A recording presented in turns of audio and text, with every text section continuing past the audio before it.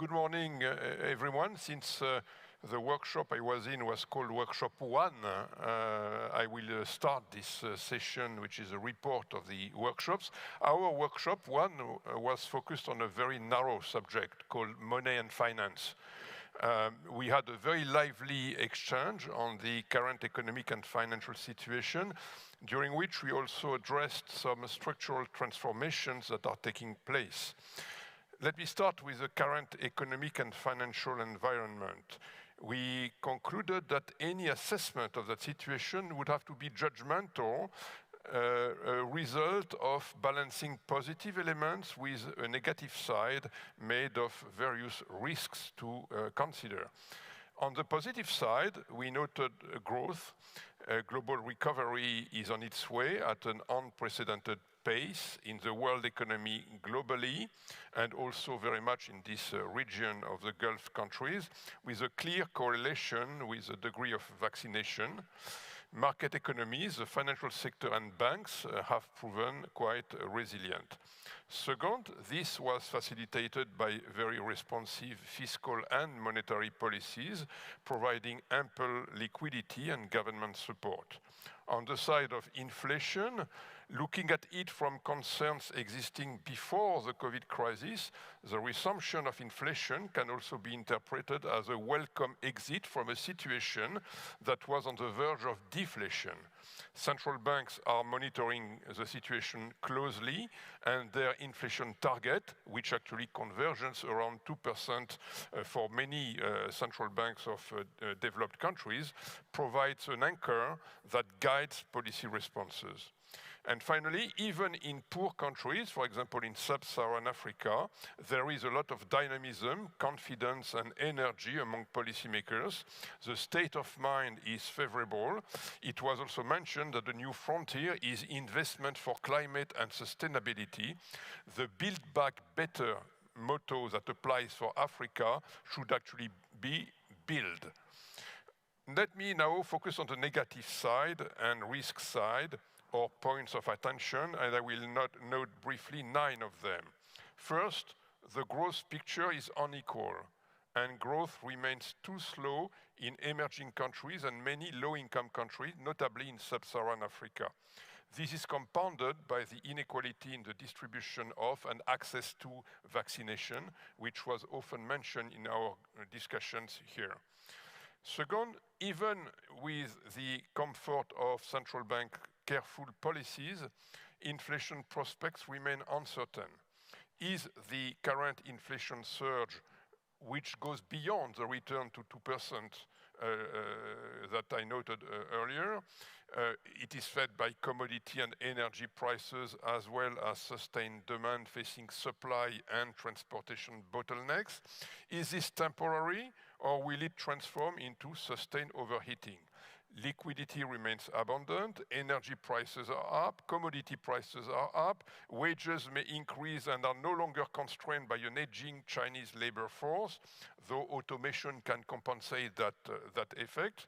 The jury seems to still be out, but there was no convergence in the group to either Larry Summers' prediction of a change of regime toward high inflation, nor Rubini's prediction of stagflation.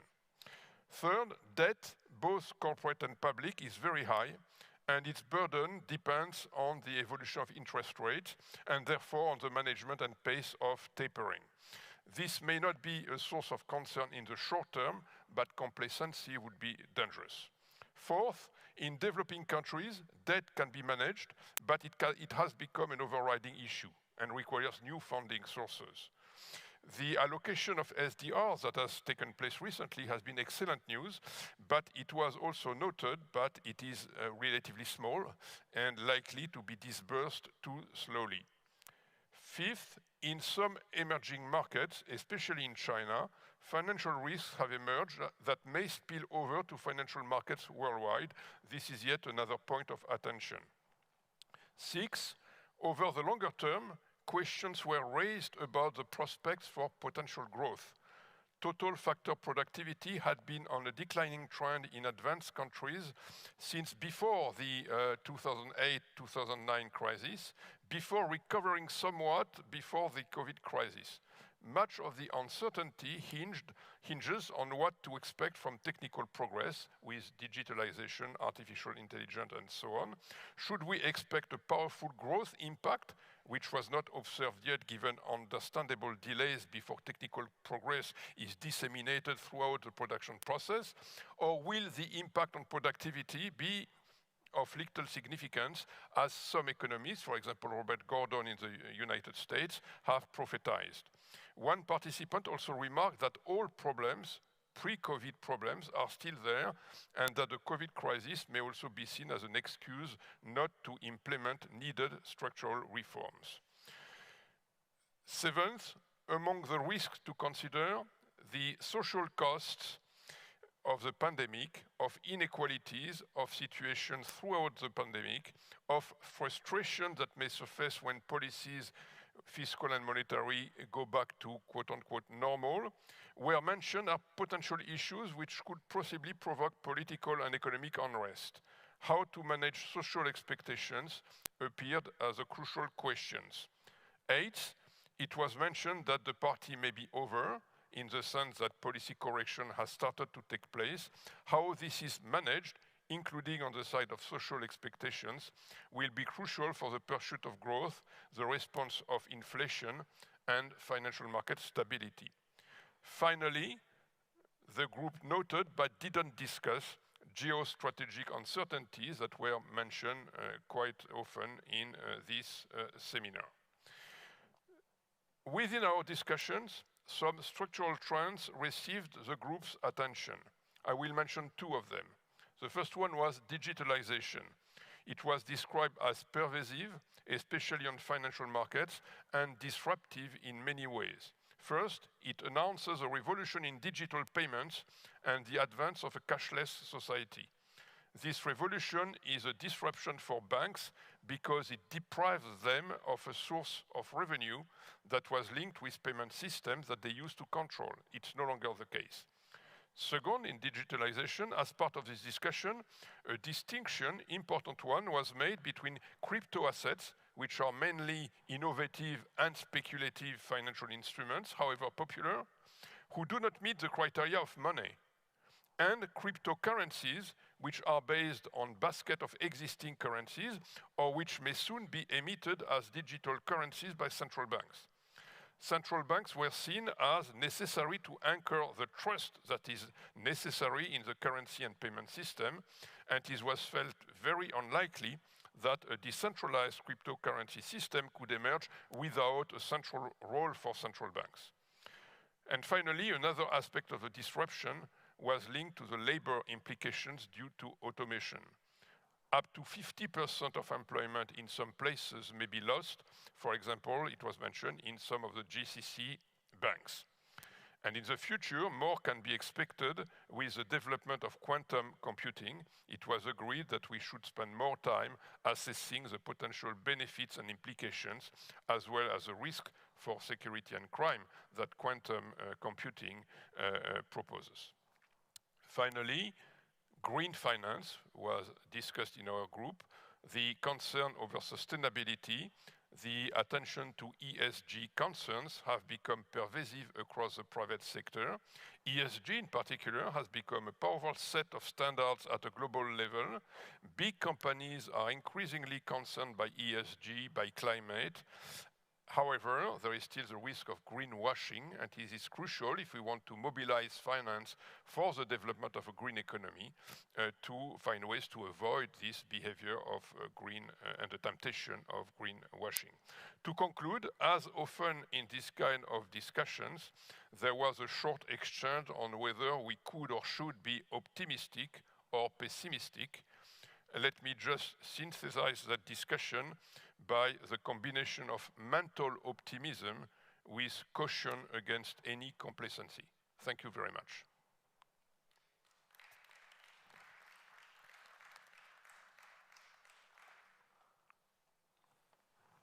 Thank you so much. Ladies and gentlemen, good morning. I'm very pleased to provide you a summary of the discussions we had in a kind of a special panel which looked a bit odd from the start, which combined energy, climate, environment, sustainability, and food supply security. Nonetheless, which really showcase that many of these issues are intertwined at the end of the day and will be increasingly as we move forward. We started taking stock of the multiple energy and supply chain crises the world is in now. So what is obviously a very good news for fossil fuel producers and exporters is increasingly becoming a huge burden for importers, and overall sets a big cloud in the global economy, as we have very, very sky-high gas prices, as we have super high electricity prices, as we have major supply crunches in supply chains, which will increasingly affect industries, consumption, and probably can also impact the pace of the global recovery. Not to speak only about inflation, but concretely about the ability to lift consumption and supplies. And what lately is happening in China, I think, is in everybody's mind, and we are just starting to see the consequences of that. The Chinese are curtailing electricity supplies to a number of factories. They are confronted with a shortage of coal, very high coal prices, not enough electricity is available. And so that is the world we are currently facing, and I think it complements well the points that you have raised here. We had a pleasure to have an outlook of what the future of the energy system could look like by 2050 as the world accelerates its decarbonization by TotalEnergies. And one striking factor you might be interested in is that in TotalEnergies' outlook, peak oil demand is coming before 2030. Nonetheless, don't expect a kind of linear decrease towards a sharp fall in oil demand. Things will be not linear, but probably very slow in the first coming 10 years, and after we'll have an uneven decline, which triggered, of course, question as to, especially here in the region, whether investments in upstream oil are still needed. And just to keep basically oil production steady, you have to understand that to compensate the natural depletion of oil fields, which is about 3% per year, well, you still require very heavy investment on a yearly basis just to keep oil supply flat. So hence why it was stressed that continued investment into oil is important. I think the discussion also touched up on the fact that we are now in the middle of two worlds, right? The old world and the new decarbonized world, which is very still uneven and uncertain. Nonetheless, this transitional period will be accompanied, of course, by readjustments, and whose pace, etc., is probably going to trigger many disbalances, and obviously we will face disbalances in the oil and possibly in the gas markets in the years to come. We also touched up on how a global oil major, which used to be a global oil major and which is now a global energy and responsible energy oil major, is adapting and adjusting its strategy to that. And TotalEnergies outlined that totaling a capex of 15 billion euros per year, 50% is going to low carbon energy solution, which was quite impressive. We then moved on to discuss food security and sustainable food systems, and we had an absolutely fascinating presentation and outline by the new Minister for Environment and Climate Change of the UAE, Mariam El Mari, and that was absolutely fascinating because the fundamental issue in this country is food supply security. We in Europe are used to energy supply security being a core concern, but here it's food supply security. And we had, I think, a very interesting presentation of what is this country's strategy, how it has been coping with the fact that almost all its food products are imported, and hence vulnerable to supply chain disruptions. And the strategy, I think, looks extremely comprehensive with already clear advances made, and some of those are based on new technologies, you know, the genome sequencing of seeds, trying to improve water management and ensuring that water availability is enhanced using sustainable technologies. A food tech valley is being developed. There's a new class of entrepreneurs, agri-tech entrepreneurs, which are developing in this country, and I think that was quite impressive. And one of the results was that during COVID-19 here, there were no food disruptions in spite of the global disruptions in trade and value chains that we all witnessed.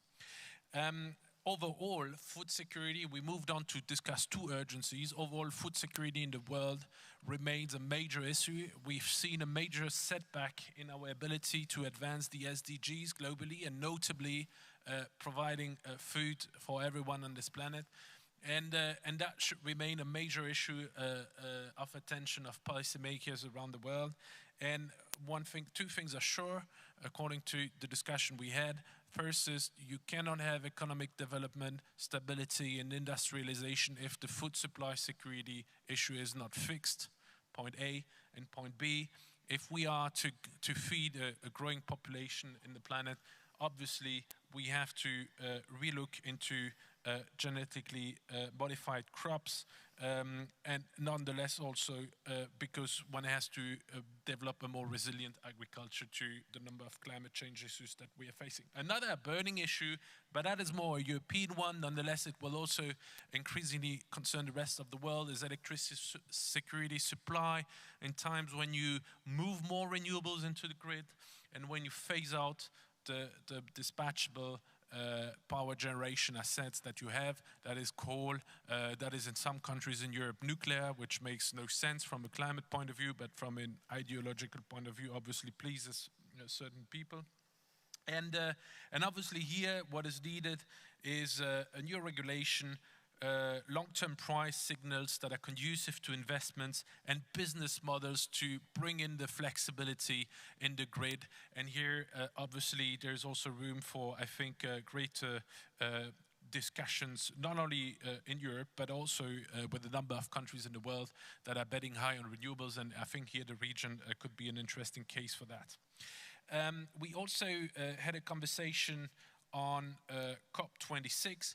The good news is the UAE that is hosting us this weekend has submitted a second national determined contribution, which I think deserves a lot of praise, especially since we know that a number of OECD economies haven't at all done any effort beyond the NDC submission that they did in 2015, and I'm thinking here about Australia notably. We discussed measures on how we could save CO2 in a hurry. I think we well identified the real enemy that we are all facing, and this is coal.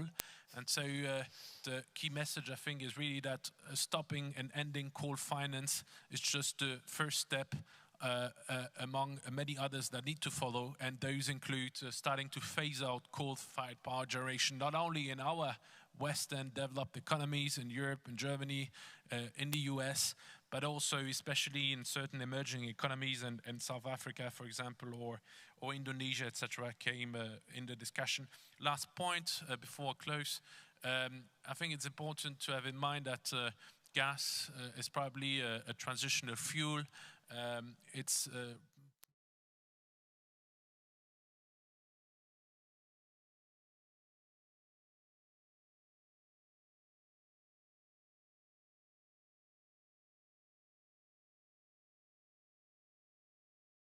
emissions, which are very detrimental to global warming. I'll end here. Thank you for your attention.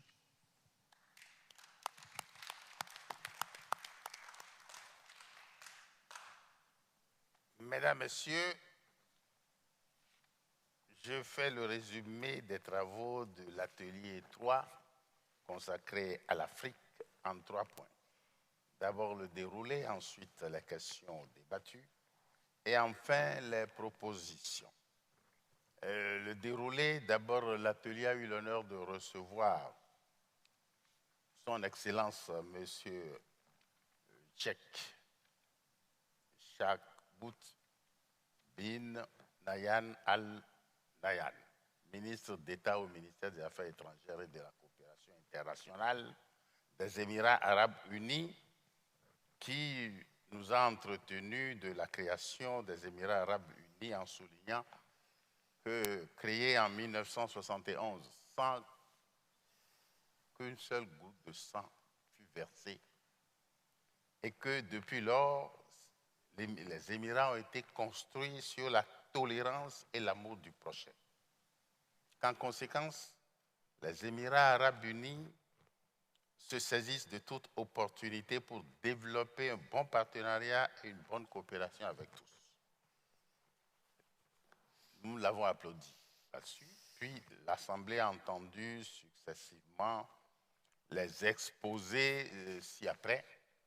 Le résumé de l'exposé introductif du président de l'atelier, ce résumé est publié dans la brochure de notre conférence. Et puis, on a écouté les exposés de mesdames et messieurs, Nathalie de la Palme, Cheikh Tidiane Gadio, Elisabeth Guigou, Aminata Touré, Juliette Touakli, Lionel Zissou et Nardos Bekele Thomas. Monsieur Alain Antil a été discutant et puis les débats se sont ouverts. Nous avons évoqué un certain nombre de questions. En tout premier lieu, nous sommes partis de la conclusion de nos travaux de 2019 concernant l'État africain, dont certains ont dit qu'il était fragile, et personnellement, je dis qu'au sud du Sahara, l'État en tant qu'institution n'existe pas, parce que cet État est dans une instabilité générale à des niveaux variés. Et certains de ces États connaissent des pushs, d'autres n'en connaissent pas du tout, mais ne manquent pas quelques crises. Mais ceux des États qui connaissent des putschs, des coups d'État, ralentissent leur propre développement et freinent le développement de l'intégration africaine, parce que une conclusion fondamentale est née bien avant l'indépendance, et que les États africains issus de la conférence de Berlin ne pouvaient pas se développer seuls, il fallait qu'ils se mettent ensemble. Et en étudiant cette stabilité, nous l'avons fait déjà en 2019, nous avons cette fois-ci constaté que malgré les efforts faits depuis dans les années 1990-2000, les instruments qui ont été adoptés par les diverses organisations internationales proscrivant les putschs n'ont pas empêché les putschs. Non seulement les coups d'État et putsch, faisons la distinction. Le putsch, c'est lorsque les militaires prennent le pouvoir. Le militaire n'est pas investi d'un pouvoir politique. Quand il vient et il élimine les organes constitutionnels pour prendre le pouvoir, eh bien c'est un putsch ou pronunciamento. Mais lorsque un organe investi d'un pouvoir politique élimine tous les autres organes pour prendre la place, c'est un coup d'État. Comme ce qui s'est passé au Mali et en Guinée, c'est des putschs. Parce que les militaires ont été formés pour aller au front et lutter contre le terrorisme, pas pour aller au pouvoir. Ce qui s'est passé en Tunisie est un coup d'État. Mais il est créé depuis quelques années un nouveau procédé où le chef de l'État régulièrement élu traficote la Constitution pour se donner un troisième mandat. Et ceci ouvre des crises. Et cette crise-là bloque l'intérieur du pays et gêne encore les organisations internationales.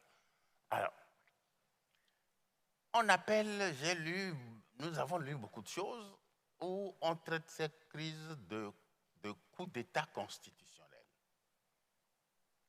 Nous sommes un certain nombre à nous élever contre cette appellation. On ne peut pas dire qu'un coup d'État est constitutionnel. Si un coup d'État est constitutionnel, c'est qu'il est conforme à la Constitution. Donc, trouvons ensemble une expression. Et nous avons posé la question au sein de la commission, nous n'avons pas conclu. Nous nous sommes demandé s'il ne faut pas l'appeler tripatouillage au tripotage de la Constitution. C'est au dictionnaire français. Donc, il faut trouver une dénomination pour caractériser cette situation qui crée beaucoup de problèmes. Alors, voilà le noyau de départ de nos entretiens. Ensuite, il y a la COVID-19. La COVID-19 a créé beaucoup de frayeurs, mais en même temps, nous nous sommes rendus compte que les États africains, globalement, se sont assez bien défendus. Et la COVID a créé de nouvelles solidarités. La COVID a permis aux États de se poser de nouvelles questions, et particulièrement l'industrialisation pharmaceutique. Parce que des vaccins sont arrivés en retard en certains endroits. Le peu d'électrification a fait que le transport à l'intérieur de certains pays, ce transport a posé des problèmes et les vaccins sont arrivés après leur péremption ou mal conservés, n'ont pas pu être utilisés.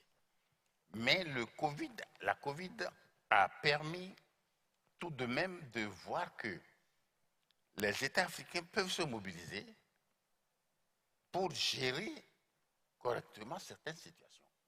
La COVID a montré également que des solidarités ont pu se déclencher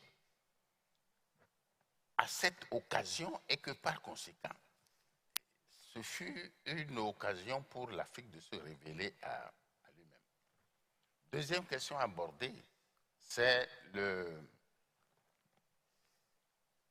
changement climatique. Sur ce front, nous avons toujours souhaité que l'Afrique puisse parler d'une seule voix dans les relations internationales. Et à la COVID-21, l'Afrique a montré qu'elle peut parler d'une voix qui soit entendue. Et nous avons relevé que la COVID, le changement climatique, a entraîné un certain nombre de problèmes nouveaux. Au niveau de la veine pâture, la question s'est posée de savoir s'il ne faut pas stabiliser l'élevage, parce que dans certaines régions d'Afrique, l'élevage se fait par veine pâture, on promène les animaux selon le pâturage, selon là où on trouve le pâturage. Et cette maladie avait fait un bon qualitatif au numérique en Afrique. Vous l'avez déjà souligné dans vos rapports. Nous aussi, nous l'avons évoqué dans notre rapport. En gros, les États africains qui ont le plus souffert de la COVID, mais pas seulement, c'est les États pétroliers. Certains États ont réussi à maintenir un taux de croissance positif.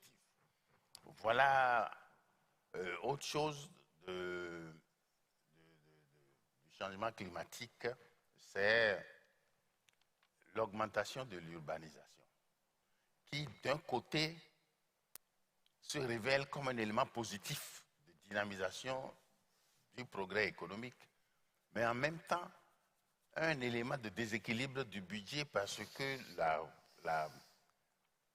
l'urbanisation appelle énormément de dépenses budgétaires et par conséquent c'est un élément qui appelle plus d'investissement à faire et donc plus de dettes. Mais il est un phénomène nouveau et c'est un autre point que nous avons débattu. C'est que pendant ces années, l'Afrique a réussi à faire baisser le taux d'emprunt. Premier point. Et deuxièmement, l'Afrique a réussi à obtenir un rallongement de la durée de l'emprunt.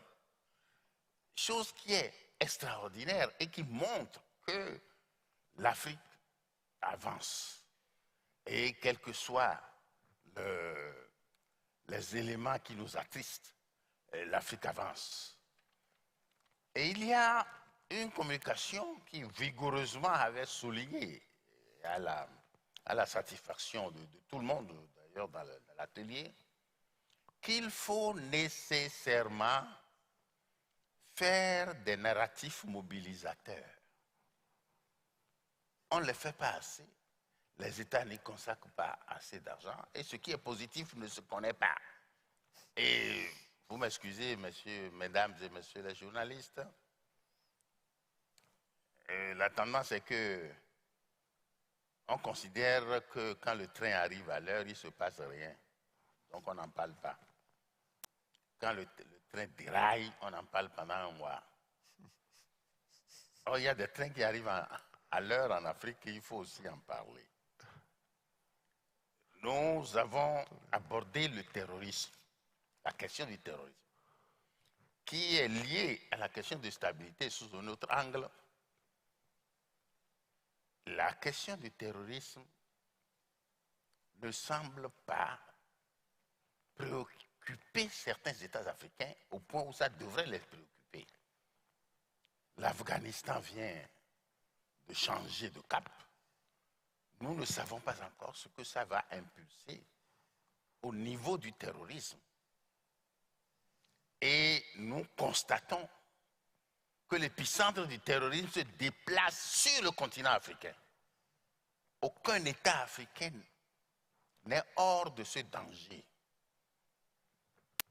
À un point tel que certains États paniqués parlent de recruter ou on attribue à un certain État africain l'intention de recruter des mercenaires.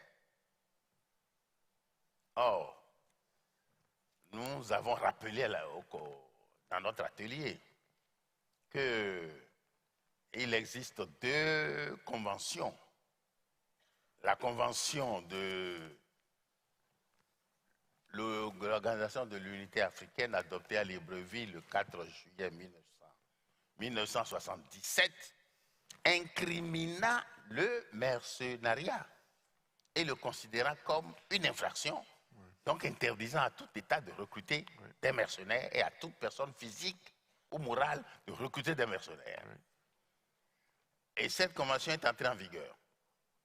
Puis, ça a été suivi de la Convention internationale contre le recrutement, l'utilisation, le financement, l'instruction des mercenaires adoptée par l'Assemblée générale des Nations unies par la résolution A44/34-1 du 4 décembre 1989. Entrée en vigueur et des États africains l'ont ratifiée. Et cette convention aussi est entrée en vigueur. Alors on se demande comment on peut recruter des mercenaires. Je rappelle que pendant l'année 1977, où s'adoptait la convention de l'OUA, se terminait à Genève la convention sur les protocoles additionnels aux conventions de 1949. Les conventions additionnelles de droit humanitaire de 1977 additionnelles aux conventions de Genève de 1949 ont déclaré que le mercenaire ne peut pas être considéré comme un combattant et ne pouvait donc pas bénéficier du droit humanitaire. Par conséquent, il me paraît que le débat devait être clôturé sur cette question et il n'est pas question qu'un État aille recruter des mercenaires pour combattre le terrorisme. Alors une question aussi se pose. Nous l'avons évoqué, nous n'avons pas trouvé la solution. Pourquoi les États africains ne se dotent pas de l'armée qu'il faut pour faire face ensemble, par groupe, au phénomène du terrorisme? Pourquoi? Et qu'il faut à chaque fois qu'il y ait des détachements des Nations Unies ou dans le cadre d'une coopération bilatérale que d'autres armées viennent. En Afrique de l'Ouest, a été expérimenté dans les années 90, les Comog, une armée de la communauté des États de l'Afrique de l'Ouest, qui est venue remettre de l'ordre un peu au Libéria d'abord et ensuite en Sierra Leone. Pourquoi?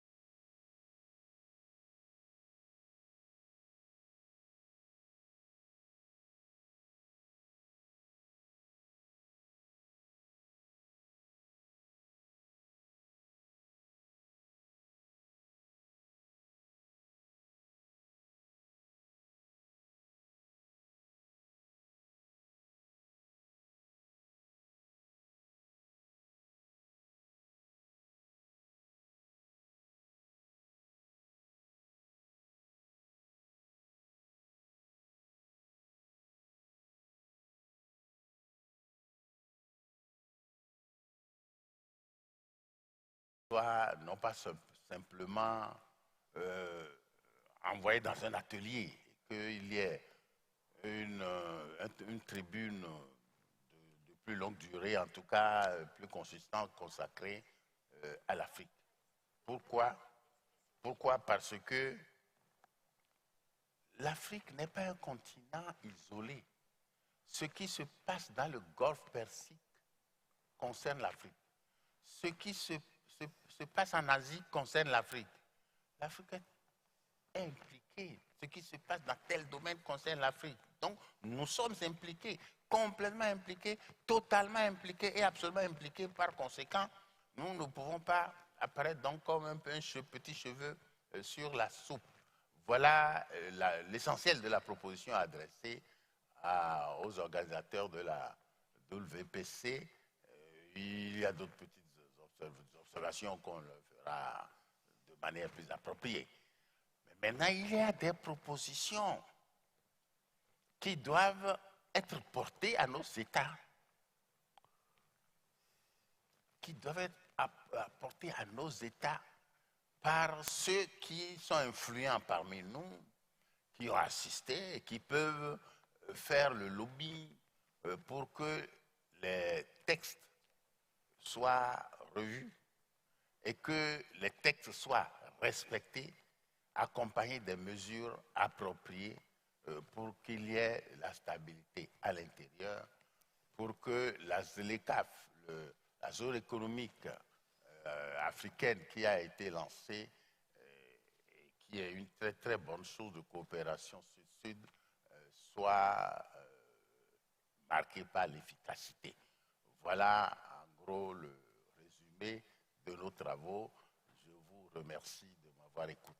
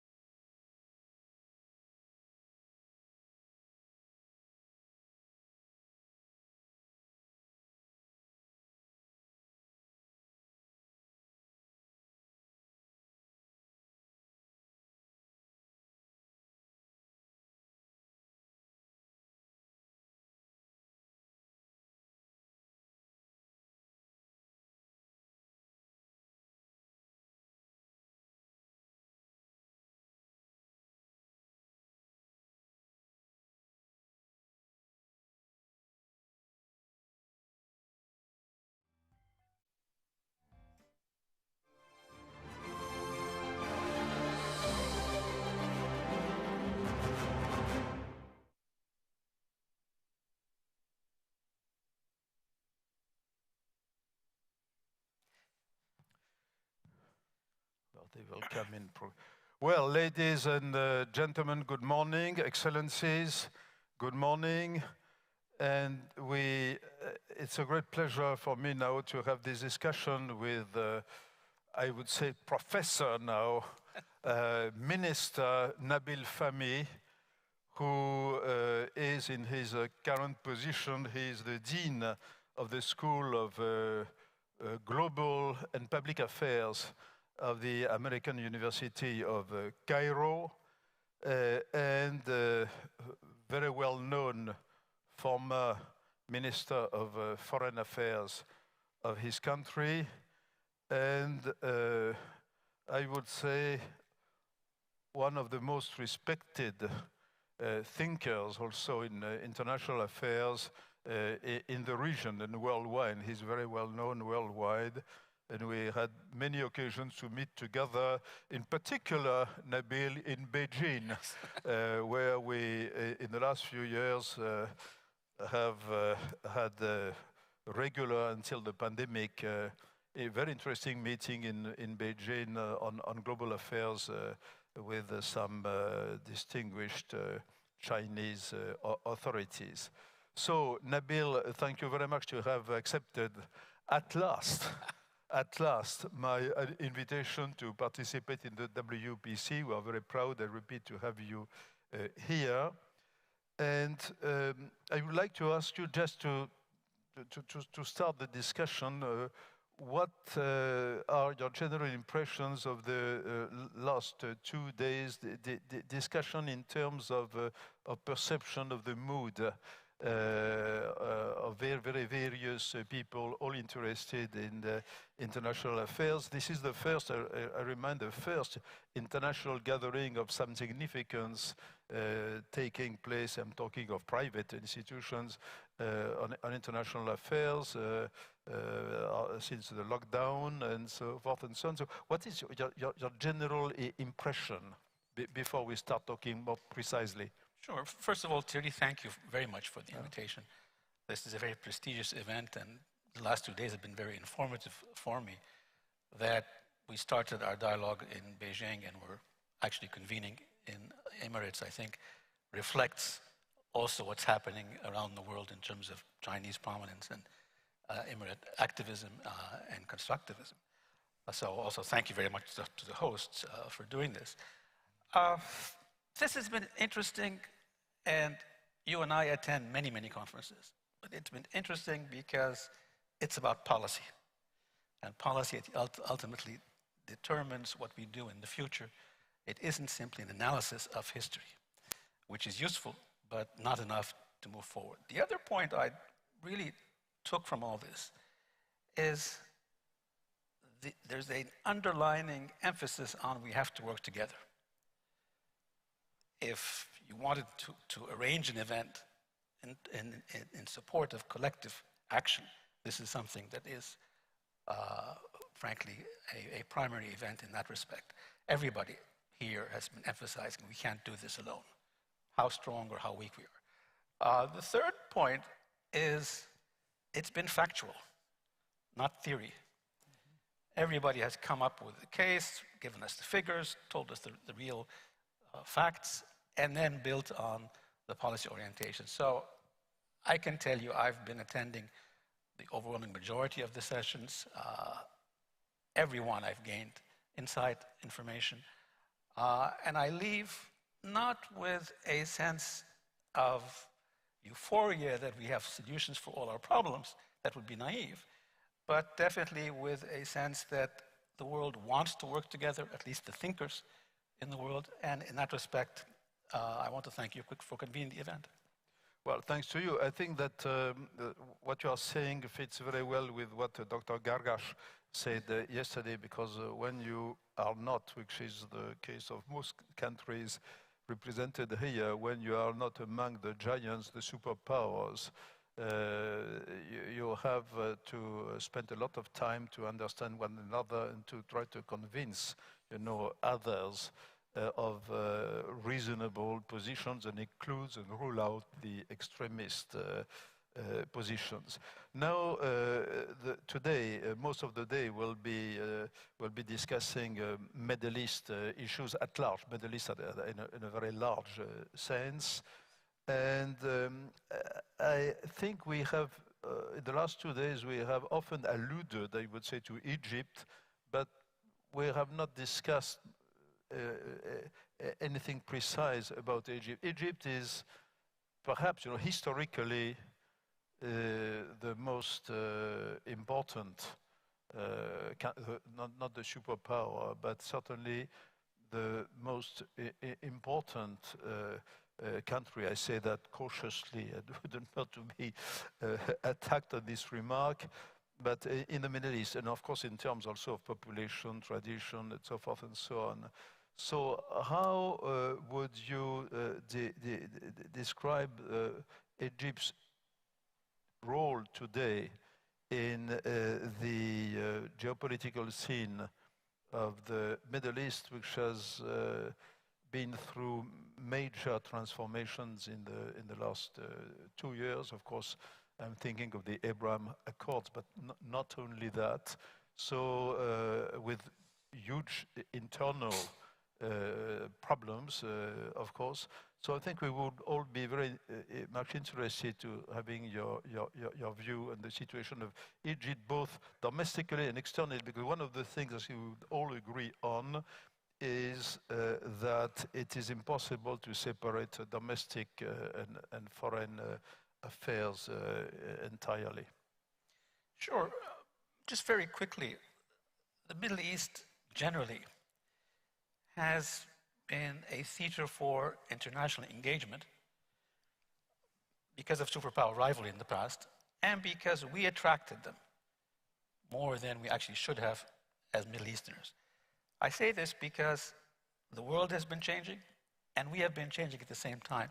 When I was minister, I would occasionally joke, but it was actually true, that my nightmares were easier than my days, because I would wake up and I would see that we have a problem on the western border in Libya. We have a water problem looking south. There's no Arab-Israeli peace process. Problems in the Levant with Syria. You go down to Yemen, there are problems there. Issue of terrorism, a lot of things. So the Middle East has and is going through significant change, both geopolitically, because of what's happening around the world, but also regionally. And as you said, I mentioned the regional conflicts, but the transformations are also going through domestically, throughout the region, including in my own country. We had 2 revolutions in 3 years. That in itself shows you that there was a domestic desire for change. I critically, but in a constructive sense, and I say this back home, this is not something I say abroad only, I've always criticized my own institutions, my own colleagues. We need to be more proactive. We don't have to wait for events to happen. When I moved into the academic environment, I termed it that a lot in the region have a generic resistance to change. And what I see different now is up until 2010, 2015, last few years, everybody in the Middle East was talking about the past. Then suddenly, with 2011 onwards, every government in the Middle East today starts off not with emphasizing their heritage, which is proud, but with emphasizing what they will do for their people in the future. That's also happened in Egypt. We have problems. We're looking for a secure border in Libya. There's progress there, but it's not yet there. Want to solve the water issue. There's no progress there. I'm very candid about these things. We're disappointed with the lack of a peace process between Arabs and Israelis, and Palestinians and Israelis in particular, because we want peace for both sides, and so on. We were very busy domestically, because we can't argue that we had 2 revolutions, but it didn't affect our attention. Of course it affected our attention. You pursue foreign policy, to achieve domestic aspirations. In other words, even if you're looking for resources, it is to solve your service requirements. And one thing which is paramount about Egypt in the past and in the future, we live on 2 continents. Sinai is actually in Asia. So we live in Africa, Asia, we live on 2 seas. We import our food, we get our water from abroad, national security capacity from abroad, and we're trying to attract investment. You cannot do that without an active foreign policy. What I've seen recently, this last year in particular, Egypt is much more engaged now in trying to determine movement on regional issues. That's clear in Libya since summer, not this summer, summer of last year. Just a week ago, the Egyptian foreign minister met the Syrian foreign minister, and I would say attended a very well-arranged meeting by Iraq at the General Assembly of regional players in the Middle East with a number of Arab players. We are trying to engage in a dialogue. We engage in a dialogue with Turkey. Slow, it's very slow. Don't be too overly optimistic. It's very slow.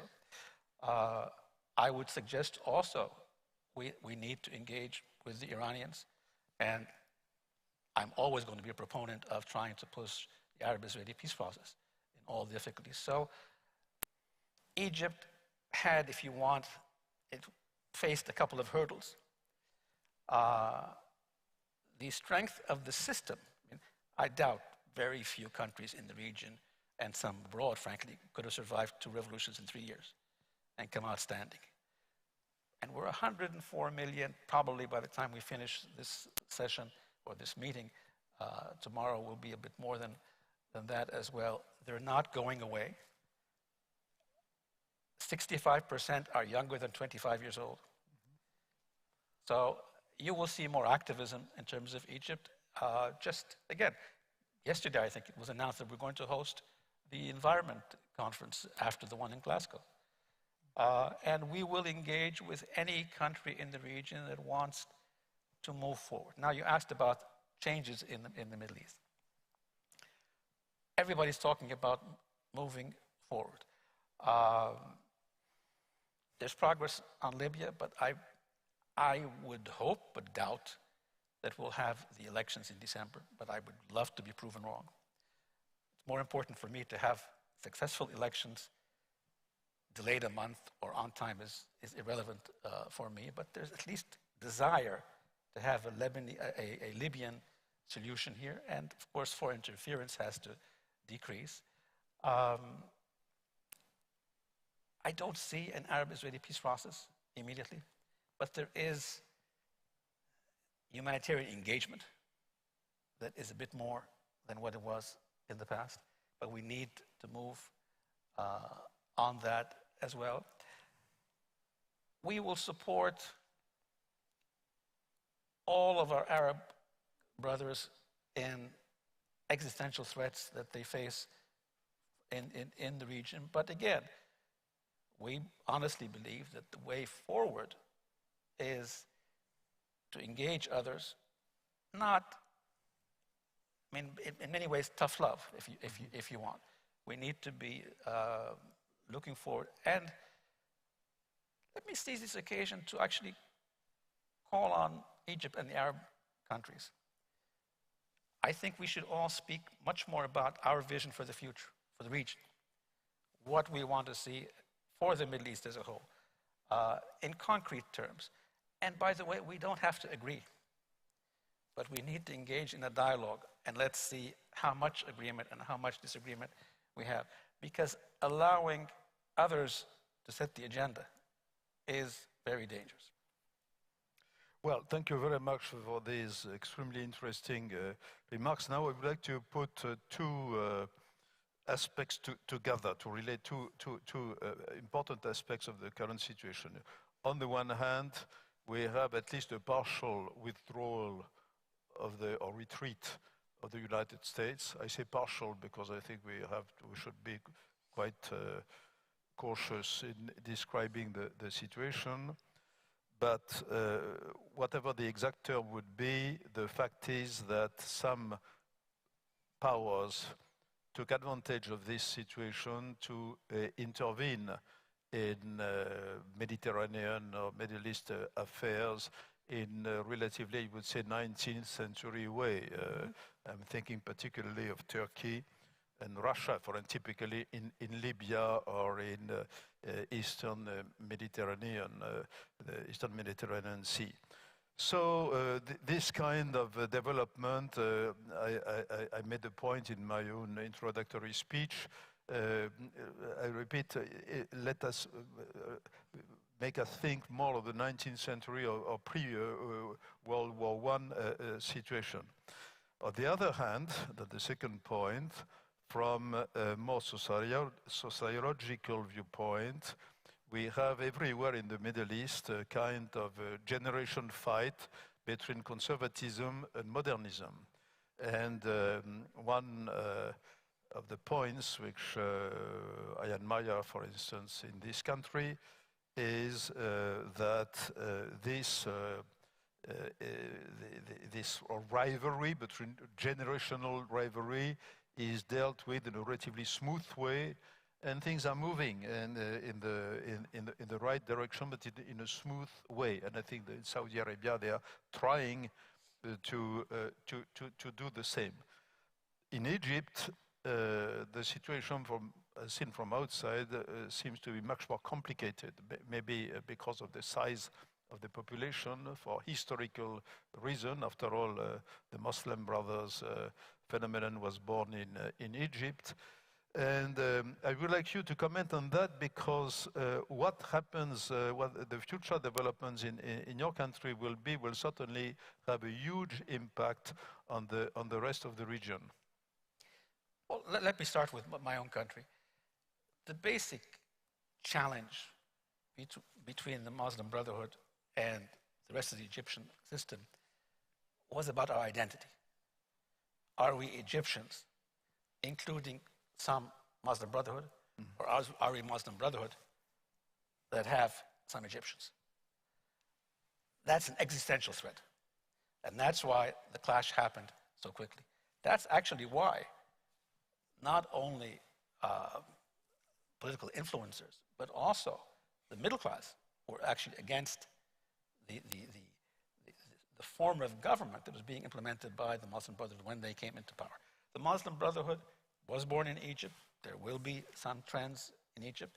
But the reality is, if you try to build for the future, then our youth want to be engaged in the world. I have three children, two of whom got their jobs internationally on the internet. I had to compete with the person next door for my job. They're competing internationally, and they were comfortable with that. They're passionately Egyptian, but at the same time, they're part of the world. A dogmatic ideology doesn't fit Egypt. We live on two seas. We need to engage with the world. And I actually think that that ideology is a threat to modernity. The influence of the Brotherhood today in Egypt is very highly diminished. And the government presently, whether one agrees or disagrees with some details of policy, is irrelevant, is an activist government trying to respond to the basic immediate needs of the people, but at the same time understand. And that's why I said this last year, you saw this shift between focus only on domestic to having a self-confidence now, which allows me to host the environment conference, which allows me to engage the Turks, which allows me to engage other players in the region. And I see that as a positive. A point made by Dr. Anwar yesterday, which I 100% support. We need to speak together as Arabs. We don't always have to agree. I mean, Arabs are lovely in their ability to agree. Our problem is our inability to disagree. So I actually want a discussion where there are differences of opinion, because understanding your opinion, understanding mine is paramount. Whether we agree or not comes in second best. And the more we engage with our non-Arab partners, the more important it is for us Arabs to speak together as well. So it's not at the expense of priorities here. I see, to go back quickly to Egypt, there's clear evidence of economic progress. Even post-pandemic, we're looking at 4 to 5% growth this coming year, which is significant. It's not enough for us. We need to go up to 8 and 9, but you can't jump from 0 to 8 and 9. Just 3 weeks ago, we issued a new human rights doctrine. Again, it's not perfect. Human rights doctrines anywhere in the, and applications anywhere in the world are not perfect, but it's tremendous progress. And it's a reflection of we want to move forward. The government is focusing on youth. Frankly, I'd like to attract some attention for our age bracket, but it is focusing on youth quite constructively. So short term, it's going to be a challenge. Medium term, I'm much more comfortable. But as an Egyptian, given our weight, given the role that I think we have to play, I also want us to be able to look long term and engage with our neighbors. Thank you. This is why we introduced a session this morning on the trying to think about the Middle East in 30 years. 30 years from now. Before I give the floor to some of our members and participants, let me ask you to tell very briefly what do you expect from the Europeans? And when I say the Europeans, I am aware that talking about the Europeans is almost as difficult as talking about the Arabs. Well, I'll tell you, and I started off by saying we're all in search of identity, from America right through the superpowers into our region, but that also applies, frankly, in Europe. We look at Europe, our traditionally closest friends, and we just don't feel that you're giving us a clear message. And that's obvious. So we're actually engaging Europe quite strongly economically. But the debate on general policy issues is more formal than intense. I love to see a stronger European engagement on how we work on the Mediterranean, and then also on all the waterways, because the discussions over the last few days have shown, for example, the difficulties on supply chains and so on. And I'd emphasize again the point that we've been hearing throughout this conference. We're in this game all together. Nobody can say, I'm going to stay out and then reap the benefits or isolate myself from the negative implications. So you are, as Europeans, strong countries, healthy countries. You have good economies. You have your priorities, I grant you that. I don't want you to embrace ours. But there has to be a level of engagement that is much stronger than it is today. And I would argue here, I don't want to make you Egyptian. You should not try to make me French. But we should try to manage the optimum advantages we get in the relationship and then manage our differences so that they're not detrimental to each other. Europe, in all candidness, and I'll leave my diplomatic experience aside, you need to be a stronger player than where you are today. I agree, Nabil. Thank you very much. So we have a few minutes for questions. Please, Mr. Ambassador.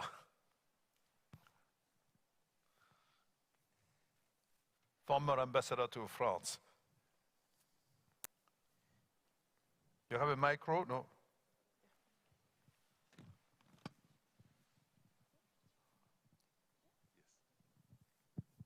Thank you, Thierry. Minister Fahmy, welcome to Abu Dhabi. My name is Ali Ahmed, I'm from Ministry of UAE. You mentioned an active foreign policy. If we can take this a step further, and in regard to the Abrahamic Accord, which is the peace treaty UAE and Israel, Egyptians were the first to shake hands with the Israelis. whether it is a war and peace, whether it's a ceasefire. That's not my questions, but UAE doesn't share border with Israel. We never had war with the Israelis. How would we go further from your perspective without losing the Arab public opinion, without being provocative? Because it seems like it doesn't take much. Any small details, any small celebration, anything would be provocative to millions of Arabs. From your perspective, how can we active that from an active foreign policy? Thank you. Sure. Thank you, Ambassador, for the question. I'm glad you mentioned this because you can't overemphasize that the Palestinian issue per se is a very emotional issue throughout the Arab world, and therefore reactions to it tend to be very strong in either way. Any movement on it leads to one form of reaction. You're also correct in saying we signed a peace agreement with Israel first, and we had part of it was the normalization part, although it didn't grow as quickly at the popular level. My point is the following, and I've said this to my Palestinian colleagues. I understand your concern. I understand your fear. But focus on building your case rather than on criticizing somebody. Because in the case of those who signed the accord, even if you don't agree with them, they've all committed to helping establish and support a Palestinian state. So my recommendation to Arabs, be a bit sensitive to steps that you take. And I want to compliment you for the focus on freezing the settlement activity just before the annexation, just before the Abraham Accords. But you will have to face that this is sensitive. You'll get some criticism. I would tell my Arab colleagues, I would tell the Palestinians, focus, put out the tenets of the peace process. Come up with ideas on how to move forward politically. Don't let the political process die.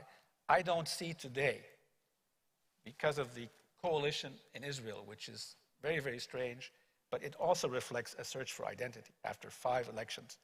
I don't see significant early progress on the peace process. But Palestinians and Arabs should not let the Palestinian rights die until we find an opening here. So again, it's all a call for activism. Being sensitive to others, sure, but a country decided to take a step.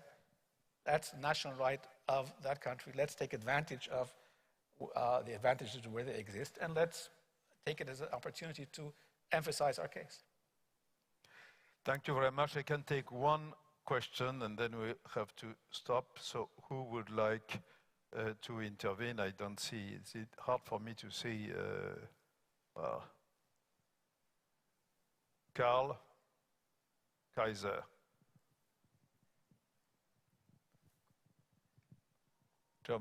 Germany and US.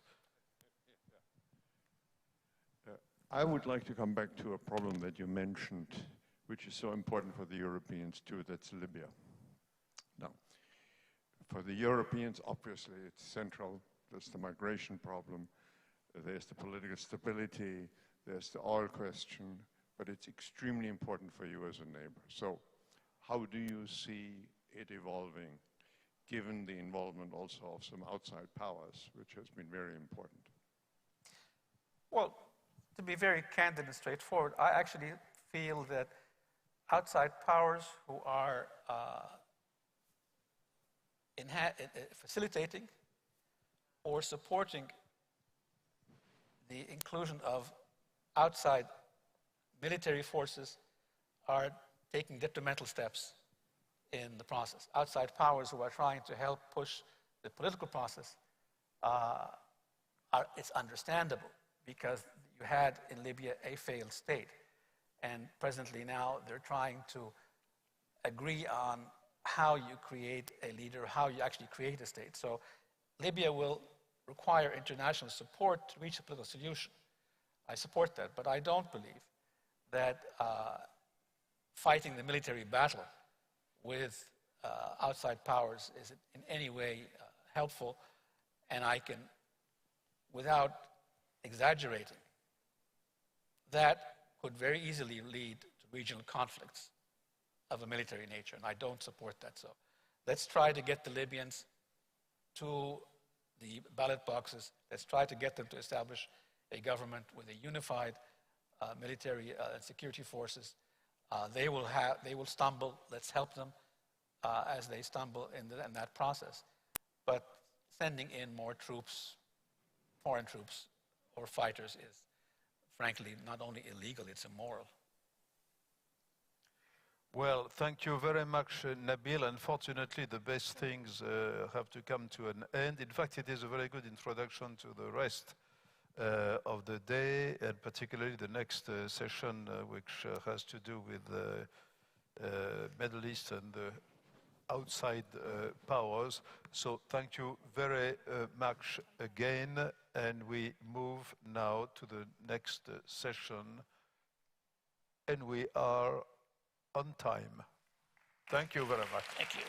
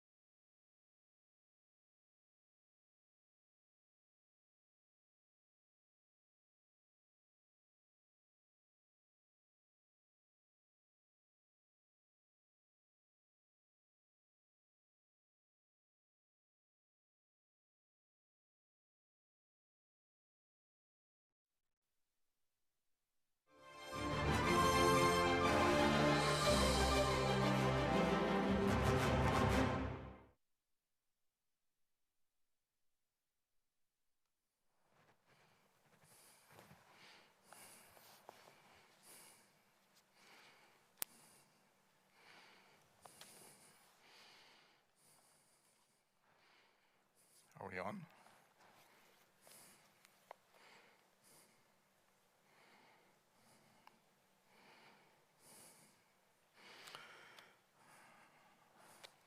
Shall we start? Well, first of all, thank you all for being here. I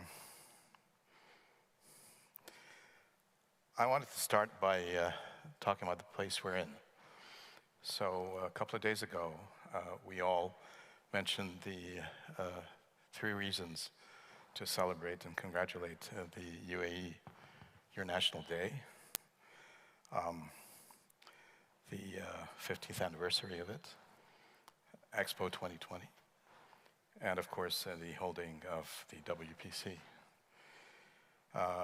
which is in itself a remarkable achievement because, as was mentioned earlier, it's the first major intellectual event that is being held in person. So I'm the Iraqi ambassador to the United States. And today, for me, is also a very special day. We have actually two reasons to celebrate. The first is, in about a week, we will be holding elections.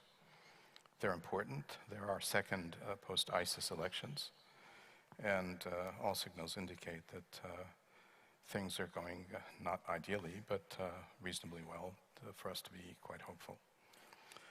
The second reason is that today has been decided by the Council of Ministers to be Iraq's national holiday. It marks the adhesion of the Iraqi state, freshly out of the post-World War I mandate, into the League of Nations. That happened 99 years ago. Now, I mention it because very shortly thereafter, the representative of Iraq to the League of Nations was a certain Muzahammed Pachachi, who eventually became prime minister. But I mention him because he is the father of Adnan Pachachi, who was one of the friends of Sheikh Zayed, Minister of State of Abu Dhabi, and also the person who raised the UAE flag at the United Nations. And I mention this because I was close to him, I was one of his advisors. And it is with him that I went back to Iraq after an absence of 30 years on board a UAE plane. So if I'm here, it's partly because of that. So when I say thank you to the United Arab Emirates, really thank you. Not at all. Thank you. We've had so far 2 days of very high value content. We're all the richer for it. One of the things that I noticed that I want to highlight is the fact that such meetings show world complexity as it is. You know, the interplay between globalization, the need, as was mentioned earlier by a previous speaker, that in order for us to solve our problems, we need to work together to face real problems. The impact of the pandemic is one. Addressing the digital world. We've covered regions of tensions between the EU, the US, China, the problems of finance. And we've spent some time talking about issues that really need global governance in order to be addressed. Global terrorism. I will mention that, for example, the anti-ISIS coalition now, led by the United States, but it's also including many countries, including the UAE and Iraq, counts about 83 participants. The financial crisis, we all know the role of the G20 to address it. The pandemic, the role of the World Health Organization and COVAX. And then, of course, the major threats to the environment, which are existential. To give you a number, I think at this point we have 190 participants or adherents to the Paris Accord. There are other issues that I think need to be addressed globally. For example, the fight against corruption, which is one of the elements that fosters and sponsors global terrorism. But anyway, today here, we are here to focus on the Middle East and its relationships with external powers. And this is not new. The Middle East has been the focus of external powers for quite a long time. All I need to do is mention Napoleon following colonization by European powers of several countries in the Middle East.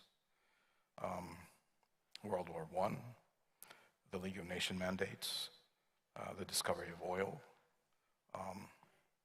It's interesting, our friend Arnaud Boyac reminded me that in fact Total Energy was born many, many years ago in Iraq, as was for that matter OPEC.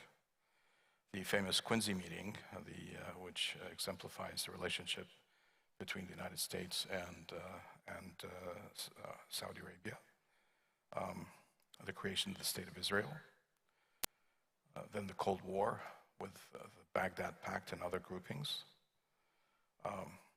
then the Kuwait War with Bush 41, the global war on terror with Bush 43, including Afghanistan and Iraq. More recently, there was the advent of the pivot to Asia by the Obama administration, withdrawal from Iraq, adhesion to the JCPOA, but eventually they had to return militarily because of Libya, because of ISIS.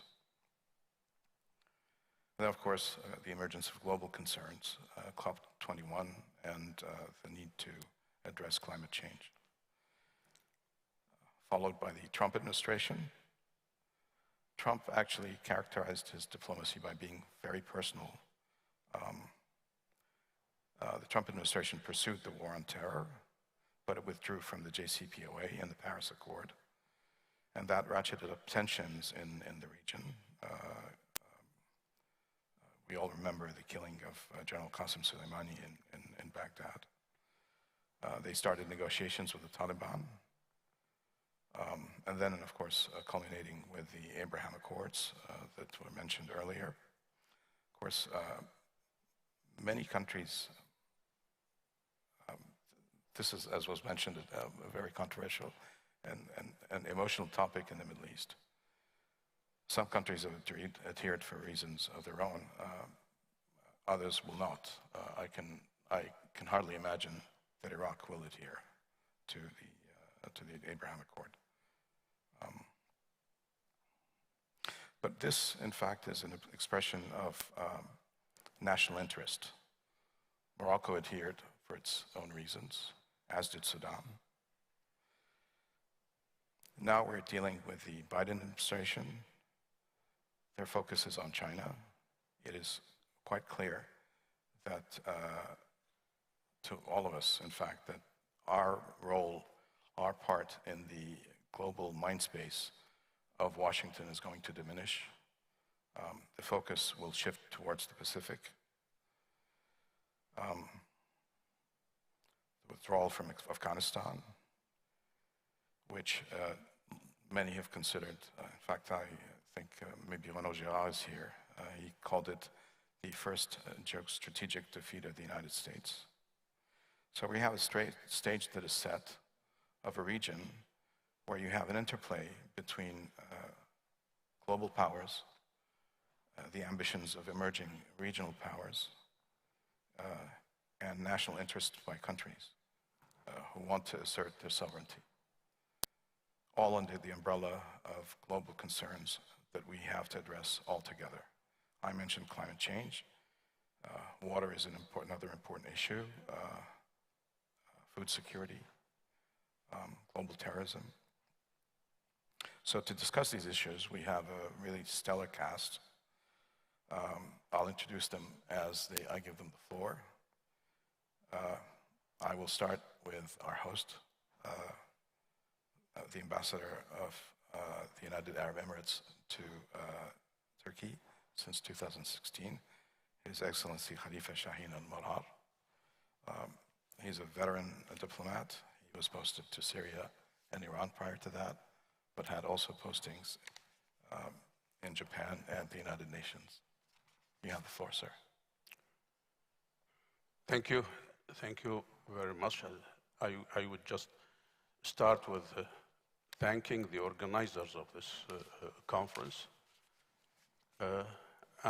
As we touch on the Middle East and external powers, I would say that Middle East has been always of strategic importance to the world powers and to international community as a whole. Because of its strategic location, because of its resources of energy, and because of that state of security and the stability of the region has its effects on the region as a whole and on the international community as well.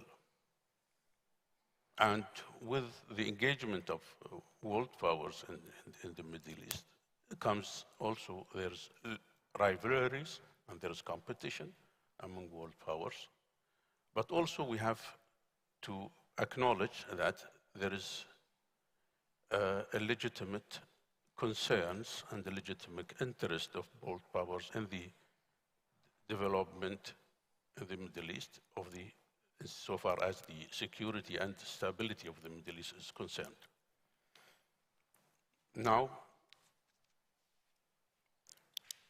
with that concern, we think there is a positive contribution world power can contribute to the future of the region. The Middle East and in our region, especially during the last decade or so, has been going through a lot of crises, conflicts that took a lot of efforts and resources and shook the foundation of the national state institutions. Now, there is a consensus among Arab countries that any malicious intervention in the crises in the region only exacerbate these crises, exacerbate the conflicts, and make a very complex situation more complex. So what we think that needed is to promote stability, to promote security, and to promote peaceful resolution of conflicts. And that's what we in Emirates are focusing on. We have been always promoting stability in the region, working for the stability in the region, and promoting a stability that could lead to prosperity and to preserve security, a long-term security of the region. And in that quest, we have promoted building bridges with all the countries and all the nations in the region. And we have working for the prosperity, settlement, peaceful settlement of conflicts, for prosperity, and for long-term stability and security for the region. Now, we think that what's needed from the world powers, as well as the regional powers, first to refrain from interfering into the internal affairs of the Arab countries, assist into finding peaceful solutions to the conflicts, and also assist into building, rebuilding the region. So with all the challenges we are facing in the region, there is more connection is needed to connect with all the countries, to have dialogue, and to promote peace and security and peaceful settlement of conflicts. Now, Abraham Accords is one example of that. And here I have to emphasize that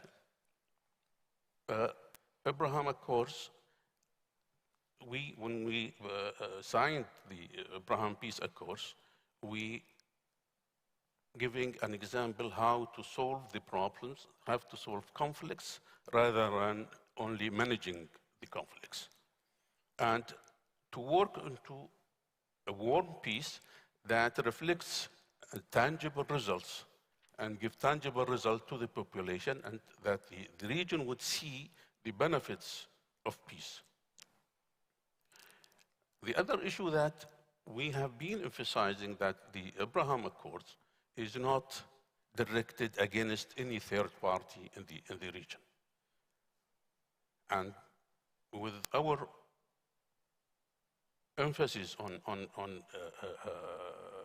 connections, on dialogue, on looking into the ways and means to mitigate the adverse effects of external intervention in the internal affairs of the Arab countries, and into connecting and creating more space of cooperation, more space of promoting economic and investment and the well-being and the prosperity for all the regions, that would affect positively the quest for solving the conflicts and problems in the region.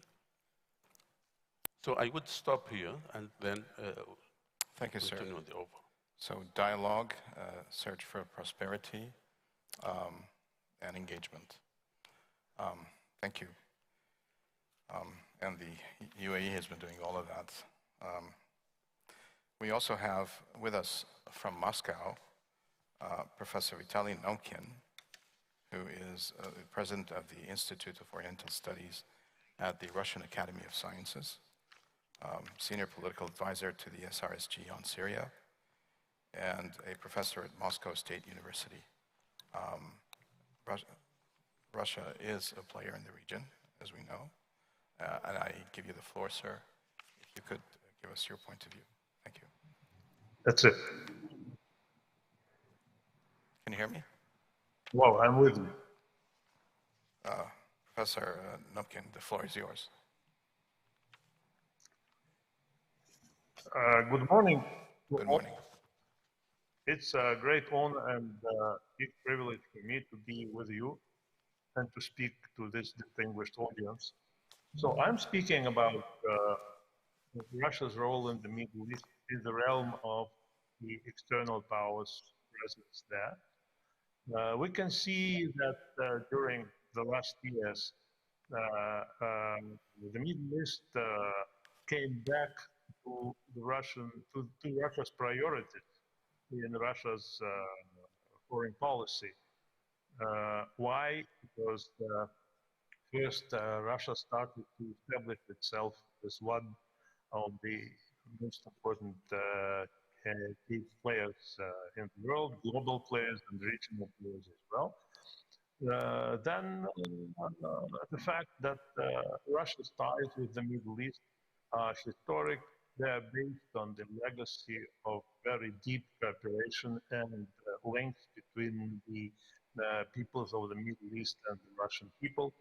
And if we compare what is happening now in the realm of Russia's presence and relations with the Middle Eastern states, for instance, with the 90s, when Russia almost disappeared from the scene of this region, it's a bit different.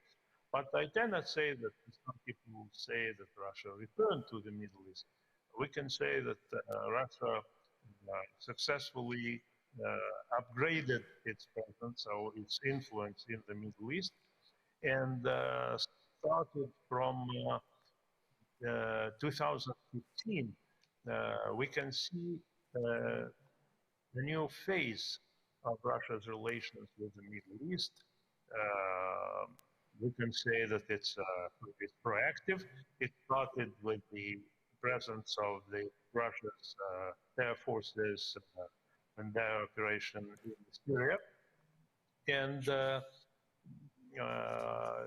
speaking about the goals of Russia's presence, we can see that it's mostly the same interest as what my colleagues said about the other external powers. I can say that it's cooperation between Russia and the Middle East, economically, politically, even militarily, given that, for instance, Russia needs some moderate facilities for serving its fleet in the Mediterranean. That's why Russia's bases in Syria are fulfilling this goal. But it's a secondary goal. The first goal, of course, is interest of stability in the Middle East, security in this region, because it's very close to the borders of Russia's partners in Central Asia and the Caucasus. And we can see also that non-Arab states started as they probably the most important partners of Russia in the beginning of this phase. And then other states entered the group of the most close partners of Russia. If we speak about Turkey, for instance, as one of the non-Arab partners, it's the most amazing, the most important economic contracts and projects like nuclear power station, plant, or the Turkish Stream gas pipeline. And even if we take the volume of tourism, just before pandemic in 2019, the numbers of tourists from Russia to Turkey exceeded 7 million. And there are a lot of other things as well, especially turning Turkey into the gas hub for exporting Russia's gas to Europe. We can see that deterring the different threats coming from this region, unfortunately, especially terrorism and religious extremism, it's also one of the goals of Russia. And we can say that the relative calm in Syria, regardless of what the others think about that, is also the result of Russia's relative success in deterring this threat and ridding this country from Daesh. We can see some other important links between Russia, or bridges between Russia and the region. I think that it is due also to Russia's ability to adjust to the growing role of regional processes and dynamics, especially its readiness to play with key regional powers as an equal. We can see that it is built upon Russia's practice of reaching out to multiple partners and built on non-ideological approach and pragmatism. We can see that Russia is trying to build relationships with all players, with different parties and states. For instance, Iran and Israel on an equal basis. And that's because of that, Russia is capable of playing the role of mediator in all regional conflicts, as we can see. At the same time, our approach is non-interventionist. We have no colonial legacy, which is helping us in this relationship. Russia is not seeking to replace or to compete some global powers, especially the United States. It has no desire and capability, by the way, to compete the United States, but Russia has its own place. I can see that after what happened in Afghanistan, there might be some also new role of Russia, because I'm not speaking in the using expressions like the United States defeat or something like that. No, it's a new stage, and there is some loss of trust towards the United States, as we all know. Russia is not going to capitalize on this, but at the same time, we can feel some sort of readiness from the regional partners to work more closely with Russia. I can see that it's quite possible, and even during the days of pandemia, because the Russian vaccines are working well and used in this region. I can especially mention the so-called new partners of Russia, new friends, especially the Gulf states. So, for instance, Egypt is an old partner and an old friend. The same about Syria and Iraq, but Israel is a new partner and friend.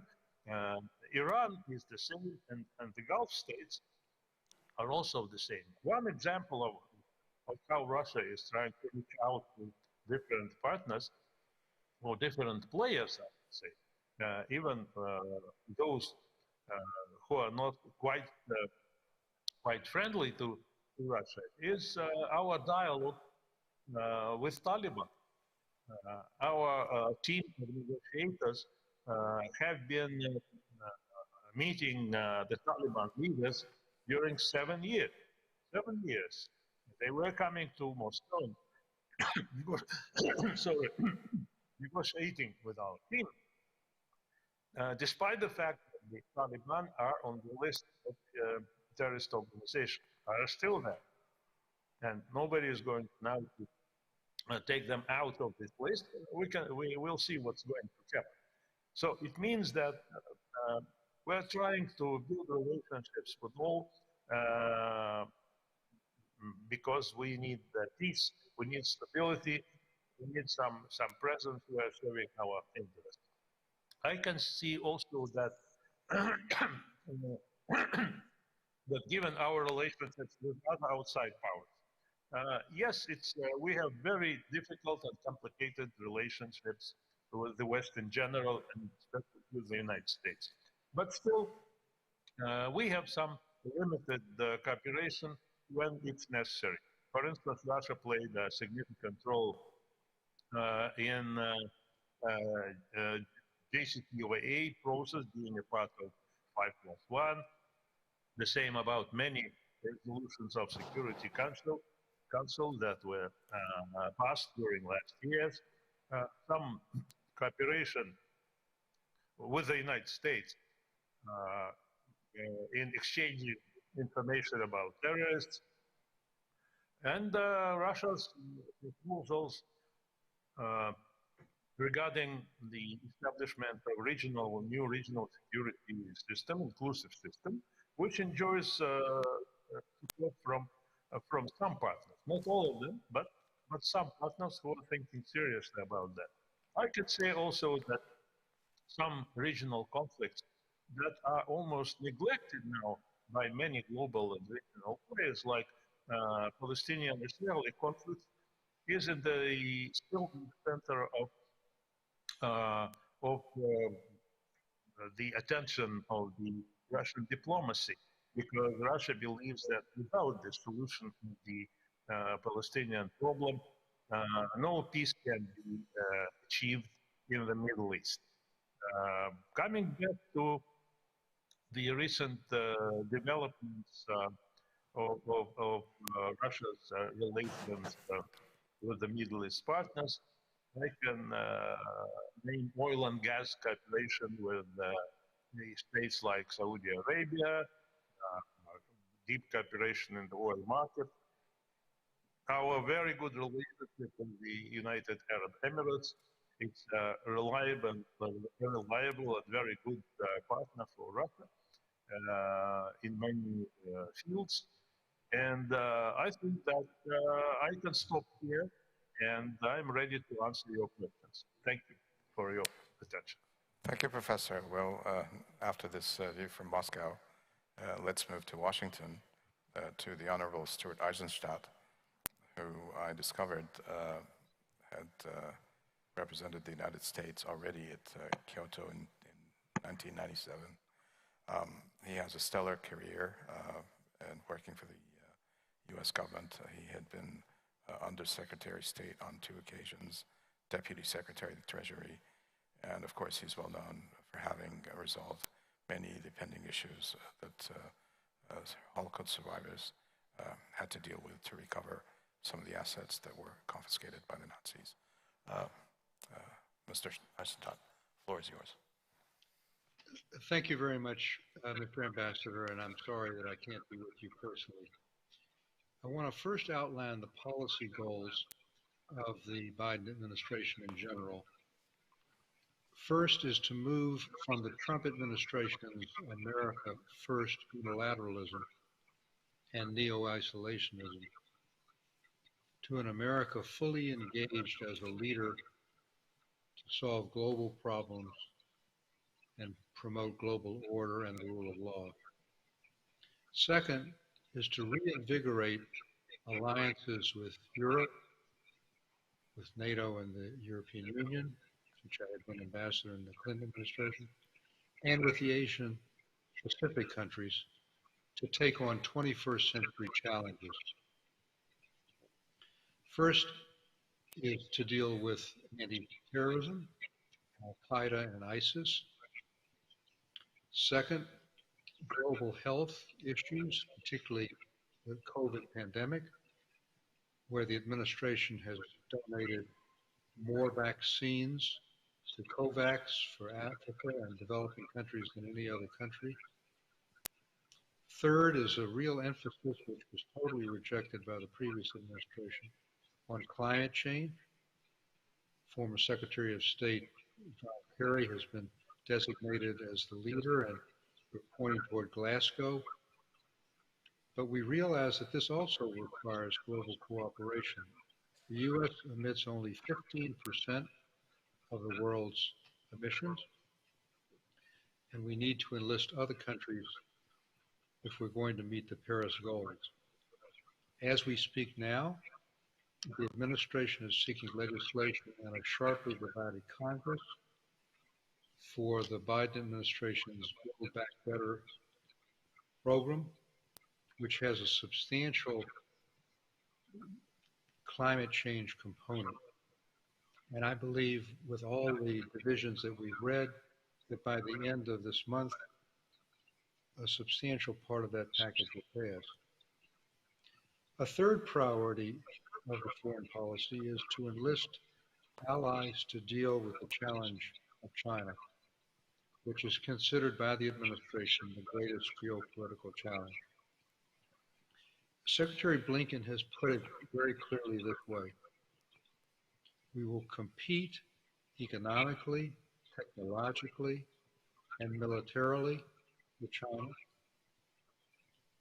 We will collaborate wherever possible with China, for example, on climate change. And if need be, confront China when it moves in inappropriate ways in areas like the South China Sea. A fourth concept and goal of the Biden foreign policy is to relate it to domestic policy. The belief that a stronger America at home will mean a stronger America abroad. Now let me be frank in talking about the problems with these goals, and then I'll move directly to the Middle East. The first problem in achieving these goals is, quite frankly, the United States, which is still the strongest power militarily and economically, does not have the unchallenged supremacy it did 10 to 15 years ago, dealing with the rise of China, with a more assertive and aggressive Russia, and with the rise of regional powers from North Korea to Iran and beyond. Second, it's very difficult to achieve many of these goals without the projection of military force. And here the absence of boots on the ground, the loss of Bagram Air Force Base in Afghanistan, the chaotic withdrawal from Afghanistan without prior notification to our allies, who actually had more troops in Afghanistan than did the U.S., combined with the submarine deal with Australia, have led to problems in seeking to build and rebuild those alliances. At the same time, the administration has continued Trump-era tariffs on European steel and aluminum and on China. Let me move now to the Middle East. I have to be candid, and I'm not, of course, speaking for the administration, but someone who I think is quite knowledgeable about the administration and knows many of its key players and worked with them in previous administrations. The administration sees the Middle East as a lower priority on its foreign policy agenda than dealing with China and Russia and the Asia Pacific. The Middle Eastern wars have drained and diverted trillions of dollars from domestic needs. And in an era of high domestic polarization politically, there is bipartisan agreement to focus more on China and less on what are called endless wars. To move from a policy based on military force to what President Biden called in his UN address relentless diplomacy. Now let me quote my good friend, Secretary of State Tony Blinken. And he said, just as a matter of time allocation and budget priorities, I think we'll be giving less to the Middle East, not more. The National Security Advisor, Jake Sullivan, said that one of the mistakes of U.S. foreign policy in the Middle East over the last several decades under both Republican and Democratic administrations was putting greater priority to military than diplomatic components. In their recently released interim national security strategy guidelines, it is notable how little attention has been given in that document to the Middle East. There is a statement about maintaining ironclad commitments to Israel and its security and promoting a two-state solution. But there is a realization that trying to relaunch the kind of aggressive peace process that then Secretary of State Kerry did in 2014 and the Obama administration is not going to be fruitful. Neither side is prepared to make the kinds of compromises that would make such a peace agreement possible. Therefore, the administration will put greater emphasis than the previous administration on improving the lives of Palestinians and opposing the expansion of Israeli settlements, which would complicate an eventual two-state solution. The second piece of this new national security strategy is to work with regional partners in the Middle East to deter Iranian aggression. The third component of the Middle East piece of this strategy is to disrupt al-Qaeda and related terrorist networks and to prevent a resurgence of ISIS. And next is to resolve armed conflicts, but with a clear statement, and I'm virtually quoting from this document, that we do not believe that military force is the answer to the recent challenges, and we will not give our partners in the Middle East, and that means in part Saudi Arabia, what they call in their document a blank check to pursue policies at odds with American interests and values. And they say in this document, that is why we have withdrawn U.S. support for offensive military operations in Yemen and backed UN efforts to end the war. They state that our aim will be to de-escalate regional tensions and create space for people throughout the Middle East to realize their aspirations. They further state that in the Middle East, we will right size, and frankly, that's a diplomatic term for reduce, our military presence to the level required to disrupt international terrorist networks, to deter Iranian aggression, and protect other vital U.S. interests. Now, I believe that those would have been better served if we had continued to keep 3,000 U.S. troops in Afghanistan, but that obviously was not the decision that the president made. Now, beyond that, there will be support for the Trump-era Abraham Accords and an effort to expand them.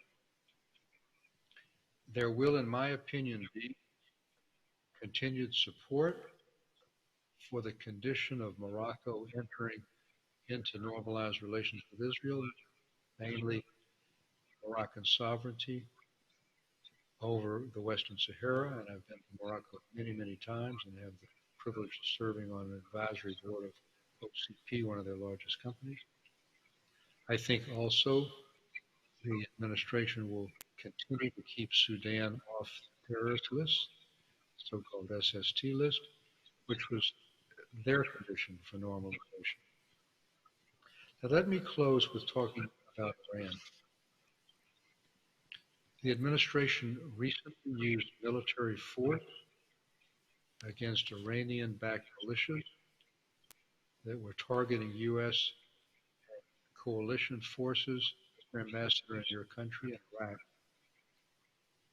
There is a strong desire to get Iran back into the JCPOA, and there is a feeling that a decision by President Trump to withdraw from it, with all its imperfections, has opened the door for Iran to break through the limits of the 2015 agreement and to get perilously close to a ability to produce weapons-grade nuclear fuel. If I can be more specific, under the 2015 JCPOA, Iran was limited to uranium enrichment to less than 4%. And may I say to my Russian colleagues, Russia played a very constructive role in the JCPOA, not just in the negotiations, but it was the location in which Iran sent its enriched uranium. Now, since the Trump administration withdrew, Iran is building large stockpiles of enriched uranium to 20%, even to 60%, with faster spinning centrifuges, which are very close to weapons grade. And experts believe it is only a short few months to be able to reach that weapons grade level. And they've gone from having 300 to over 3,000 kilograms of enriched uranium. Now let me give a forecast, which may or may not turn out to be correct, but it is the best assumption I can make. And for many years, I have chaired the Atlantic Council's Iran Task Force, a think tank on Iran. I've met with former and Foreign Minister Zarif on several occasions. And I think it is a tragedy that during a more moderate regime with President Rouhani and Foreign Minister Zarif, we couldn't have built on the JCPOA. Instead, we now have a very hardline new government under Ibrahim Raisi, and the foreign minister's comments at the UN within the last few days were very, very tough, where Secretary of State Blinken has called for a longer and stronger accord to replace the 2015 JCPOA, which runs to 2030. the Iranian foreign minister directly rejected what he called the so-called longer and stronger deal. And he said that we expect to get greater sanctions relief than we got under the JCPOA.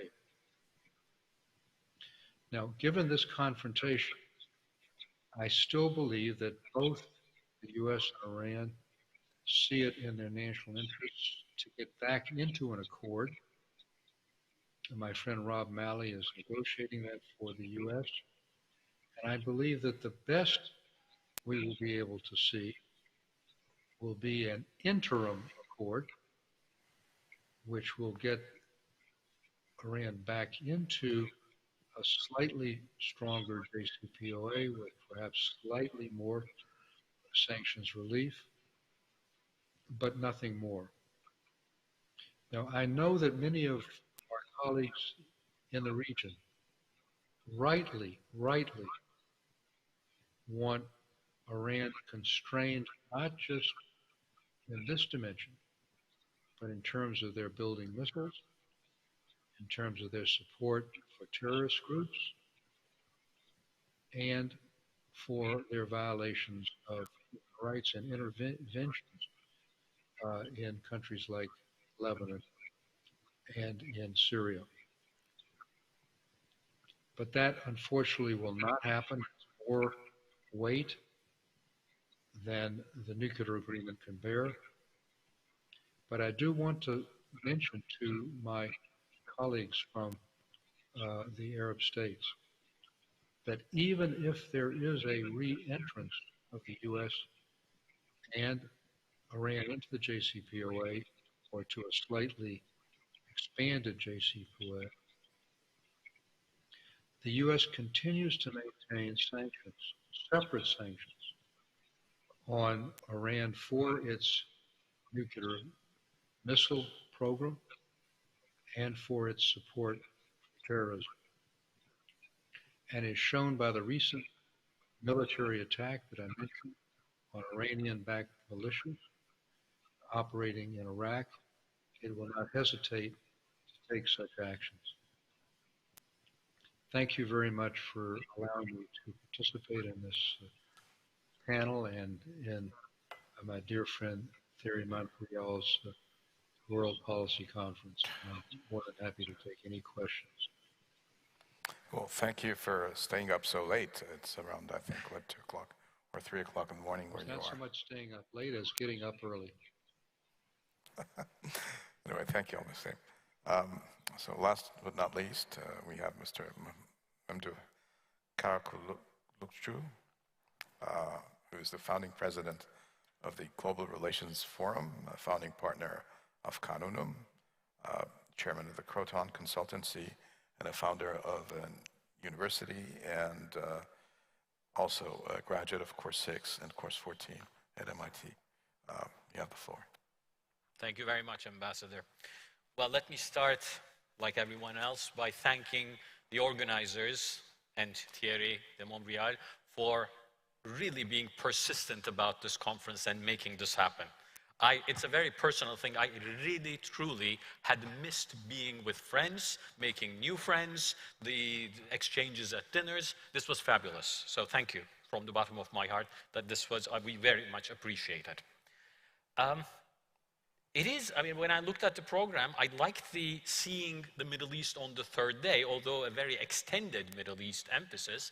Still, it's the third day. To me, that signified the Middle East crises, the pressing nature of Middle East has been pushed back. The world has bigger fish to fry these days. That's always good.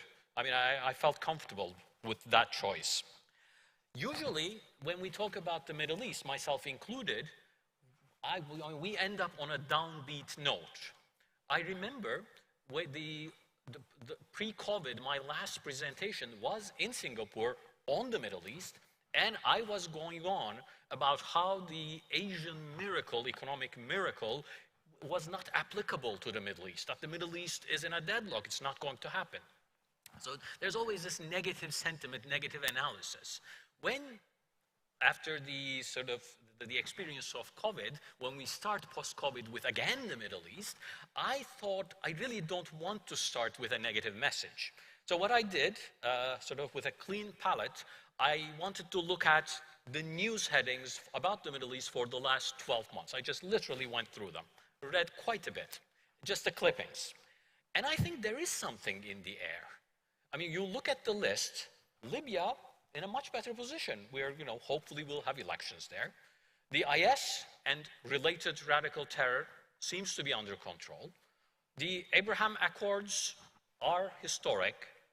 The Saudi-Iranian communication going on in Baghdad, in Iraq, not Baghdad, in Iraq, is critically important. Intra-GCC rapprochement is very good. And then the Turkish, UAE, Egypt thawing, let's say, because we just heard the minister, it's going very slowly, but nevertheless, there is thawing. So you put all those together, and there seems to be something in the air. Either it is my post-COVID, or, you know, still we are in it, but coming to the end, my deep desire to see something positive, or there is something substantive. Then I came across Vitaly Naumkin's paper on the possibility of a third renaissance for the region, and I was further encouraged. So maybe there is something in the air. My usual analysis for the region is more or less like an unsolvable puzzle. The whole region, obviously, unfortunately, rests on a centuries-old rifts, fault lines, ethnic, sectarian, religious, and it's all over the place. It is at the sub-state level, sub-regional level, region-wide. It is just a fragmented, ethnically sectarian, fragmented community, fragmented geography. That's what it is. And when you start with that, my basic analysis, I won't go into the details of that, that makes it open to external power politics, because you can play sides based on your interests, very vulnerable. Domestically, it opens the way for sectarian politics, sectarian government, and that creates state capture, and that creates ineffective governments. So when you put external meddling plus ineffective governments, then international capital doesn't feel comfortable enough to flow here. So economically, you don't get much. So what you have, the economics of it, domestic politics and international politics, create a vicious deadlock, and it is stuck in a bad equilibrium.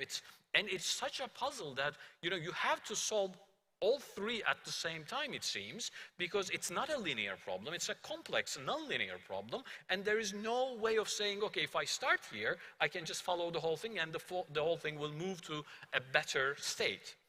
And that, of course, is a very bad, sort of very upsetting downbeat analysis. On top of it, because of all the grievances that the populations have lived through, there was, and there probably still is some, impatience in the public about the solution. So you have a puzzle in your hand, which requires you have to solve three things at the same time or more, and you are under time pressure coming from the public. So it seems very difficult. But, again, as said, starting from data of the last 12 months, there is something in the air. So I did go back and try to reformulate my model to see how else we can think about this, the whole system. And what I think is happening, or at least what I will test over the coming months, is possibly this puzzle in our hands has been exposed to systemic shocks. Basically, we've shaken the puzzle, and the pieces have changed place, and they have been aligned in different ways. So it wasn't, I mean, we can't necessarily solve it again linearly, but it is a different puzzle. It looks different. What were those shocks? I mean, we can just go through that. There is, obviously, everybody lived through COVID, so it's an across-the-board systemic shock. There is the debt accumulation on more or less every nation, which conditions what is to come. There is the history, the memory, the tragic memory of Libya, Syria in our minds. There's the prospect of climate for all of us. So these are all systemic risks that we'll have to deal with. And I think these systemic effects, systemic shocks to the system, I think these systemic shocks impact both the internal dynamics and the external dynamics, potentially in a positive way. Internally, I think what probably we will observe, and we are observing, the societies of the region are, because we have been, we've been all searching for the argument of win-win arguments in our societies, in these societies, rather than zero-sum. I think these shocks have shown us not the win-win, the benefits of win-win, but the costs of lose-lose. So when you see that if you do not have an effective governance structure, you end up with a lose-lose scenario. The opposite of lose-lose is working together for a win-win structure. So I think in a rather perverse way, these shocks have indicated the possibility of a win-win path for the region. Two, I think sense of time has changed. The impatient publics may have more understanding for well-meaning governments. And I think there has been a jolt to the governments themselves. And I think in the UAE, we've been hearing from our hosts about how effectively the UAE has been managing these crises. So this is internally. Now, externally, I'll go very fast. When I look at the external meddling and the potential for changes in that dynamic, I think, yes, we will have big power rivalry, but this is, in the region, it is penny-pinching, low-cost rivalry, because there is the debt problem. And every big power is also concerned with its own issues, domestic issues. So there isn't all that much money from anyone to meddle in this region. So that I think is important. Then there is the tech competition and climate issue, bigger fish to fry. So the Middle East takes a backseat, a reprioritization downwards. There is talk of end of fossil fuel, which could again be a positive effect, but I think not so fast. I think this region still has a few decades to go with fossil fuels. But I think the technology competition controlling microchips and the precision equipment for microchips is a much more surgical way to compete rather than, unsettling the whole energy system globally. So I think we will not see much of that. And then there's, of course, the subsiding terror. So all those effects, I think, cut across the big powers and suggest that we may be in for a period where there won't be as much meddling. What are the exceptions and sort of issues to watch? US, I think the Iranian issue, Mr. Eisenstadt has outlined it. The Iranian issue is an open wound, and that can unsettle this whole thing.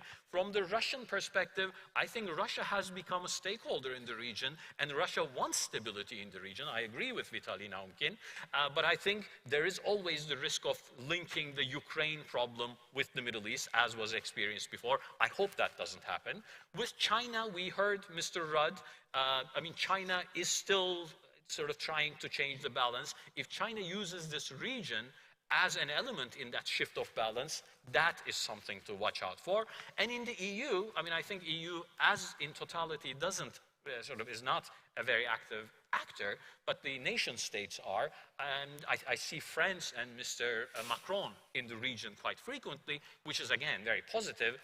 As long as the nation states of Europe are conciliatory powers, I think that'll be helpful. But there is a lot of baggage, so one needs to do it with care. Finally, just a few words on Turkey. Now, I'm not a diplomat, but I spent the best part of COVID lockdowns with two former undersecretaries to go to the depths of Turkish foreign policy, the philosophy of Turkish foreign policy. When the nation was established in 1923, it was very clear. Strategically, it was a nation-building process, and it was very clear strategically that the nation needed to have peace with its neighbors and beyond so that we could focus on internal matters. And that is a cardinal rule that has been ingrained into the philosophy of the Republic for a long, long period. Some of these basic tenets that come from Atatürk himself, and were, I think, in the custody of the Ministry of Foreign Affairs, was do not meddle in the affairs of other nations, be equidistant to Middle Eastern conflicts and affairs. That's very critical. That's really a cardinal rule again. And going beyond, don't give advice to anyone if they don't seek your advice. So these are fundamentals of Turkish foreign policy. How come, of course, I mean, many of you will think the Turkish foreign policy lately has been on a more activist strain, arguably. The possibility, the argument, the discussion we have back at home is two things are drawing us into the region. One, the PKK, YPG terror. This is very close to heart. And the second one is the refugee problem. Those two problems, could we handle them the last 10 years with this dispassionate equidistance approach, or did we have to make an exception, an aberration in our policy? That discussion is still going on. I don't know the answer. I think historically we'll look back and see which way it is. But the bottom line is, I think it is in the interest of Turkey, it is in the interest of the region, it is in the interest of the world for Turkey to be at equidistant from Middle Eastern conflicts. And to do that, we need to find fast solutions to the refugee problem and the YPG terror coming from the region. Once those two are resolved, I think Turkey will go back to its traditional foreign policy philosophy of being equidistant from the region and contributing to a more positive regional future. So with that, I think there is something in the air. I don't know if this is the turning point, but I think there is a possibility. This is a new puzzle. Dialogues like this, conferences like this is where we have the opportunity to think about the new puzzle and hopefully put the pieces together. Thank you very much. Thank you, Mamdouh. Well, what you mentioned about the onset of the Turkish Republic actually echoes very much with us in Iraq. We were engaged in an existential battle, and now we are engaged in a reconstruction process. The really interesting thing about the politics of Iraq right now, and you've put your finger on an important point of tensions between communities.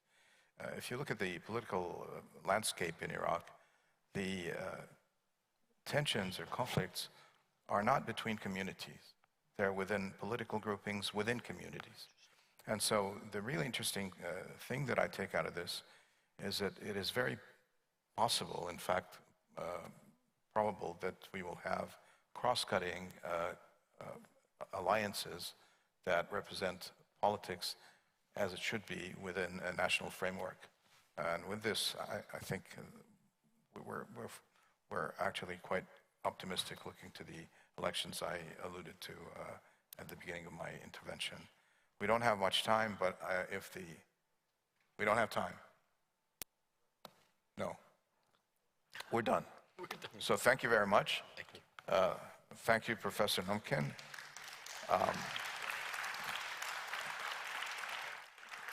Thank you, Stuart Eisenstadt, for being up so late.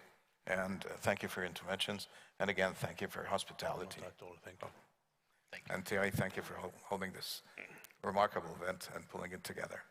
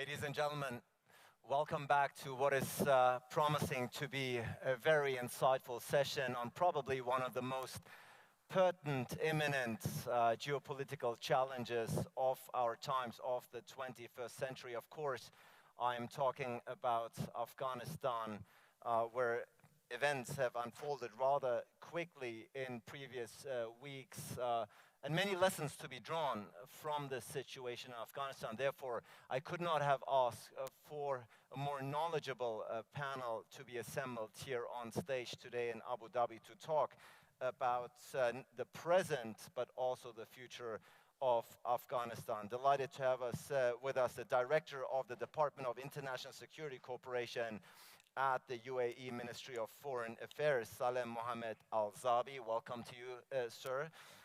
Lovely to have CNN senior European correspondent based in Paris, Jim Bitterman, of course, a very famous figure whom many of you are familiar with. I'm extremely delighted to welcome the senior reporter and war correspondent at Le Figaro, Renaud Girard, who knows Afghanistan probably as well as anyone here in this room. We have the Director of Research and Communications at Ifri, Mark Ecker, who has written a very comprehensive book about the war on terror, where Afghanistan, of course, is prominently featured. Also with us is the head of at the Russia NIS Center of Ifri, Tatiana Kostueva-Jean. And last but certainly not least, I'm delighted to welcome back on stage M.K. Narayanan, who is, of course, a former senior advisor and national security advisor to the Prime Minister of India and currently the chairman of Securex Systems. So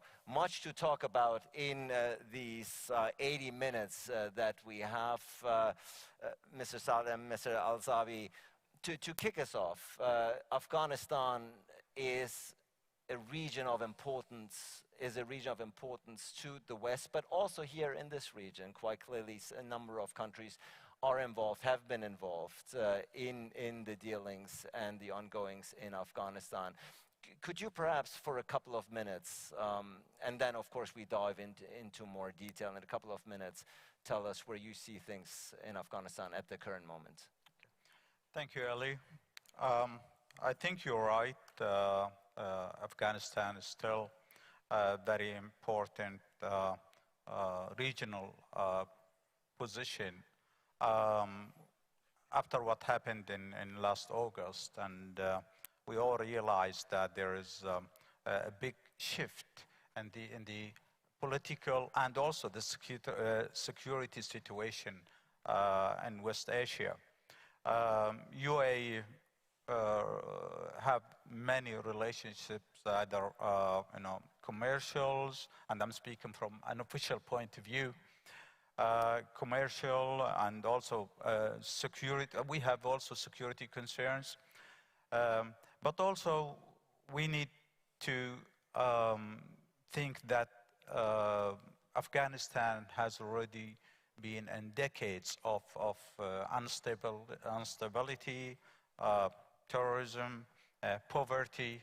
So I think now most of us and also the international community, we need to assist Afghanistan to come back and find ways for their people because they deserve a better life. Thank you so much for your initial remarks. From the view from the UAE, so to speak, we will of course come back to you in just a moment to go into more detail and ask what role perhaps the UAE can and ought to play in the region. But let me go to Jim Bitterman here first. Jim, you are an American based in Paris for many decades. Right. For the lack of Americans on this panel, I won't ask you to put on the Washington hat here, but of course, America's role is extremely important here. Give us a sense in the first couple of minutes. Just to contradict a little bit, one of my fellow Americans, Stu Eisenstadt, who was just on the previous panel, and basically was saying that Afghanistan did not signal the end of isolationism in the United States.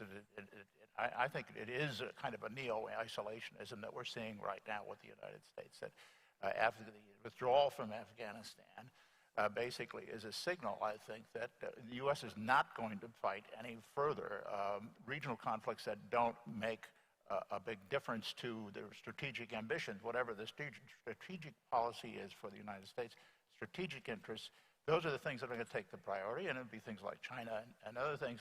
But the idea that we're going to become involved in regional conflicts, it looks like, to me anyway, that it's no longer the case. Absolutely, and America's role here, more than pertinent throughout 20 years. This has been America's longest running war for 2 decades. And all the questions that come with it, of course. What does it mean for the future standing reputation, perhaps, of the U.S. moving forward? I'll come back to you in just a moment. But let me go to Renaud here, who's a very prestigious war correspondent, senior reporter, who's been to Afghanistan more than a dozen times. You've written a book, Return to Peshawar. You've experienced the Mujahideen, you've experienced the Taliban, and now you see a return of the Taliban. Renaud, for the first couple of minutes, how surprised are you that things are the way they are in Afghanistan at the current moment? Je crois que c'est un moment très important, effectivement, dans l'histoire des relations internationales, parce que c'est la mort, je dirais, ignominieuse du néoconservatisme américain dans des conditions qu'on n'attendait même pas, si vous voulez. Personne dans nos générations croyait que les Américains allaient refaire le coup de Saïgon 1975, mais ça ne les a pas gênés. Ils l'ont refait sans nécessité, parce qu'il était très facile de garder la base aérienne de Bagram et de continuer la discussion avec les talibans avec une carotte et un bâton et obtenir un gouvernement unitaire ou d'unité en Afghanistan qui n'est évidemment pas le gouvernement qui a été annoncé par les talibans. Je crois que ce qu'il faut bien comprendre dans toute cette histoire, c'est qu'il y a eu 2 guerres d'Afghanistan. La première guerre d'Afghanistan, elle commence le 7 octobre 2001, avec l'intervention avec les missiles qui sont tirés contre Kaboul, et qui finit avec une intervention brillante de la CIA auprès de l'Alliance du Nord, avec Kaboul qui tombe le 13 novembre 2001. Donc c'est un très grand succès et les talibans qui se retirent de toutes les villes afghanes et qui vont se réfugier dans les zones tribales au Pakistan. Et là, ce succès, cette libération de Kaboul, en tout cas ce qu'on appelle la libération de Kaboul, la liesse à Kaboul lorsque l'Alliance du Nord est arrivée, c'était les images sur toutes les chaînes de télévision, a provoqué une ivresse américaine qui s'est retrouvée dans la conférence de Bonn du 5 décembre 2001, où les Américains ont décidé, en fait, une deuxième intervention, qui était une intervention de nation building, où ils ont promis de reconstruire l'Afghanistan, de démocratiser l'Afghanistan, je dis bien démocratiser l'Afghanistan, et de développer économiquement l'Afghanistan. Ils n'étaient pas obligés de faire ça. Ça fait penser à la mission civilisatrice de la colonisation de Jules Ferry. C'est un projet absolument incroyable. Mais ils ont pris cet engagement et Joe Biden a accepté cette intervention et il est même allé à Kaboul soutenir ce projet grandiose de démocratiser et de développer l'Afghanistan. Les Américains auraient très bien pu se contenter de la première guerre, où ils avaient détruit tous les éléments arabes internationalistes qui se trouvaient en Afghanistan et toutes les cellules d'Al-Qaïda en Afghanistan. Ils ont fait ce choix de nation building, d'une guerre d'intervention en Afghanistan, et ils ont donné la tâche, n'est-ce pas, de reconstruire l'Afghanistan à des soldats, les soldats de l'OTAN. Et ça, c'est l'erreur incroyable, stratégique qu'a fait l'Amérique, c'est de donner à des soldats de faire les Provincial Reconstruction Teams, et sans comprendre que le paysan afghan n'appréciait pas d'avoir chez lui des hommes étrangers en armes. Et après, après l'échec était déjà signé à ce moment-là. Right.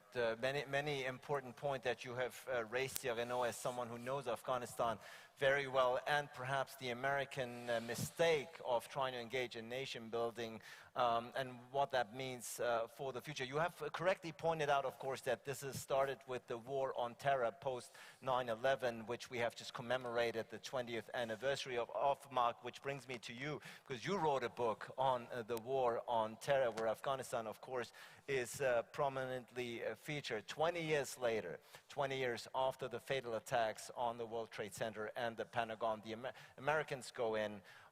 20 years later, the hastened withdrawal, as Renaud put it, with Vietnam-like photos. And here we are. Your opinions? Yeah, you're right, Ali. I mean, what we witnessed this summer was not just the withdrawal of US troops from Afghanistan. It's actually the end of a strategic cycle that started 20 years ago with 9/11. And actually, it ended in a failure, in a dramatic failure. So I agree with Renaud Girard's comment. It's a very important event that we attended this summer. Actually, the objective of this war on terror was defined by George W. Bush at the time, and there were three goals. The first one was to eradicate Al-Qaeda, and it was not done, actually. Al-Qaeda still exists. It's in Afghanistan, Al-Qaeda Central, but also Al-Qaeda in the Asian subcontinent. The second objective was to get rid of all terrorist groups of global reach. That's a pretty blurred expression, and the fact is that 20 years ago, ISIS did not exist, but now we not only have Al-Qaeda, but we also have ISIS, which obviously is a terrorist group of global reach. And then the third objective was to neutralize or to eradicate the actors, whether groups or states, that hosted international terrorist groups. And obviously here we're speaking about the Taliban. And not only were the Taliban not defeated, but they're now in power in Kabul. So obviously that's a major failure for the US, but also for the US allies who were very much involved in Afghanistan, and France was part of the game. Yeah, so the war on terror that the US and the West in form of NATO has conducted for the previous 2 decades, now with the swift return of the Taliban and Al-Qaeda, most probably you can argue whether it was a success or not. I think that we will go into more detail. But Tatiana, let me come to you here, because before we talk about the United States here, and rightly so, of course, because this has been America's longest running war, but before the Americans, the Russians were there. And I'm sure they have a thing or two to say about the current situation. They can draw from personal experiences. Absolument. Si je devais résumer aujourd'hui l'attitude russe à l'égard de l'Afghanistan et à l'égard des talibans, je dirais qu'il y a une certaine dualité. Monsieur Vitaly Naum qui en avait mentionné que les talibans fait partie de la liste des organisations terroristes interdites en Russie, ce qui donne lieu à des formulations par les agences officielles d'information russes dans le genre, le ministre des Affaires étrangères Sergei Lavrov a exprimé son soutien aux talibans, entre parenthèses, organisation terroriste interdite dans la Fédération de Russie, pour son soutien dans la lutte contre l'État islamique.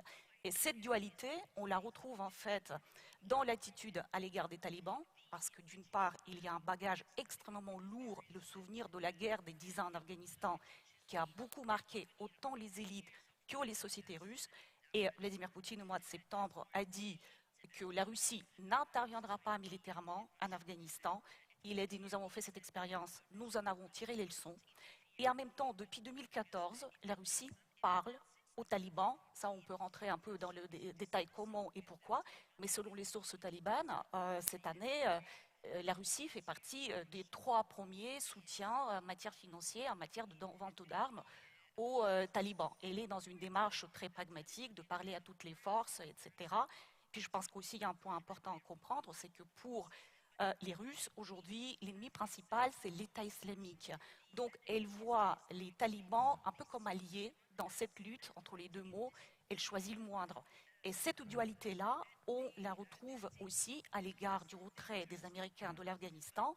D'une part, c'est considéré comme une sorte d'opportunité géopolitique. Et ça, quand on voit les premières réactions dans les médias russes, dans les shows télévisés, etc., c'est une sorte de satisfaction. Les Américains n'ont pas fait mieux que nous et ça nous laisse de la place et de la marge de manœuvre aujourd'hui pour faire mieux. Ça va attirer les autres pays vers nous en tant que fournisseur de sécurité plus crédible.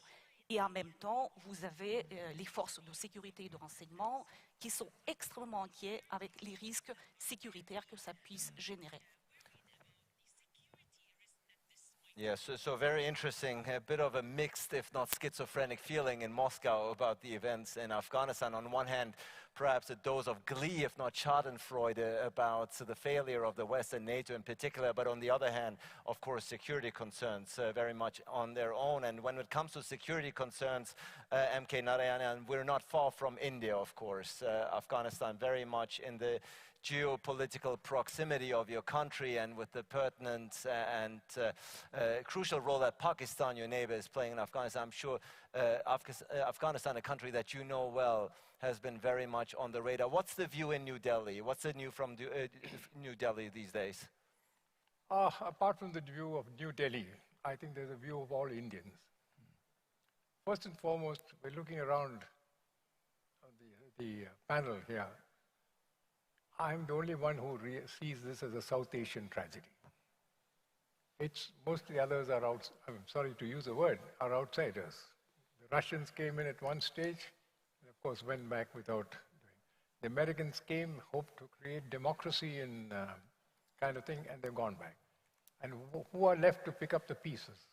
The nations of South Asia. Afghanistan is part and parcel of South Asia. What happens in South Asia is therefore a matter of great concern for each and every South Asian country. And as the largest country in South Asia, and more so, a civilizational with civilizational links with Afghanistan, which goes back many thousands of years. For us, the Afghanistan tragedy is felt in every single home in India, apart from the governments in power. Because for most of us, particularly my generation, the Pathan was the most friendly soul in the Indian neighborhood. He was a very generous individual who looked at that. So the tragedies that have fallen on Afghanistan over the years has been a matter of great deep concern for most Indians. So the first and foremost thing is the lesson that I think we need to, which is a lesson which I heard a number of other speakers speak when we talk of the Middle East and other places. Please take into view the opinions of the nations of the region, and please don't impose solutions on them. And if you do impose a solution, don't do what happened by the Americans recently. They just left. You must have an organized retreat. You can't leave a country in shambles. So we have a nation tragedy of certain. We have a greater South Asian tragedy. And I think that is the issue that we need to, because we have to now link up and find out what do we do next. And since you've given me only a couple of minutes to begin with, I just want to add one more point. The last 2 days you've heard about the problems in the rest of the world, or many parts of the world at least. I think nothing symbolizes this more than the shambolic nature of what Afghanistan is today.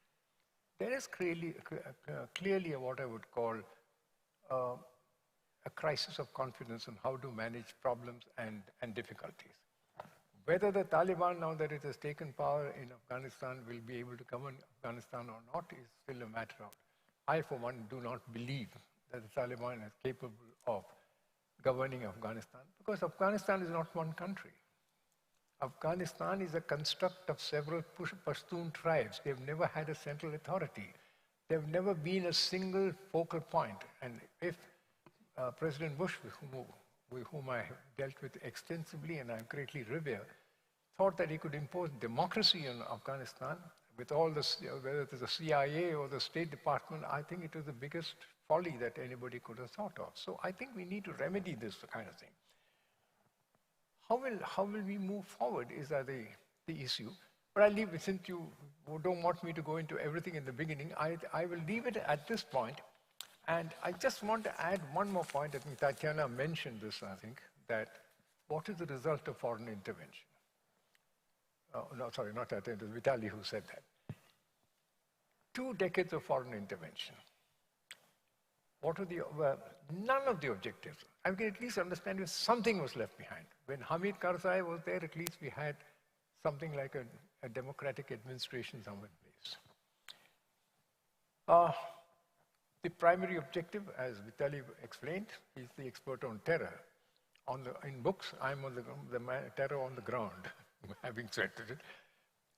Destruction of the terror networks like Al-Qaeda has clearly not happened. Al-Qaeda is stronger today than what it was, I would like to say. Right. And I speak with knowledge. Then we have a lot of newer outfits. The Daesh has come into existence, the Islamic State, the ISIS-K. So this has been a great tragedy that has been visited on the people of South Asia. I leave it at that, and I will talk to you. Thank you. Absolutely, many more points to be raised throughout this discussion for sure. And your country's perspective and your experience is extremely pertinent to this discussion. Thank you so much, Mr. Narayan. I'll come back to you in just a second, but let me turn to Mr. Al-Zabi here once more. What role moving forward? Now we have more or less established the status quo about what is going on in Afghanistan and what the current situation is. I think the more important question is how it will evolve. What can we expect? What role do you foresee, if any, of your country? What role does the UAE have to play? What role can the region play in what the future holds for Afghanistan? I know it's a very tricky role there. I think, Ali, first of all, we need to respect the will of the Afghans. That's a major issue. I mean, my colleagues here, they mentioned interventions. We had 2 major interventions, clear, but there are other interventions, from, unfortunately, neighboring countries. So we need to respect the will of the Afghans. The other issue as one of the, in the session 13 mentioned that we need to look forward. Stop looking back to the history. Really, we need to build on what we have now. Now we have a regime, either we accept it or not, in Afghanistan. So we need to assist that regime and call him to let all the different ethnic groups, different parties to participate in that government.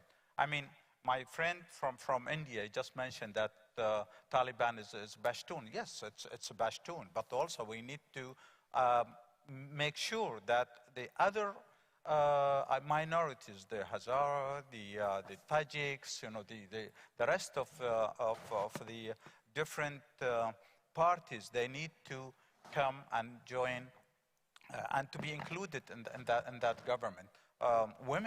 Women also. I mean, I'm not sure that the current government has any women in it. No. So it has to see. I think also the country really now is running through very catastrophic financial, some type of bankruptcy. I think we need to make sure that we need to support the Afghan people. That's why UAE is giving a lot of aids, and also we assisted in so many, tens of thousands of evacuation operation. Really now we have like more than 10,000 people waiting for their final destination in UAE. And if I can just jump in and follow up, you said we need to respect the will of the Afghan people. Do you think the current situation with the Taliban back in power adequately reflects the will of the Afghan people? No, we need to call the Taliban, and whatever means we have, either the pressure or the carrot. We need to make sure that the different ethnic groups, the different tribes, you see, Taliban has very unique culture, situation. You cannot impose also, a different culture on them. So, I mean, we tried, or some countries or the international community tried other types of regime. Unfortunately, it didn't succeed. I mean, either you're talking about the 70s or after this millennium. So really, I think we need to make sure that they choose their own way, but also we need to tell them that there are some international concerns, and also they need to respect the international law, and also they have to make sure that they cannot work alone without. But your premise, of course, implies that the Taliban would agree to a free and fair election. Well, there are so many approaches to convince. I can't say convince, but also they are, for example, now saying that this is a transitional government. Right. You know, so let's see. Okay. During this period, and as you know, all of us are really are monitoring and observing. Well, interesting point, very much so, Mr. Al-Zabi, very much appreciated. Let's see if the Taliban itself sees itself as a transitional power. That remains to be seen. But Jim, coming back again to the U.S. role here, and the role, the wound licking, if you will, still continues in Washington. As a matter of fact, perhaps unprecedented. You have two generals in front of Congress disputing the accounts of Joe Biden, saying, no, we advise them to keep at least 2,500 troops on the ground. He disagreed with us, or he went forward without taking into account. That's unprecedented. Yeah, it plays into something I'd just like to say to what MK said. He said you needed to organize a retreat. I don't think any American, in the military or not, wanted to see what we saw. That was not the outcome that they were looking for. And no one knew that the Afghan military was going to collapse as fast as it did, and the government was going to flee. And that whole thing was you couldn't plan for that. 20 years of national intelligence, they couldn't foresee what was happening. Well, you know, so I'll tell you what the generals said, where their failures were this last week. They said, first, we Americanized the war, meaning to say that they fought a war, they taught the Afghan army how to fight along the lines of what the U.S. military does, and Renault hinted at that. They said that you have to have good visibility in the troops, and 3 years before the end, the U.S. withdrew its soldiers that were out in the field with the Afghan troops, and could see what the hearts and minds were saying out there, what the Afghan troops were thinking, and probably would have realized to some extent how corrupt the military had become. They said that you have to train for the culture, and this is something that the American military always makes a mistake at, and that is to sort of teach them how to use our high-tech weapons and things like that. And then when the infrastructure for the high-tech weapons goes away, they're at sea. And finally, don't watch the calendar, and this is something that MK looked at too, is that, you know, the idea that the calendar was ticking, that everybody knew that, including the Taliban. So, you know, I just set an end date. And I just say two more things on that. Of course. As an observer, something that we've made a mistake, and Renault hinted at that too, was that you don't rebuild societies, you don't reconstruct government, you do nation building from the top down. You do it from the bottom up. And I mean, unless the people of Afghanistan really want to create a democratic government, or whatever government they want to create, and they now have that opportunity, you can't impose something, Western norms on them, and you have to watch out for mission creep, which is what happened. I mean, we could have gotten out, as Reynolds said, we could have gotten out of Afghanistan at any point along the line in those 20 years, including once Osama bin Laden had been killed in 2011. Barack Obama said in 2014 that we had finished our military mission, and he almost declared an end to the war at that point in 2014. So, I mean, there were a number of stages along the line where the troops could have been withdrawn, and probably in a much better fashion than what we saw. Is that one of the main lessons that to both the US, the West, NATO, whatever you want to call it, that nation building does not work? Is that one of the main lessons here? It really, it's hard to think of places, times when it has, and I mean, you know, a lot of people would say, well, there's the Marshall Plan after World War II, Germany and France and the other victims of World War II were rebuilt, but it was a question of rebuilding a nation that already existed, as opposed to what we saw in Afghanistan, which was essentially trying to build some kind of a nation that didn't exist before. Renaud, you have covered Afghanistan, as I said, extensively. You were there during the first run of the Taliban, if you will, from 1996 to 2000. Aslan, could I just intervene a point on which, I mean, just point, so that I won't lose the thread of what he said. Just quickly, please, yes. No, you said that imposition. I think the imposition of the president of Afghanistan. The Americans decided to introduce, Hamid Karzai was there, all right, first choice. The choice of changing Hamid Karzai for Mr. Ashraf Ghani. No, Ashraf Ghani certainly is an outstanding individual, but certainly the change was done because Hamid Karzai was not seen as an American puppet. And that was, I think these are fundamental failures which you need to, when you said when you rebuild, okay, you went in open, blind, probably did not know. But after that, we should realize that. I just think that we mentioned that because when you said of rebuilding, you have to rebuild in many ways, particularly of a nation that did not exist. That's exactly what I said. No, that's exactly what I said. That you were trying to rebuild a nation that didn't exist. And after World War II, there were nations that already existed that we were I think correcting the destruction. You were spot on, Jim. I think you're spot on that. I think you need to make that.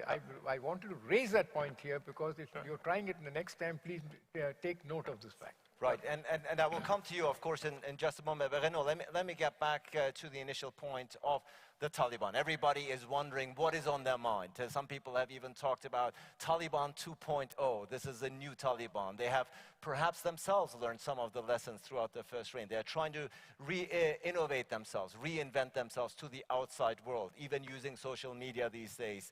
What do you make of it? Do you think the Taliban 2.0 is a PR stunt? Do you think they have changed? What can we expect from them?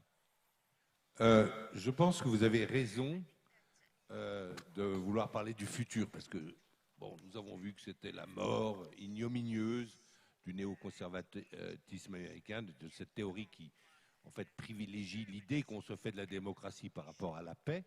Hein, les réalistes comme Kissinger pensent que la paix est la plus importante, les néoconservateurs pensent que c'est l'idée qui se font de la démocratie ou de la justice qui est la plus importante. Mais maintenant, cette théorie néoconservatrice est, je pense, morte. Mais maintenant, il faut voir effectivement l'avenir. Et personnellement, en tant que Français, je suis pour rouvrir notre ambassade à Kaboul.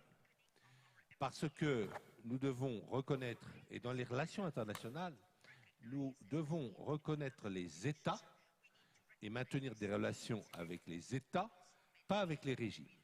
Et je suis tout à fait opposé à la doctrine américaine. Dès qu'il y a un régime qui ne plaît pas aux Américains, ils arrêtent d'entretenir des relations diplomatiques avec ce régime.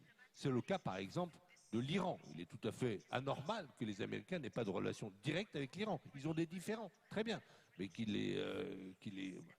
Et nous, donc nous devons, je pense, rouvrir notre ambassade, essayer de travailler avec les talibans qui sont là pour longtemps, comme le Parti communiste chinois est là pour longtemps en Chine. Voilà. Et donc, nous ne sommes pas d'accord avec le régime chinois, mais nous devons parler et entretenir une ambassade là-bas. Les talibans sont là pour longtemps. Les Américains leur ont redonné le pays sur un plateau d'argent. Ils pouvaient très bien continuer à avoir une présence militaire à Bagram et les forcer à avoir un gouvernement d'unité nationale. Ils ne l'ont pas fait. Ils ont fait un choix, c'est une erreur stratégique majeure de Joe Biden. Ça va rester dans les annales comme une honte, mais c'est son problème. Aujourd'hui, je pense qu'il faut parler avec les talibans. Et d'ailleurs, c'est une politique que nous n'avions pas faite du temps du Mollah Omar et que nous aurions dû faire parce que le Mollah Omar, on a pu travailler avec lui. Vous vous souvenez que les Nations Unies lui avaient demandé d'éradiquer le pavot, l'héroïne d'Afghanistan. Et c'est une politique que le Mollah Omar a faite et ça a été constaté par une mission de l'UNDOC en 2000 qu'il avait bien éradiqué le pavot ou 95% du pavot, d'Afghanistan. Il avait demandé en échange que les autres agences des Nations Unies aident ces paysans, la FAO, toutes les organisations qui s'occupent d'agriculture. Et il n'a pas obtenu ça pour des raisons bureaucratiques, n'est-ce pas, des Nations Unies. Et je pense que même les Américains ont fait une erreur lorsqu'ils ont, après le 11 septembre, ils ont sous-traité la négociation avec les talibans au service secret pakistanais. C'est une grave erreur, parce qu'on ne sait pas du tout ce que les Pakistanais ont été dire aux talibans. Je pense qu'il aurait fallu aller voir les talibans eux-mêmes et leur dire, avec beaucoup d'humilité, parce que quand on est très fort, il faut être humble, et les Américains étaient très forts en 2001, leur dire, voilà ce qui s'est passé dans notre ville de New York, nous avons un problème, qu'est-ce que vous feriez à notre place, messieurs les talibans? Et faire de la diplomatie directe avec eux. Aujourd'hui, ils sont là, il faut leur parler, il ne faut pas isoler ce pays, il faut continuer l'aide humanitaire, il ne faut pas punir deux fois, en fait, la population afghane. Nous l'avons puni une fois, enfin les Américains l'ont puni une fois en trahissant leurs promesses, parce que les Américains ont clairement promis aux Afghans la démocratie, l'émancipation des femmes, etc. Donc là, ils ont été trahis déjà. Mais il ne faut pas les punir une deuxième fois en isolant ce pays, en arrêtant l'aide humanitaire à ce pays, en arrêtant le commerce avec ce pays. Il faut travailler au mieux avec les talibans. Ça ne va pas être facile, mais ce n'est pas facile de travailler avec les communistes chinois non plus. Il faut travailler avec eux et ne pas punir une deuxième fois par idéologie les talibans. Et en fait, la grave erreur qu'ont fait les Américains dans cette guerre, c'est d'avoir imprégné les relations internationales d'idéologie. Et ça, c'était la mort des relations internationales telles que Kissinger les voulait. Et c'est Kissinger qui avait raison, et ce n'est pas Cheney et Rumsfeld et W. Bush. Let me just follow up, because you made a very unambiguous, passionate plea for the West to recognize the realities on the ground, to deal with the Taliban, said France should reopen its embassy there. Do you foresee, because there are differences, of course, in opinion, as always, within the European Union. All countries have their own motivations, some have their different approaches. Do you think we should have a common European approach as to how to deal with the Taliban moving forward? Because it's not going to do any good if 27 EU member states are having different sorts of relationships with Afghanistan and the Taliban. Are you pleading for a unified EU response and approach, and how realistic is that? Je pense que c'est toujours utile d'avoir une réponse unie de l'Union européenne, et nous l'avons sur les domaines économiques, nous l'avons sur le domaine des normes, nous l'avons sur le domaine de l'aide internationale, et l'Union européenne a fourni beaucoup d'aide à l'Afghanistan. Mais je pense que la politique étrangère commune de l'Union européenne est un rêve. C'est pas il y a si longtemps que les nations européennes se sont divisées sur la question néoconservatrice de l'invasion de l'Irak en 2003 pour, avait dit W. Bush, construire la démocratie partout au Moyen-Orient. Donc vous avez eu d'un côté les Français et les Allemands qui se sont Let's focus on the opposés. European front. Voilà. Yeah. Donc je pense qu'il ne faut pas. C'est un vœu à très long terme, eschatologique, la politique étrangère européenne commune et la politique de sécurité, la défense européenne commune. Mais non, je pense qu'il faut faire des alliances ad hoc avec les pays qui veulent effectivement faire quelque chose en Afghanistan et qui en ont les moyens, parce que pas tous les pays européens ont les moyens d'avoir une présence en Afghanistan. Nous, Français, nous avons un lycée à Kaboul, un lycée français à Kaboul, où l'ancien roi Zahir a fait ses études, où le commandant Massoud a fait ses études. Je pense qu'il faut rouvrir ce lycée français. Nous avons une délégation archéologique très importante, il faut la rouvrir, il faut continuer nos travaux archéologiques. Et vous l'avez souligné, il y a plusieurs tendances chez les talibans, il y a une tendance dure, une tendance plus ouverte, mais c'est pas en les isolant, c'est pas en refusant de rouvrir notre ambassade qu'on va permettre aux plus modérés de garder le pouvoir. Donc je pense qu'il faut avoir des relations avec ce pays, et ça ne veut pas du tout avoir des relations diplomatiques avec un pays ne signifie absolument pas approuver le régime politique de ce pays. So, Mark, I want to touch upon, I give you an opportunity to respond right away, and then I have a question for you. Go ahead. Yeah, I just want to follow up on that. I mean, I agree that we should talk to the Taliban, but there's a difference between talking and an official recognition. That's the first point. The second point is that they have to walk the talk. They have now to demonstrate that what they say is efficient, is correct, and is real. So just to follow up on your example, the reopening of the French high school. Let's say we do that, then we have to say, okay, we'll do it, but we want girls to attend this high school. And then what happens if it does not happen?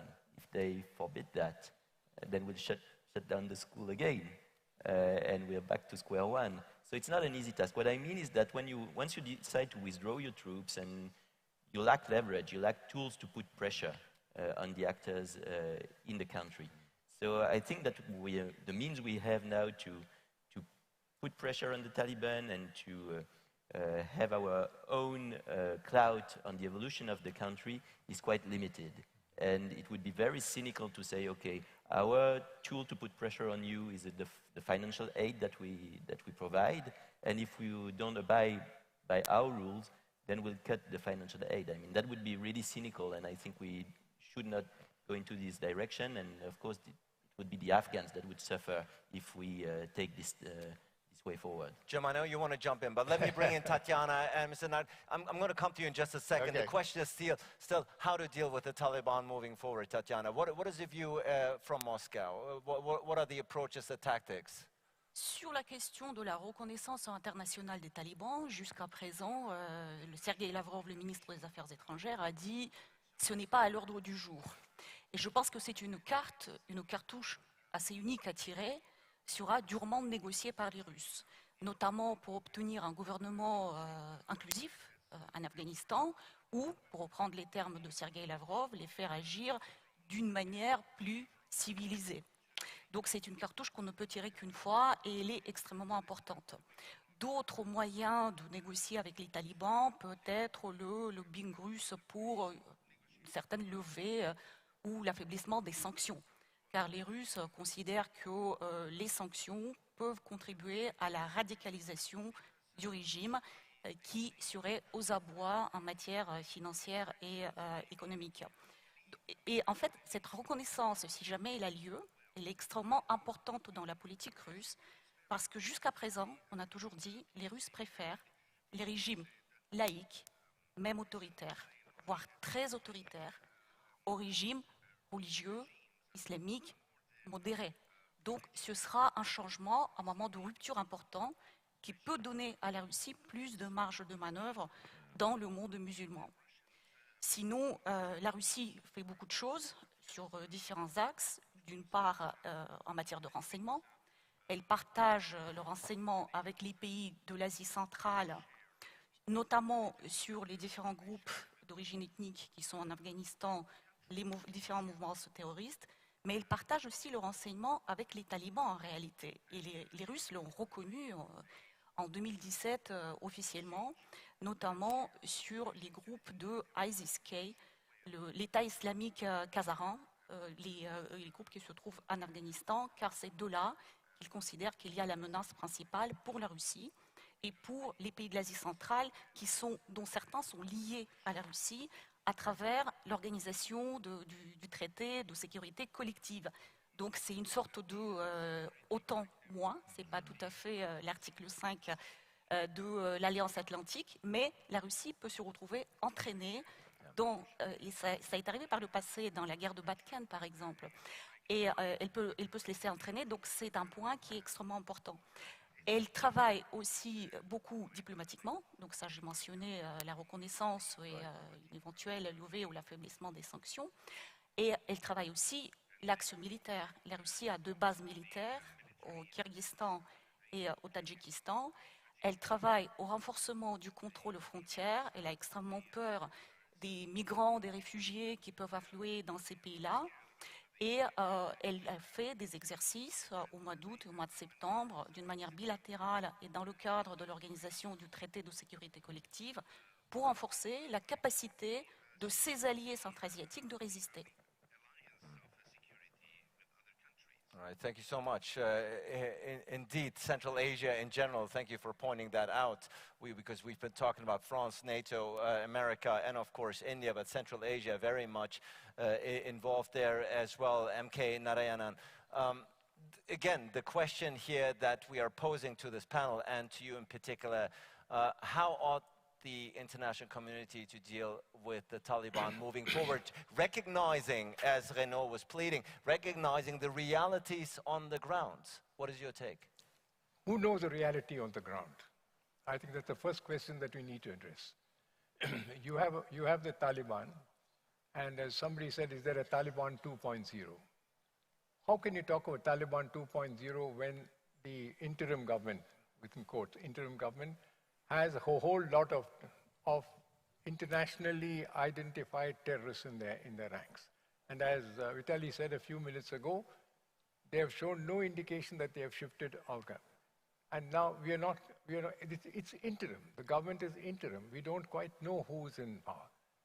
And I think looking at it, the European Union will look into this problem, or somebody else will look into the problem. I think it's very premature. We need to be clear what's going to happen before we take the next step. Otherwise, we will do exactly like what happened with the Bonn Accord and other issues way back at the beginning of 2000. So the first and foremost idea is to get a clearer picture. And I don't think there is any clear picture. And the Taliban itself is not united. And you have Pakistan, which is the creator of the Taliban. The ISI created the Taliban. It's common knowledge. It's not a great intelligence scoop to talk about it. So unless you can put some check on it. And today there is the Taliban is divided between the Quetta Shura and the Miran Shah Shura. So, the whole, what I would call, the situation in Afghanistan, you have the Taliban who use its guns and weaponry to sort of get rid of the US or the NATO and US troops, and they've taken control. We don't know what is to be done. I think it's premature for us to talk in terms of whether the Russians or the Europeans or the so-and-so will kind of. I think you need a far better understanding of what we need to do, and I don't think we need to rush into the situation as if it's a problem that's going to be sorted out within the next 48 hours or the next 4 weeks, etc. We need a much clearer understanding of what. And I don't think anyone, no. Are you willing to isolate Pakistan from the situation? I don't think it's possible to do that just now. Because as long as Pakistan exists and the ISI will play a role in dealing with the Taliban. And therefore, at the moment, the United States has said that we will not deal with Pakistan for various reasons of the past, present, etc. I don't know how they'll deal with the Taliban if you keep the Pakistan out of the reckoning. I mean, I would love it to that happen, but I don't know how practical it can be in terms of. So you need between a theoretical approach or a theoretical construct of how we should do and what we need to do on the ground, we need to. I don't think that tomorrow morning we are going to open schools or open embassies and children are going to schools and colleges, etc. There's nowhere it is not on the horizon, it's nowhere on the scene. And I would say that there is certainly a major role for South Asia and I would say West Asia to play a role this time. Please let Allah, because I think there are far more. One step taken by the UAE, giving Ashraf Ghani a home to go there, because had he been there, by now he would have been history. So I think this is an understanding. It's a remarkable step that was taken with great deal. We didn't require great intelligence analysis, which is what the prerogative of many other countries. They took a decision on it. Because we need to have in position people who understand the situation. And I think there is a major role this time that South Asia and West Asia will have to play in any construct. And I hear about the European Union, etc., etc. I don't think they have a role. But I have a bigger point. I would think that this is an opportunity for a global concert. We had a concert of Europe, as you remember, many years ago. So when the initial steps are taken by West and South Asia, then we'll need to move towards a global concert. And let's see what they can do, because let's not rush in. This problem is going to remain. If Afghanistan implodes even more than it does today, then I think there's a tragedy for all of us in South Asia. It's easy for the rest of the world to sort of look at it, but this is something that we live to. We don't want it. 1 and 2 are over. Now we don't want a 3 to take place. So that's the point that I wish to emphasize. Thank you so much. It's an important point, Alzabi. I know you wanted to jump in here because MK Narayanan says, who knows what the reality on the ground is? Let the dust settle first before we make a decision. And if a decision is made, certainly this can no longer be, as it was in the past, a decision-making progress that is taking place in the West. It has to be a much more comprehensive approach. I think all what's being said is right. But we have tried, someone mentioned sanctions. We have tried sanctions. We have tried to cut diplomatic ties. We have tried military operations. And unfortunately, none of these really had some type of success.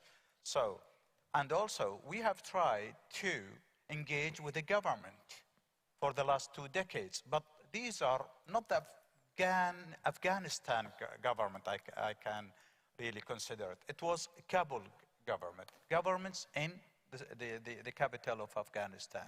They don't have that authority really, and to expand it on all over Afghanistan. I think now we have to find a way, what we call it, engagement. But it has to be a comprehensive engagement. It has to be have parallel approaches, political, financial aids, also preventive measurements, like what really, I will just give you an example. I mean, we are talking about terrorism and extremism, and we are really have a lot of fears and concerns that Afghanistan, it might become a safe haven for tourists coming from different areas. But do we have a preventive policy? We use a preventive strategy in Afghanistan. UAE really educate nearly 2,000 clerks, religious clerks, on moderate Islam. And that program extended for nearly 10 years, which really, it was in the support, of course, with the Kabul governments at that time. But really, we realized that it has a lot of benefits for the new generations. So we are talking about the new generation. We are looking ahead. Yes, Afghanistan, as I mentioned before, had really not that excellent history for the last 3 decades. But now I think it's our responsibility, and also the Taliban and the Afghanis' responsibility to rebuild it again. Let me jump in. Renaud Giraud, for instance, makes a very clear point that we, the West, the world, should establish diplomatic relationships with the Taliban. Mark Ecker says, not so fast. Let's see what the reality is on the ground. If they're walking the talk, if rights are being protected, if the progress that has been made over the past 2 decades is not being destroyed within a few weeks. What is your take? I think we should be engaged in the Taliban, or the government, and also the people. So it's not just limiting our engagement with the government. I think we need, Afghanistan had enough, so we need to support the Afghani people. Jim, I know you wanted to jump in when Renaud was in there. But just to take it forward one tiny notch, of course. And that is that President Macron yesterday had a conversation with Mohammed bin Salman in Saudi Arabia, and one of the topics of their conversation was Afghanistan. So we don't know what they talked about, the Elysee is not saying, but in any case, that conversation about Afghanistan has taken place, and perhaps maybe leading to something further on, opening of schools and who knows what. Secondly, I just wanted to take objection to your characterization of betrayal, the U.S. betrayal of Afghanistan. If it was a betrayal, it was a very costly one. The U.S. paid dearly for that betrayal, $1 trillion and 6,000 lives. And so it wasn't a betrayal, it was a failure. Yes, and the generals said that as much in a very humble way. I mean, they were totally humiliated in front of the Congress admitting that the Taliban were now in power, the enemy was now in power in Kabul. It was a failure, but betrayal, I don't go that far. I think it was a betrayal because as in Vietnam, in the Paris Accord, America said to the South Vietnamese, we'll help you to fight, stand for democracy, stand for your values, and we're leaving Vietnam, where we wanted to replace the French in '55, we started, but now we will help you. And then suddenly, it was due to the Congress, I will not come back to that, but they were dropped. And then you had the boat people, and you had the Red Khmers, and all what happened in Indochina. In Afghanistan, my point is that the United States was not compelled to do this nation building. They won the first war, which was having Northern Alliance in Kabul, and they had killed, I was there, they had killed all these Arab internationalist jihadists that were in Afghanistan and dismantled all the cells and so on. They chose this nation building in the Bonn conference. They chose it. And it was this ideology, okay? So you want to do it, I mean, success. And they said to the youth of Afghanistan, build information, build new medias. They said to the girls, I was there, I listened to what the Americans told them. I listened to what Khalil Zal told them. I listened to what the American radio in Afghanistan was saying. He said, build your new, we will help you build your new society and so on. And they had done that. And a lot of youth in Afghanistan believed in these American values. They believed deeply. And these people have been dropped. Why? Because yes, they had built an army of 300,000 soldiers. But when you say, I mean, morale in the army, demoralization is very important. When you, and that was a major mistake of Biden, and his generals were against it, you were right. When you say, we are going to drop a base, which is very easy to keep, Bagram, and you give a message to your ally, this army that they formed, okay, it's finished, we are, and by the way, if you think that negotiating with the Taliban without inviting in Doha the Afghan government and the Afghan army is not a betrayal, I don't know. That was Mr. Trump's decision. That was not Mr. Biden's decision. This is Trump's decision. Right, exactly. And Biden followed this policy. Yeah. It's a betrayal. Maybe America lost a lot of money in Afghanistan, sure, like it lost a lot of money in Mesopotamia and a lot of money in China before '75, true. But if you tell me that negotiating the future of the country without inviting the government that you put in place in the Bonn conference is not a betrayal, I don't see any word for that. That was the previous administration, but let me just, and I'm not defending it, I'm not from the administration, so I can't speak for the administration, but let me just say that now, okay, the Americans have left. So now the field is open. So now let's just see who comes in to improve the lot of women, to educate the children of Afghanistan. Right, and I think the point... human rights. Who's going to come in and fill the gap? Absolutely. I think the point you're raising is clear. This was a process that was initiated by Donald Trump, but it was seen through by Joe Biden. And I think in both cases, one could argue both decisions were primarily rooted in U.S. domestic political motivations. I think isolation does not help. Right. And we have an American embassy should have been kept open. You have negotiated. America has given Afghanistan to the Taliban. But why close the embassy? I mean, okay, maybe Afghanistan needs a government, any government, because we must not, neoconservative, forgot, neoconservative, they are right, they hate political dictatorship. And Taliban is a political dictatorship. But there is worse. We have to remember that there is something worse than political dictatorship. It's anarchy. And there is something worse than anarchy, which is civil war. Now, in Afghanistan, we're between dictatorship and anarchy.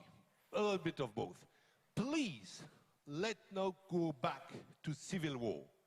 So it's why we have to be there in Afghanistan to have, and to try to do the best so that a civil war does not resume in Afghanistan. We are nearing the final half an hour mark, and of course I want to bring in the audience in just a bit. Not quite yet, not quite yet. Hold your horses. I will come to you in just a second because I can imagine there'll be a number. But I want to round up this round before we opening up, and I'm going to come to the three of you to wrap it up. Let me start with Mark.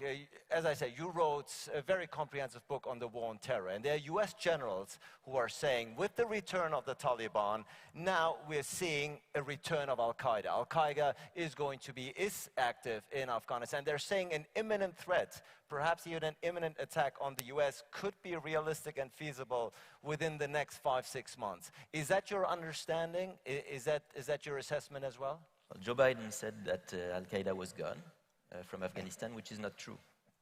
So we know that Al-Qaeda is still there, and we know that the ties have been maintained over the past 20 years.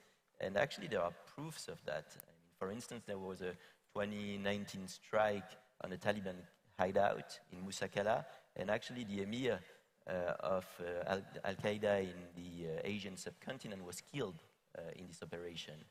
So today, again, the Taliban have to walk the talk on this topic as well. We cannot just believe what they say. They signed the Doha Agreement, and in the Doha Agreement, they said that they would break ties, but we have no control over that. So, I mean, we need some evidence at some point. And here, obviously, I mean, Al-Qaeda is different from ISIS because the Taliban and ISIS are at war. And on the question of ISIS, our question is not basically if the Taliban are willing to combat, to confront this group, but if they are able to eradicate it. I mean, ISIS has approximately between 1,500 fighters and 2,200. That's quite a lot. And if they manage to control some part of Afghanistan, then perhaps they can also export their violence to the West or to South Asia. Right. Tatiana, there's no doubt that the hasty withdrawal on the part of the United States is a damage to the reputation of, if not credibility, of the US, of the West, of NATO. I think there can be no doubt about that. Again, we talked about the aspect of Schadenfreude, perhaps, that is coming from Moscow and Beijing. Looking at this, how lasting do you think this reputational damage truly is to the United States? Judging from where you are based. C'est justement ce que je disais au début, c'est là où le retrait des troupes américaines a été en partie perçu par les Russes comme une opportunité géopolitique. Je crois que c'est Zaki Laïdi qui avait employé le premier jour le terme de une crise de leverage, augmenter les leviers d'influence, l'influence russe dans la région, mais aussi dans les pays qui sont voisinants des régions. Donc évidemment, c'est un grand dommage pour la réputation américaine dont les Russes souhaiteraient et espèrent bénéficier. Avec la Chine, évidemment, c'est ce qu'on voit en premier, le tandem qui pourrait éventuellement surcharger du problème et peut-être dans le cadre de l'organisation de coopération de Shanghai. De fait, l'Afghanistan, qui a le statut d'observateur dans cette organisation, à tous les pays limitrophes, sauf le Turkménistan, qui sont membres de cette organisation. Mais on sait aussi les faiblesses de cette organisation, qui est déchirée par les contradictions et les blocages, notamment entre l'Inde et le Pakistan, mais il y en a aussi d'autres. Donc la question aujourd'hui, je vois dans les milieux d'expertise en matière de relations internationales en Russie, le sujet qui est brassé, c'est peut-on avoir une sorte de multilatéralisme à la carte au sein de l'organisation de coopération de Shanghai pour gérer ce problème-là. Mais le problème qui va se poser, c'est le problème entre l'efficacité, donc créer un groupe plus petit pour gérer le souci de l'Afghanistan et proposer des solutions, Et la légitimité, il faut que ça puisse être accepté par tous les autres. Mais en tout cas, le dernier sommet de l'Organisation de coopération de Shanghai au mois de septembre s'est saisi du problème et a formulé son souhait de voir l'Afghanistan neutre et pacifique. Donc on va voir quelles sont. En même temps, il n'y a pas de piste, je ne vois pas de piste concrète qui se dégage. Il est juste question de retravailler cette idée de création d'un groupe au sein de l'Organisation de coopération de Shanghai, mais rien de concret pour l'instant. Et puis je voulais juste dire deux mots. Vous avez dit qui connaît la réalité du terrain. Très honnêtement, je pense que les Russes étaient pas mal au courant de ce qui se passait. Depuis 2017, ils anticipaient en fait la chute éventuelle du gouvernement Ghani et c'était dans l'espace public, en fait, ces craintes-là sur la fragilité de ce régime. Et je pense que c'est l'un des facteurs qui a poussé les Russes à discuter avec les talibans, ce pragmatisme, cette vision de la réalité du terrain, dépourvue au fond de l'idéologie, dans la meilleure optique possible. Encore une fois, pour les Russes, le vrai problème, c'est moins les talibans que leur soutien éventuel ou pas à différents groupuscules basés sur leur territoire. Juste pour rappel, Vladimir Poutine est arrivé au pouvoir en pleine guerre de Tchétchénie et les franges les plus radicales de combattants au Nord-Caucase étaient soutenues depuis le territoire de l'Afghanistan. Et l'Afghanistan, sous le premier règne des talibans, était le seul pays au monde à avoir reconnu l'Itchkiri indépendante. L'Itchkiri, c'est le terme pour la Tchétchénie. Donc c'est aussi la question, quelle attitude des talibans vis-à-vis des mouvements séparatistes dans les pays avoisinants. Right, so Russia already had, at least in terms of vision and tactics, a leg up. You're saying they were already arranging themselves for a new reality. And China, as we know, you mentioned, of course, unlike the US, has a somewhat pragmatic approach when it comes to conducting foreign policy. So they will be dealing with the Taliban perhaps in a very different manner. Let's round it up by bringing in MK Narayan one more time before I handed it over to the audience. I know you wanted to jump in, sir. No, I want to be, I'm being the devil's advocate in this entirely. I think this isn't an issue of whether the European Union or Russia or the Americans are. We have a problem. There is a huge implosion that is taking place in Afghanistan. The jihadists across the world have been electrified as a result. We already see the thing, Al-Qaeda and its acolytes like the Lashkar-e-Taiba and the Jaish-e-Mohammed in the South Asian context have become. We see a great deal of revival of the ISIS, particularly the Khorasan group of the ISIS. So these are the issues. There is another problem that people are not talking about. The opium trade has more or less doubled or tripled in the course of the last few weeks. There's nobody talking about it. What are we talking about? We have to stem that. Nations that deal with it. We can't wait for governments to be established before you do. We need to deal with that problem. Then finally, you have the problem of how do you deal with it? Now, Tatiana was talking of the SEO. Now, you start off by saying the SEO doesn't include the United States. So, I mean, we cannot, that's why I referred to a global concert. We require the world to look at this problem because what is going to happen in Afghanistan in the next year or so is going to dictate what is the course of events across the world. Do you want to deliver the world to the terrorists? The Taliban is what I call extremism on the face of the earth in that sense. So we need to deal with it. And I think we should have a global concert, a group of nations. We've had that in the past. It should include, therefore, not only the countries of Europe and this and that, but certainly, I mean, one of the prime candidates for that would be the UAE because it has been done and it's got now a record of doing many of these things. Certainly a country like India. How do you keep Pakistan out of it will have to be a major factor because it is the... Okay. So please look at this problem from this perspective. Let us not allow ourselves to be driven by old kind of thing. But the United States in particular needs to show ideological diversity. as has been mentioned here, where you can't say we will not deal with this and we will not look at them because of kind of thing. So I leave that because I think we've run out of time. I have a lot more to say, but that doesn't matter. Most definitely, and we will have more to say because we're going to the audience now. I think your point that Afghanistan is one of the most prominent geopolitical challenges awaiting us in the 21st century, I think there can be no two opinions about this, which is why the World Policy Conference has prominently featured this panel here on the subject matter. Let's open up. We have approximately 20 minutes left, and we're going to the first row here. Microphone is coming to you. As a matter of fact, I already see quite a number of hands. So what I would just suggest is we do 2 rounds. We're going to take 3 questions at once, so please take notes of them. I will come to you and be as brief, being mindful of the time, be as brief with your questions as you can be, please. Oui, je vais essayer d'être bref sur une question très complexe. Je viens du Sénégal, qui est un pays limitrophe du Mali, dans la zone du Sahel.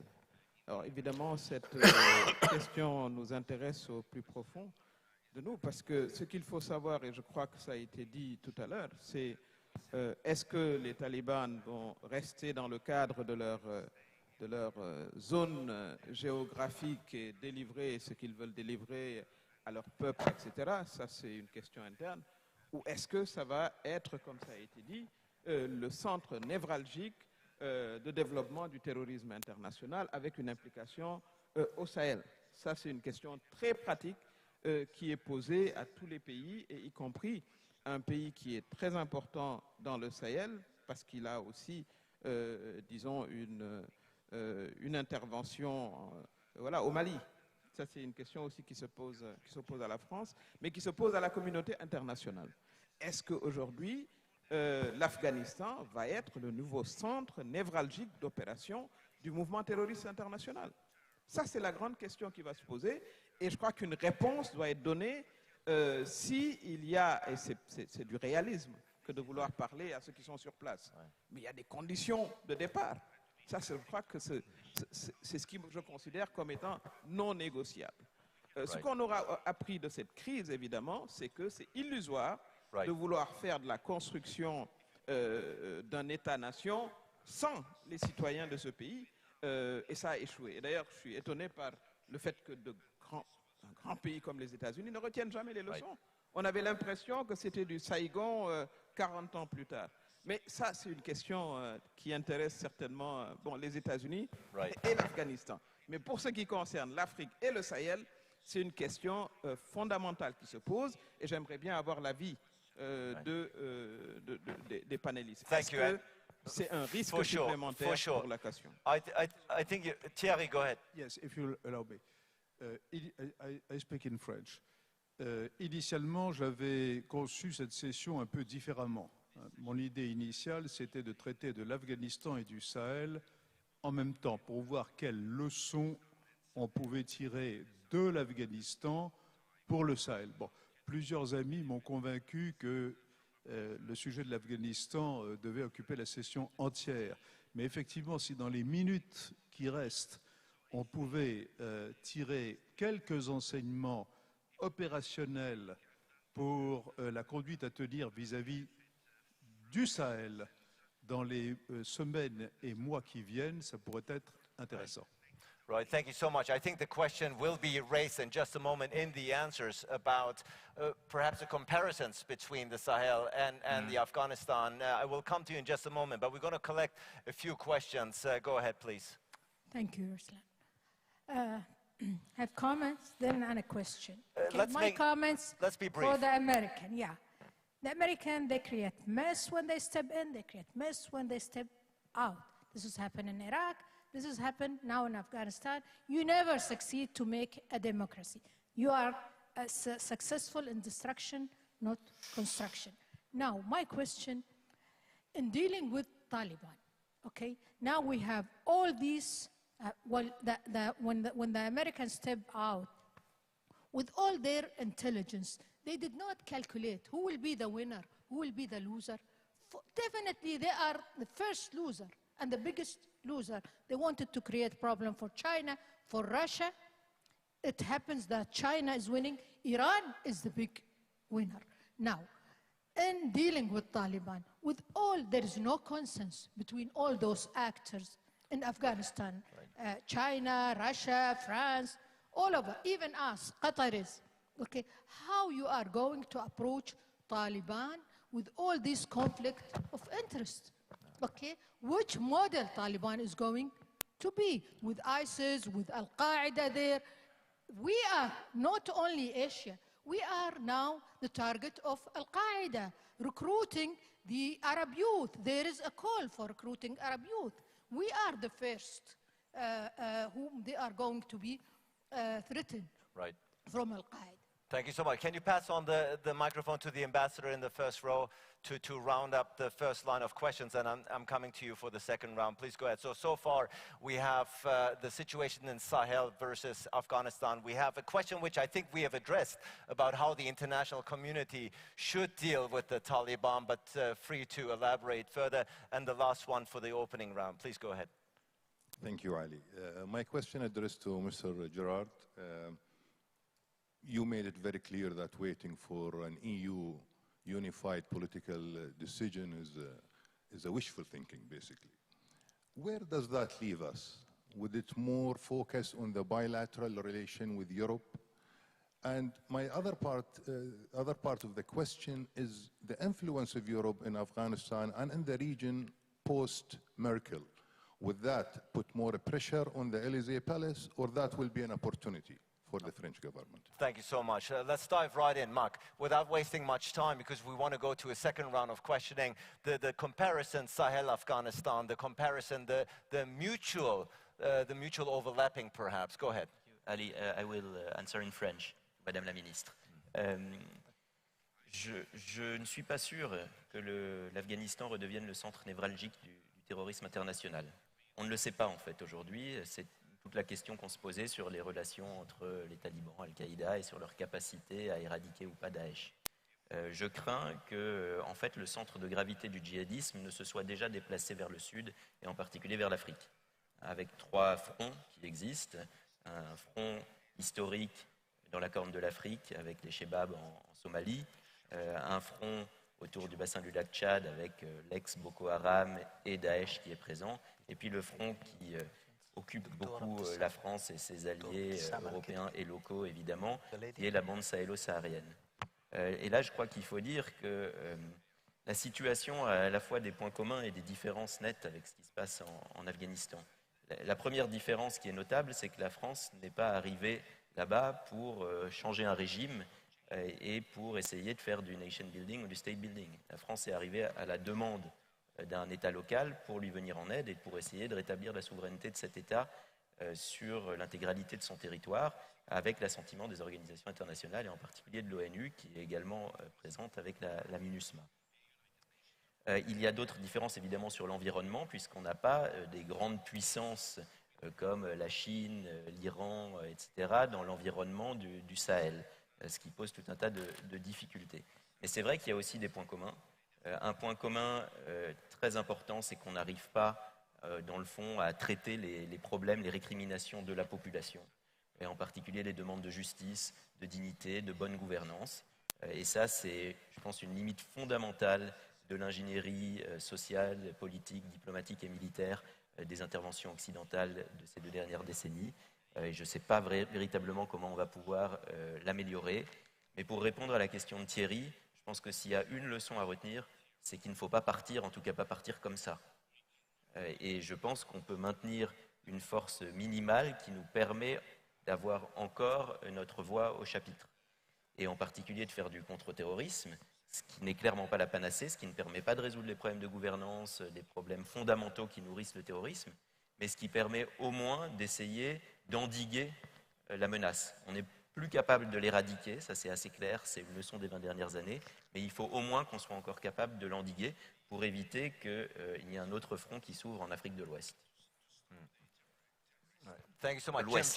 Jim, if you want to add a sentence to the Sahel-Afghanistan comparison. Just to add one thing, and that is that the French should be very cautious about what they're doing in the Sahel, because you say there's no superpower. The Russian Wagner group has been reportedly moving in. This is not officially government group, but it's a private group that's sanctioned by the government who maybe moving in there to cause problems for the French military. And the second thing is that I think the view from Paris is that the withdrawal, yes, it would be managed and it would be a replacement of European troops, but where are those European troops coming from? And where is the unanimity within Europe about bringing in those troops to support to fill the void being left by the French troops? MK Narayanan, go ahead. No, at the risk of disagreeing with Vitaly, Sahel is certainly one of the target areas of the ISIS. The battle between the ISIS and the Taliban will take time to resolve in one way or the other. But I think people in the Sahel, governments in the Sahel, need to be careful as to what is taking place before we get another group of Al-Shabaab and Boko Harams coming up in the place. I just want to mention this because I come from with an intelligence background. I have a fair amount of intelligence still coming my way.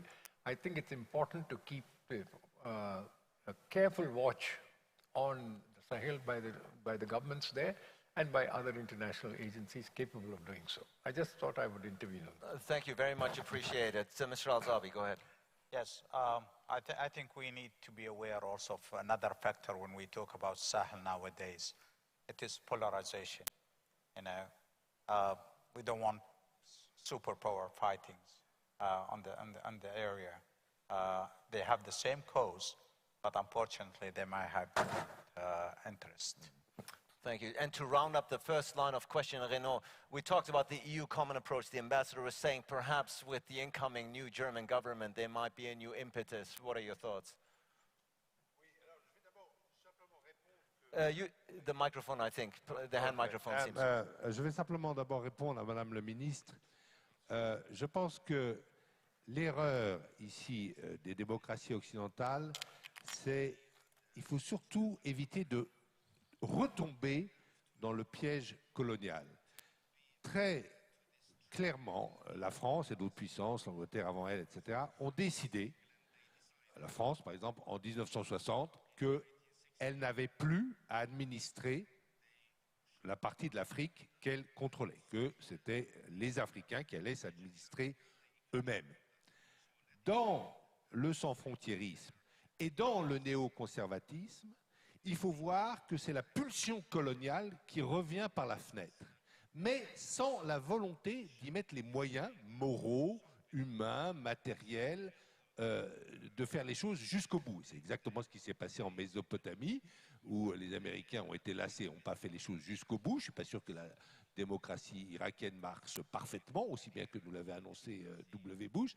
Même chose pour l'Afghanistan et même chose pour cette malheureuse Libye où la France a commis sans doute la plus grave erreur de politique étrangère de toute la Ve République à avoir renversé le régime en place pour le remplacer par de l'anarchie et même par une forme de guerre civile.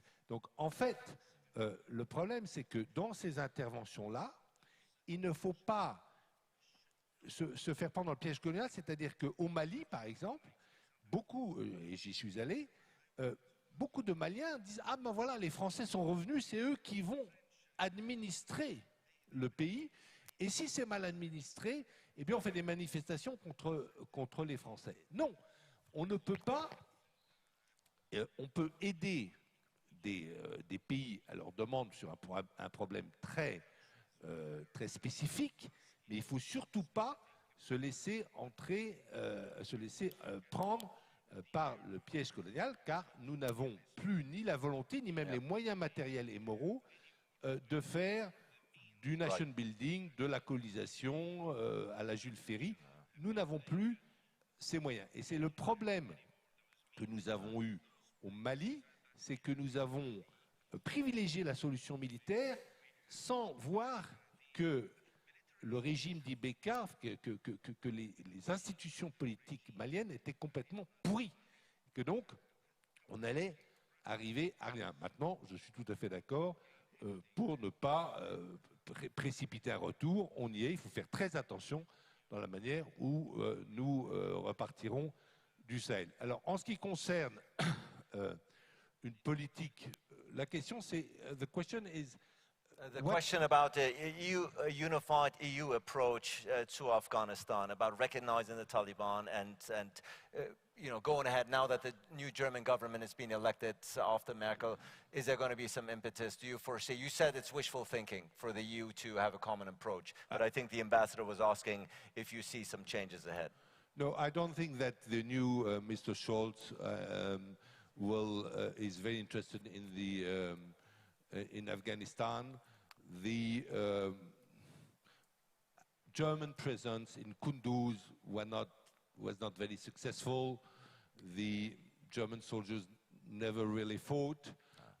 They refused one time to fight, even to protect their own citizens. I mean, there was an incident. I'm not going. So Afghanistan didn't leave a very good memory in Germany. I don't think that you will have any interest of Germany in Afghanistan. I think you can have a unified cooperation policy of European Union, help, humanitarian help, I mean food help and so on to Afghanistan. I think you will have no more. Of course, France was concerned because France had, you know, all ties with Afghanistan, so there was some kind of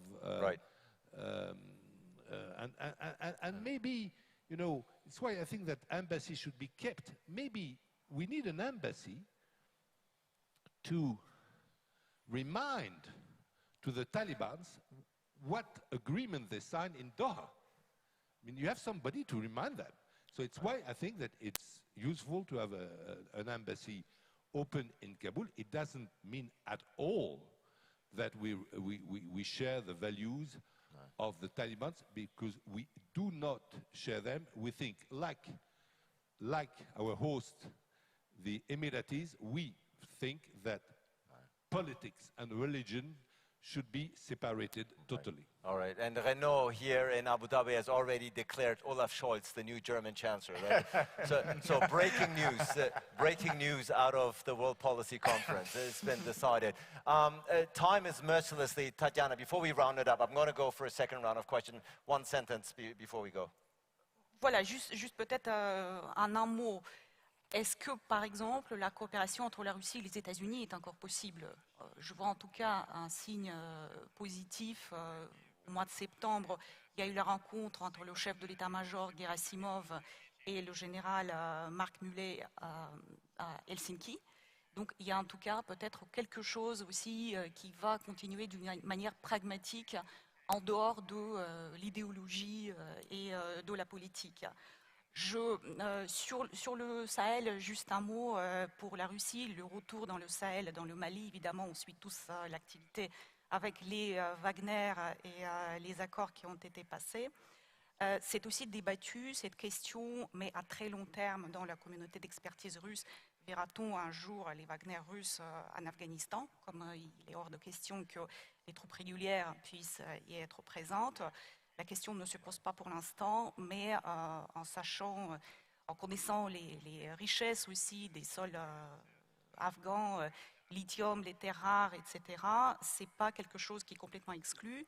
Et dernier point, je regrette juste qu'on n'a pas eu le temps de parler un petit peu plus de l'attitude des pays de l'Asie centrale à l'égard. C'est vraiment les pays limitrophes, les premiers concernés.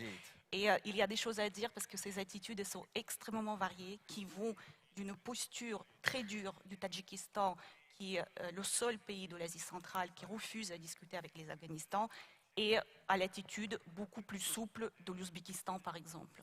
Final round of questions. I know we are running out of time mercilessly. Let's go here. Second row, the gentleman has been having his hand up for quite some time. And I can already tell we're not going to be able to include all questions, so my apologies from here on. From where I'm sitting, you can't see it. We already have exhausted our time. But I think the discussion is so riveting, Thierry will excuse if we go 10 minutes long. Go ahead. Okay, thanks for a great debate. I think I enjoyed it, and that was very challenging, and that was thought-provoking. A couple of remarks, question, if you will. On the question of what happened in the past, four administrations bear some sort of responsibility for what happened in Afghanistan. and 2 of them were Democrats and 2 of them were Republicans. There's a majority of American people now for sure who wants to get out of Afghanistan. If there is a referendum, which will not happen, but we have polls, majority, over 60% of the American people want to get out of Afghanistan for quite some time. Right. Now, the reality is that there was a plan started by the Trump administration. There was negotiation in Doha. The negotiation in Doha were never concluded. The second phase of the negotiations was supposed to include participation from the Afghan government. And one of the preconditions was, as you well know, the US has to satisfy itself that there would be no threat from Afghanistan towards the rest of the world. Right. These 2 preconditions were never fulfilled. If you remember, a meeting was supposed to take place in Camp David, never took place because it was canceled at the last minute. Now, on the argument between Jim and Renaud on the betrayal, what I will say is that if both administrations, Republican and Democrat, bear full responsibility for the war, the Biden administration will bear full responsibility for the way it was done. Because Biden keeps saying, I was right, we have to get out of Afghanistan. There are ways and means of getting out of Afghanistan. Right. I'm not going to argue about the 2,500, the argument of the general in front of Congress. I'm not competent enough to have a view on that. The only thing I can say for sure is that when you have an administration that runs on a program that we're going to talk to our allies and take a decision as important as this one without any consultation whatsoever on the timing, on the logistic, and finally end up in a situation where a lot of people were able to leave Afghanistan, but they were able to leave Afghanistan largely because of private initiative and not because of the support of the state administration. Right. Gentlemen, can we have the question? Well, we're running out of time. I'm sorry. Do you have a question? My question is, do you believe, after what happened in Afghanistan, that you can trust the Biden administration to support Taiwan? All right. Thank you so much. Please pass on the mic to the lady right behind him. He's been having his hand up.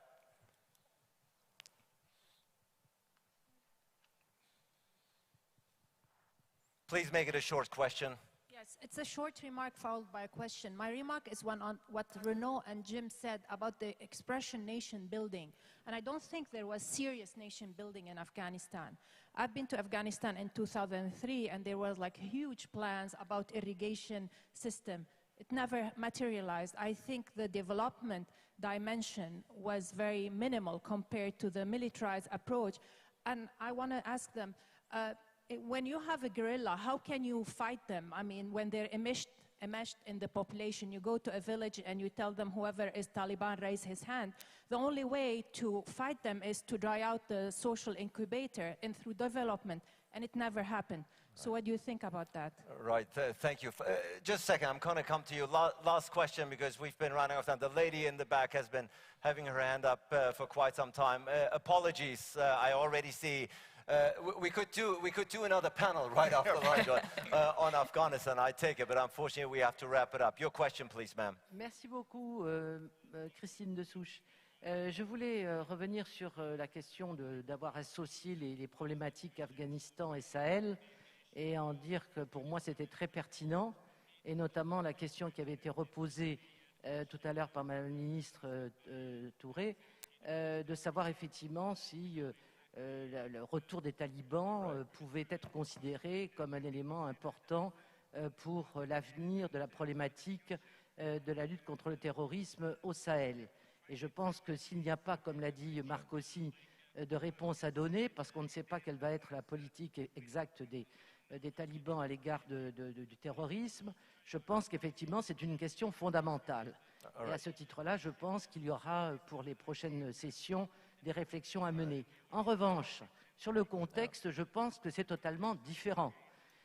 Contrairement à ce qui a pu être dit tout à l'heure, la situation justement au Sahel, notamment en ce qui concerne la problématique de l'imposition de la démocratie, ne se pose absolument pas dans les mêmes conditions en Afghanistan et au Sahel. En particulier, je rappelle que le Mali, comme bien d'autres pays d'Afrique de l'Ouest, ont une tradition non seulement démocratique, mais également ont été parmi ceux qui ont fait, j'allais dire, revenir la réflexion sur la démocratie. Je m'arrête là, donc il y a effectivement, je pense, un contexte très différent qu'il sera là aussi utile de continuer à examiner. Merci. Thank you so much. The second question, I'm going to come to you, Mark. Some of those questions are made for you, it seems, but this is an opportunity for us to wrap up the session, so everybody is going to get their turn. Jim, let me start with the question on, again, we talked about the credibility, perhaps the tarnished credibility of the United States with the hastened.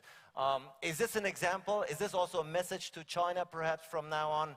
It's a major problem. I think that's a major problem for the U.S., and I think that's the major takeaway that the U.S. is going to, Washington's going to feel, is that credibility is going to be in question everywhere. And the question about Taiwan is interesting, whether the Chinese will believe that all the presence out there of American military ships mean anything or not.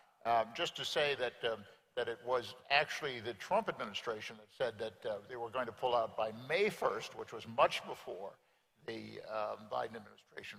I know we're on different sides of the political equation, Jean-Claude, so I know that.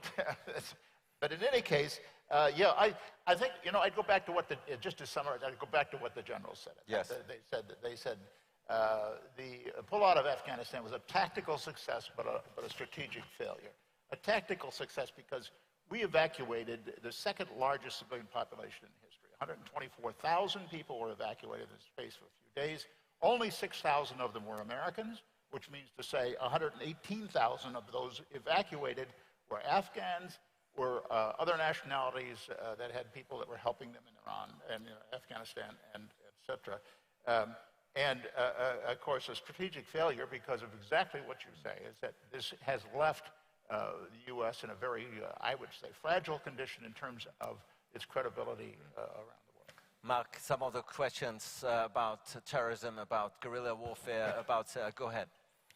Yeah, if you figure out $1,000 spent in the war on terror, actually there were 900 on military operations, and let's say 100 approximately on other aspects, especially development. So development was actually included in the strategy. It was very important in the counterinsurgency strategy that was designed by the US Armed Forces in 2006. The problem is that development was badly done. And actually there were two main flaws. The first one was that part of the development actually went to contractors, and especially Western contractors that were really well paid. And the second problem was corruption. And I think that corruption is one of the breeding ground and breeding problem of the rise of terrorism. All right, final remarks. MK Narayanan, I'm going down the row and we're ending the way we started, namely with Mr. Al-Azabi. Please go ahead. No, on the development aspect, I would say that everybody's talking only as if the Americans were on development. India has spent over 2 billion on 2 billion rupees, not dollars, basically on hydroelectric projects as well as roadways, the Zarans, Delaware Highway, etc. Yes, there were only small drops perhaps, but there was development. Many schools were reopened, particularly if girls' schools were done. So there has been development project. The failure has been the inability to sort of absorb the attitude of what the Afghans wanted. And I think that's because you were imposed American imposition of democracy for a country which has never had democracy. Why you ever went into trying to impose democracy is a question that will need to be answered. But there is a basic issue that we need to address. That terrorism is, I mean, we have given a fillip to terrorism. And that will be felt particularly in South Asia and West Asia to a large extent. Maybe you may not have another attack on like you had on the Twin Towers and whatnot. But in this part of the world, this is going to be a problem for the next generation, if not more. And finally, we never touched on the issue of what is the geopolitical fallout of all this. Right? I mean, the point is that I heard a statement saying, what will China do? I think the Chinese will be wary. They're of course careful. They know how to extricate themselves quite often from difficult positions. But I think the greed for minerals will probably overtake they do that. The Russians, for instance, they're not shunned the Taliban. The Taliban is getting a certain amount of credibility because of some of both China, Russia, and some of the other countries are in some kind of contact. So we have to face the reality. But the fundamental issue I want to lead, please don't see this as a problem to be run by the Americans or the European Union. This is a problem that I think Asia has to own and deal with it. Yes, we will require assistance from the rest of the world. Thank you. Thank you so much. Tatiana, final remarks, 2 minutes each, because we're getting the sign that lunch is being served. Yeah, Not on the stage, but in another room, so please. Ok, thank you. Ce que je constate dans ce que j'ai lu dernièrement dans la littérature stratégique russe, c'est que les Russes travaillent sur 4 scénarios. Marc l'a dit, on ne sait pas ce qui va advenir, donc en tout cas, il y a 4 scénarios qui circulent. 2 que les Russes considèrent comme favorables pour la Russie d'une manière générale. Talibans forts, mais modérés, qui ne cherchent pas à s'expandre à l'extérieur.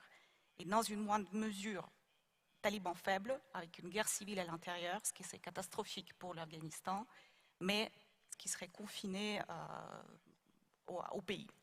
Et 2 scénarios négatifs, talibans forts radicaux, avec donc l'intention de l'expansion vers l'extérieur, et talibans faibles, avec l'effondrement du pays et la guerre de proxy, comme en Syrie et en Libye, qui dégénère en conflit régional avec l'implication des acteurs internationaux. Et le deuxième point que je voulais souligner, c'est Marc qui me fait penser à ça. Je ne pensais pas citer un personnage de la politique intérieure russe qui est Alexei Navalny, mais je vous recommande la tribune qu'il a publiée depuis sa prison dans plusieurs quotidiens internationaux. On peut penser ce qu'on veut de son activité en interne. Les structures qui sont liées à sa personnalité ont été déclarées extrémistes. Mais dans cette tribune, il y a justement un point très important concernant la corruption comme l'origine de l'inefficacité de l'action internationale et du mal qui peut générer des problèmes beaucoup plus globaux. Je pense que c'est quelque chose qu'on peut partager et dont on peut discuter. En effet, et le cas de l'Afghanistan est très intéressant à étudier de ce point de vue. Thank you so much, Tatiana. Renaud, final remarks. Ma remarque finale, c'est que je pense que cette aventure afghane, qui a été faite, dirigée par un pays qui n'avait pas eu d'expérience coloniale, qui est donc l'Amérique, c'est effectivement la mort de la pulsion coloniale. La pulsion coloniale est généreuse, c'est de dire je vais émanciper vos femmes, je vais vous apprendre à bien gérer votre pays, je vais vous mettre la démocratie en Mésopotamie. C'est généreux. Mais c'est une générosité dangereuse parce qu'en fait, nous, Occidentaux, nous n'avons plus les moyens ni financiers, ni surtout moraux, ni humains. C'est-à-dire qu'en fait, les officiers coloniaux français ou britanniques, quand ils partaient en Mauritanie, ils restaient 4 ans de suite, ils ne revenaient pas. Là, on les fait revenir au bout de 3 mois ou de 6 mois. Comment voulez-vous qu'en Afghanistan, dans ce qui s'appelait les Provincial Reconstruction Teams, comment voulez-vous que les Afghans aient pu se retrouver? Parce qu'on changeait les patrons tous les 6 mois, parce que nous n'avons plus les moyens humains, nous n'avons plus la volonté de maintenir un capitaine dans le désert pendant 2 ans ou 3 ans. Et pour répondre à la question sur ce qui n'a pas marché en Afghanistan, les Américains, et Jim a eu raison, ont dépensé des milliards et ont fait des choses en Afghanistan. Ils ont fait un réseau routier remarquable. Ils ont mis le téléphone portable partout. C'était très utile pour les talibans d'ailleurs d'avoir le téléphone portable. Ils ont mis le téléphone portable partout. Donc ils ont fait des choses, des infrastructures. Mais je vais juste vous raconter une anecdote qui va vous faire comprendre pourquoi ça n'a pas marché. J'étais avec les troupes de l'OTAN à Kandahar, c'était des Canadiens, et ils construisaient une route. À la pause des ouvriers, avec mon interprète, je suis allé prendre le thé avec les ouvriers. Et j'ai demandé qui étaient des Afghans. Je leur ai demandé, qu'est-ce que vous pensez des Canadiens? Ils m'ont dit, ah c'est formidable, ces gens-là sont généreux. Ils nous construisent une route alors que ce n'est pas leur intérêt. Et puis, ils ont recruté du personnel local, c'est formidable, nous-mêmes. Et puis, ils nous payent beaucoup mieux que d'autres employeurs pourraient nous payer. Donc, les Canadiens, l'OTAN, formidable, bravo. Et je leur ai demandé, Et qu'est-ce que vous pensez du Mollah Omar? Ah, mais c'est un saint homme, le Mollah Omar. C'est un homme, c'est un saint, quoi, c'est un saint. Ah oui? Et qu'est-ce que vous pensez des talibans? Ah ben les talibans, ils sont très utiles, parce que lorsque nous avons un différend judiciaire entre nous sur une question de terrain, évidemment, on ne va pas chez le juge envoyé par Kaboul, parce que le juge ou la police nous raquette, nous demande de l'argent. Et donc nous allons vers les gens qui sont pieux et intègres, donc nous allons chez les talibans pour avoir la justice. Donc en fait, dès le début, la chose était pourrie. Et c'est un petit peu le problème que nous avons au Mali, c'est-à-dire que le gouvernement Karzai, au début, était pourri, donc il n'a pas eu le soutien, un vrai soutien de la population, et c'est pour ça que son armée s'est effondrée comme cela, sinon elle ne se serait pas effondrée comme cela. Il n'y a pas eu vraiment de soutien de la population derrière le gouvernement Karzai ou le gouvernement d'Ashraf Ghani. Thank you so much, Renaud. To take it away, Mr. Al-Zabi, now you're going to sum up everything we've said. No, of course not. Your final remarks for us to take away. It's really two parts. I need just to answer a little bit the question. Of When course. you talk about nation building, I don't think you can build a nation without having a security. So since the 2002, really, the mission has changed from attacking or eliminating the terrorist group, Al-Qaeda at that time, to assisting and providing security and also capability building. So we need to admit that I'm not saying that, I mean, we managed to train 300,000. Unfortunately, what happened later on is something we can discuss. But I think nation building, it has to have a security foundation, and that was the military, what they were doing. Really, now we are having like 46 days since the fall of Kabul, I think. It's in history, this is a very short period. So I think we need to observe for a while, but also we need to keep engaging. Keep engaging with the government and with the people. No doubt.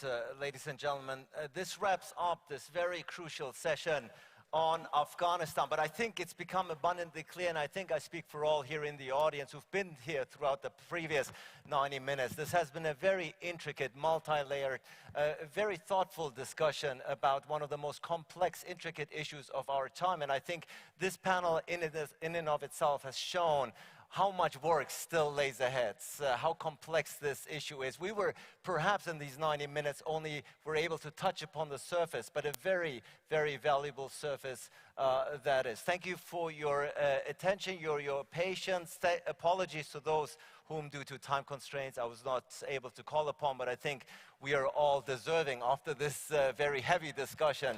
A round of applause for our lovely panelists. Thank you so much. Yeah. Thank you.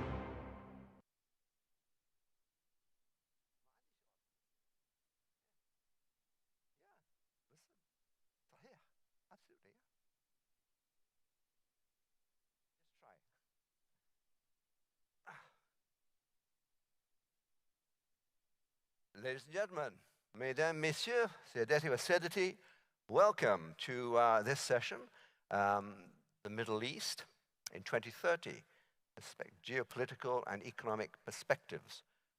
It's my pleasure. I'm sorry we're a little late, but I think lunch was too, first of all, delicious, too engrossing, and we started a little late. And then always very, very stimulating conversations at lunch. However, we are here at last, and it's my pleasure to introduce you to Ibtissam El-Ketbi, who is the president and founder of the Emirates Policy Center.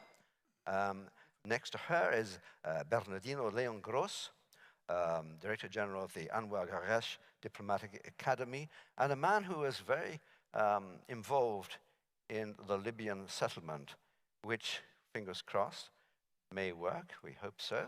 And then Muna Makram Elbid, who is an Egyptian senator and who's always very, very eloquent and who is insulted by my determination to keep it to 6 minutes. And next to Muna is Volker Perthes, who is the special representative of the Secretary General for Sudan and head of the UN Integrated Transition Assistance Mission in Sudan. Sudan, of course, rather interesting country and has just signed the Abraham Accords. And so the final panelist is Itamar Rabinovich, well known to many of you here, who has been a very distinguished Israeli diplomat. He was the ambassador in Washington, D.C., and also a very distinguished academic, and spent quite a long time in the years past negotiating with the Syria of Hafez al-Assad. So he's had his work cut out. Now, Yogi Berra, the American baseball player and manager, famously said that it's very difficult to make predictions, especially about the future. So we are thinking now about the next 9 years, up to 2030. Now, if the past is any kind of prologue, I think we're actually in for rather a tough decade. Because if you look at the past decade, you really have the 10 years from the so-called Arab Spring, and it hasn't actually worked out very well. Even in Tunisia, which was hailed by many as a great success story, I think you've got Kais Saied now taking powers that disappoint those who thought that Tunisia was really becoming a fully fledged democracy. Libya, of course, we've got what is effectively a civil war. Syria, still civil war, really. Idlib, for example, is not controlled yet by Bashar al-Assad regime. Iraq is, well, it's evolving towards a better future, but it would be hard to say that it's really entirely Pacific. Let's define, first of all, what we mean by the Middle East. I think for practical purposes, we should probably go from the Atlantic Ocean, from Morocco all the way to the Gulf here, and include, obviously, Iran. Now, I think the subjects that we need to deal with is why are we in a pretty difficult situation at the moment, and what is going to be, what are the germs of optimism that we can find in the next decade? Now, Ibtissam, you have the first task, and I'm serious that even though you're a charming young lady, nonetheless, if you go over 6 or 7 minutes, I'm going to be firm and say, no, you've got to stop. Badly. Thank you. I hope it's working. Thank you. You know, they call me the general because I'm very firm. Excellent. Also, I have a mission impossible, they call it, how to wake up those whom they are just came from lunch. Well, I look at it on general, on the Middle East, that the geopolitical and economic characteristic in the Middle East during the ongoing decade, 2021, 2030, are likely to be significantly governed by the following realities. First, the post-COVID scenarios and its economic and security fallouts. Second, the dynamics arising from US declining presence and involvement in the Middle East, leading to questions over the possible emergence of collective security structure in the Gulf region and beyond. The regional security arrangements and the geopolitical and economic competition in the East Mediterranean, the Red Sea, and the Arabian Sea would also be critical factors. The third is the preparing for the post-oil era includes prioritizing the agenda of combating climate change challenges. It will also raise a question related to the shifts in the social contract in the Gulf countries in the post-oil rentier policies.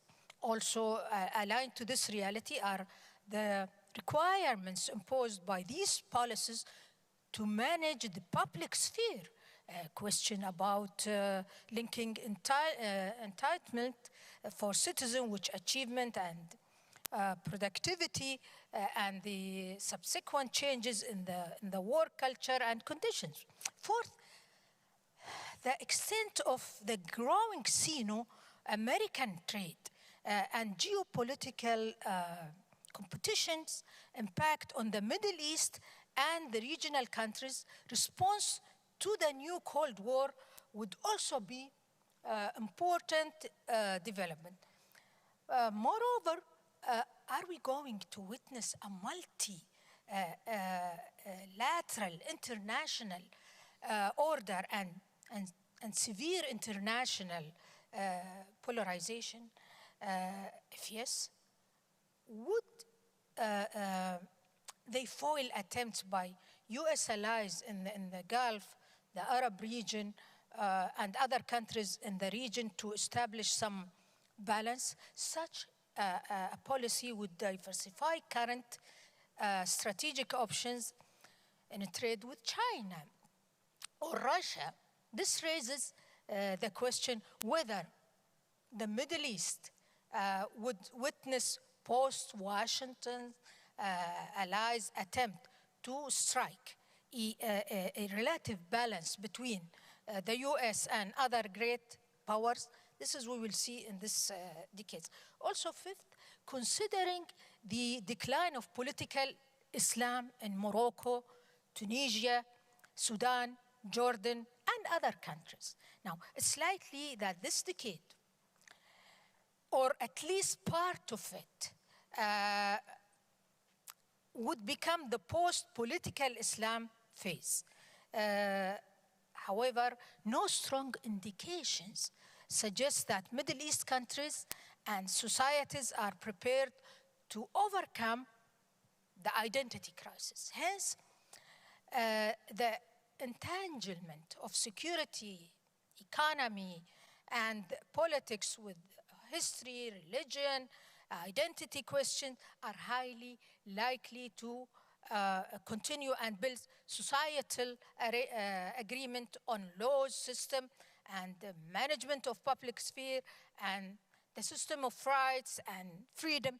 All this is linked to a single question. Will Middle Eastern countries become more stable or prone to conflict? Have lessons been learned from the past 2 decades? If the decline of political Islam continues, what domestic alternatives will replace it? Would these alternatives be able to tackle the multiple structure problem in running public affair in the region? These are the questions. How many minutes I have? You've got another 2. 2? Okay. Now, you could stop now if you want to. It's up to you. It's okay. I will stop here and I will... Sure, Akid?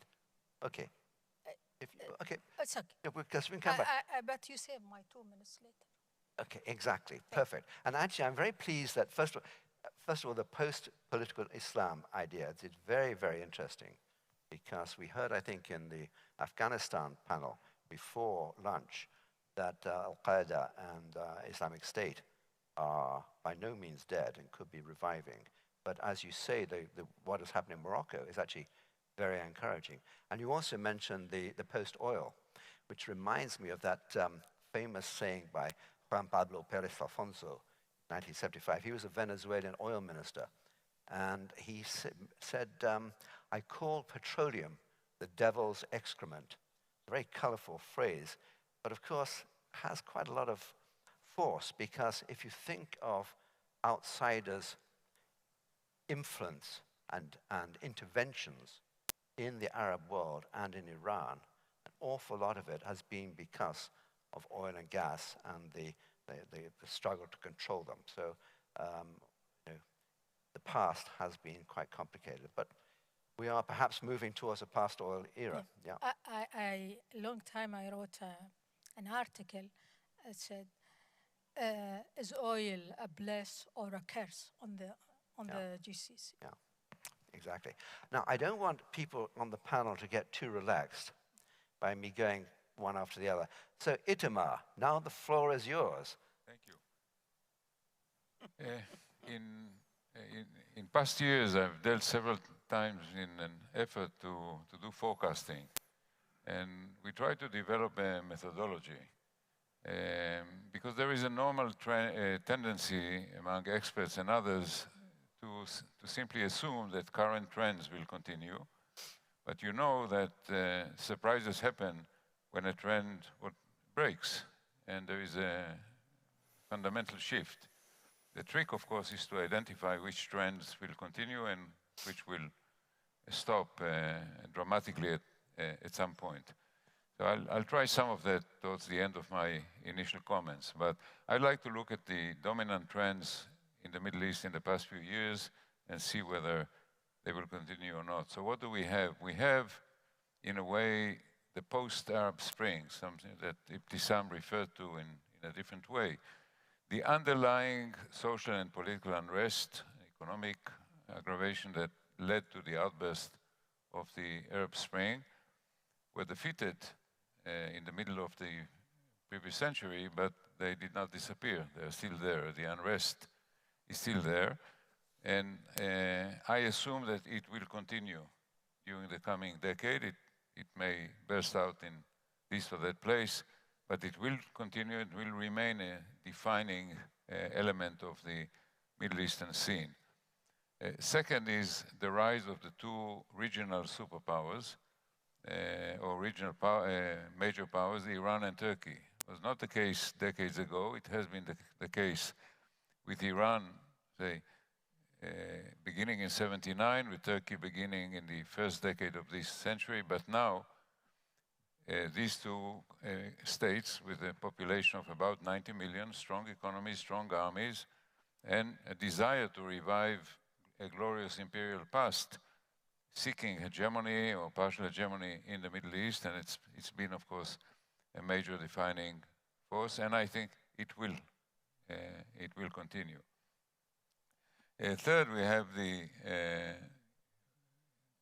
shift away, pivoting away of the United States from the region, which began dramatically with Obama, continued in different ways under Trump, and of course just had a dramatic manifestation in Afghanistan. I think it will continue. It might be moderated to some extent, because the Middle East is not an area that you can just ignore. Even if the Asia-Pacific area becomes uppermost on your mind, you cannot neglect the Middle East. As somebody once said, after 9/11, if you do not visit the Middle East will visit you. So I don't think the United States would be able to afford a complete departure or exit. It will have to find a way to live with a continuing presence in the Middle East. The other pole of this development is the return of Russia. I think it was underplayed by Vitaly Naumkin earlier today. I think their appearance in Syria a deciding element in enabling Bashar al-Assad to remain in power, of course, in partnership with Iran. The games they play in Libya and elsewhere, they are here. And of course, China. China, until now, has been interested in the Middle East more in economic and infrastructure terms. It has not sought military presence or diplomatic might.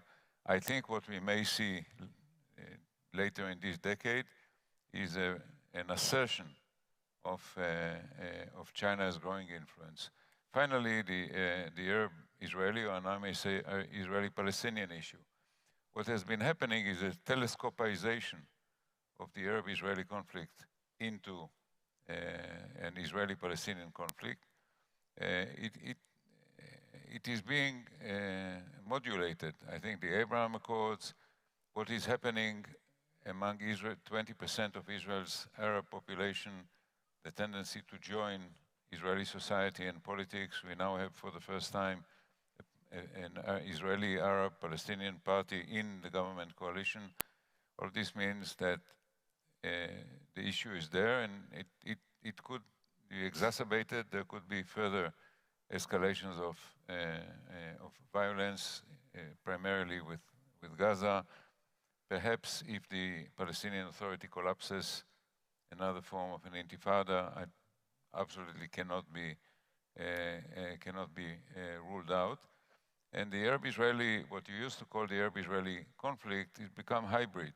Say, more and more Arab states want to normalize, but the Palestinian issue is here to stay, and the region will have to find a way of living with this more complex reality. So, where the trends, I think, could be broken, where there could be definitely a collapse of one of the Arab Middle Eastern regimes. There could be another round of Palestinian-Israeli fighting, and the competition, the conflict between Israel and Iran over the nuclear issue and over what Iran is building in Syria could lead to another serious armed collision, and that collision would not be limited to just one country. A war in the north, on the northern front of Israel, would include Lebanon and Syria and Iran. It's going to be a massive event if it happens. So, not necessarily a very optimistic outlook, but who in the Middle East can afford to be optimistic? Thank you very much. It's interesting that both Ibtisam and, well, Ibtisam, you referred to the post-oil era.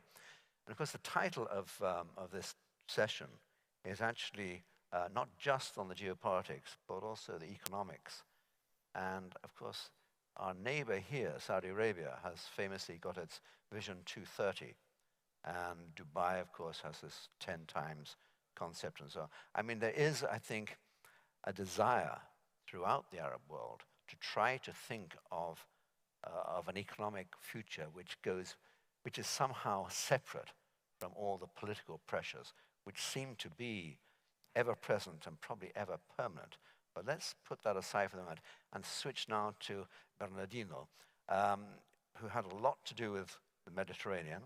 And I seem to remember that the EU has been promising a Mediterranean strategy for at least 3 decades now. And the idea being that the North would help the South develop, etc. And it doesn't seem to me really to have worked. And you more recently have been involved in Libya, getting the UN settlement there, which I guess is holding for the moment. So what's your perspective for the decade to 2030? Merci bien. Permettez-moi d'abord de remercier Thierry de Montbrial et son équipe à l'Ifri pour une conférence qui est déjà un grand succès. Et Ibtisam, don't worry, I will speak in French. I just wanted to thank Thierry. So I think that making predictions in this region is always difficult, and normally predictions are not very accurate. But if I think of 3 factors that will be important in the coming 10 years, I would focus on demography, on power, and on technology. I think these are three elements, and each one of them with a correcting or an influencing sub-factor. Demography, let us think that 1/3 of the population in this region are between 15 and 30 years. And another third is below 15. This gives us an idea of where we are. And it means that these 2/3 of the population in the region in 10 years will be the core, mainstream. And you were asking us to reflect on where economy and politics meet. This is not people who are expecting big changes or who will have big expectations politically. The region is what it is. But this is people that will expect to have jobs, to have food, to have a life. And what happens when you cannot offer that? And the region has been struggling. You remembered before when I was dealing with the Arab Spring, and we always considered the Arab Spring as the consequence of the 2008 crisis. Always when you have big financial crisis, remember Algeria in the 90s, we had the bread revolt, and then the elections. And so demography is going to be a huge factor, and I would say the main one in the coming 10 years, affecting and influencing at the same time economic issues and political issues. What is the sub-factor here, which is important to bear in mind? Migration. This will produce huge migration waves. This is, first of all, a loss of talent for the region, but it is also an element that will impact what others may do. For instance, the European Union, you were asking about Europe, and unfortunately many people in Europe can see only the migration dimension when they look at the south. So this will be an important factor influencing what others may do. Number two, power. It has been said before by people who know about this much more than I do, both Ebtisam and Itamar described what the big powers will do. So we will see two interesting factors. One is that the local powers in the region will be more active, will have to be more active, because we have the US leaving. The Russians will not have the same capacity as the United States, the Chinese even less. In this region, if you are not ready, if you're not a power ready to send an army, forget about it. Drones and technology will not replace an army. Who is ready in the world today to send an army to the Middle East? No one, except local powers.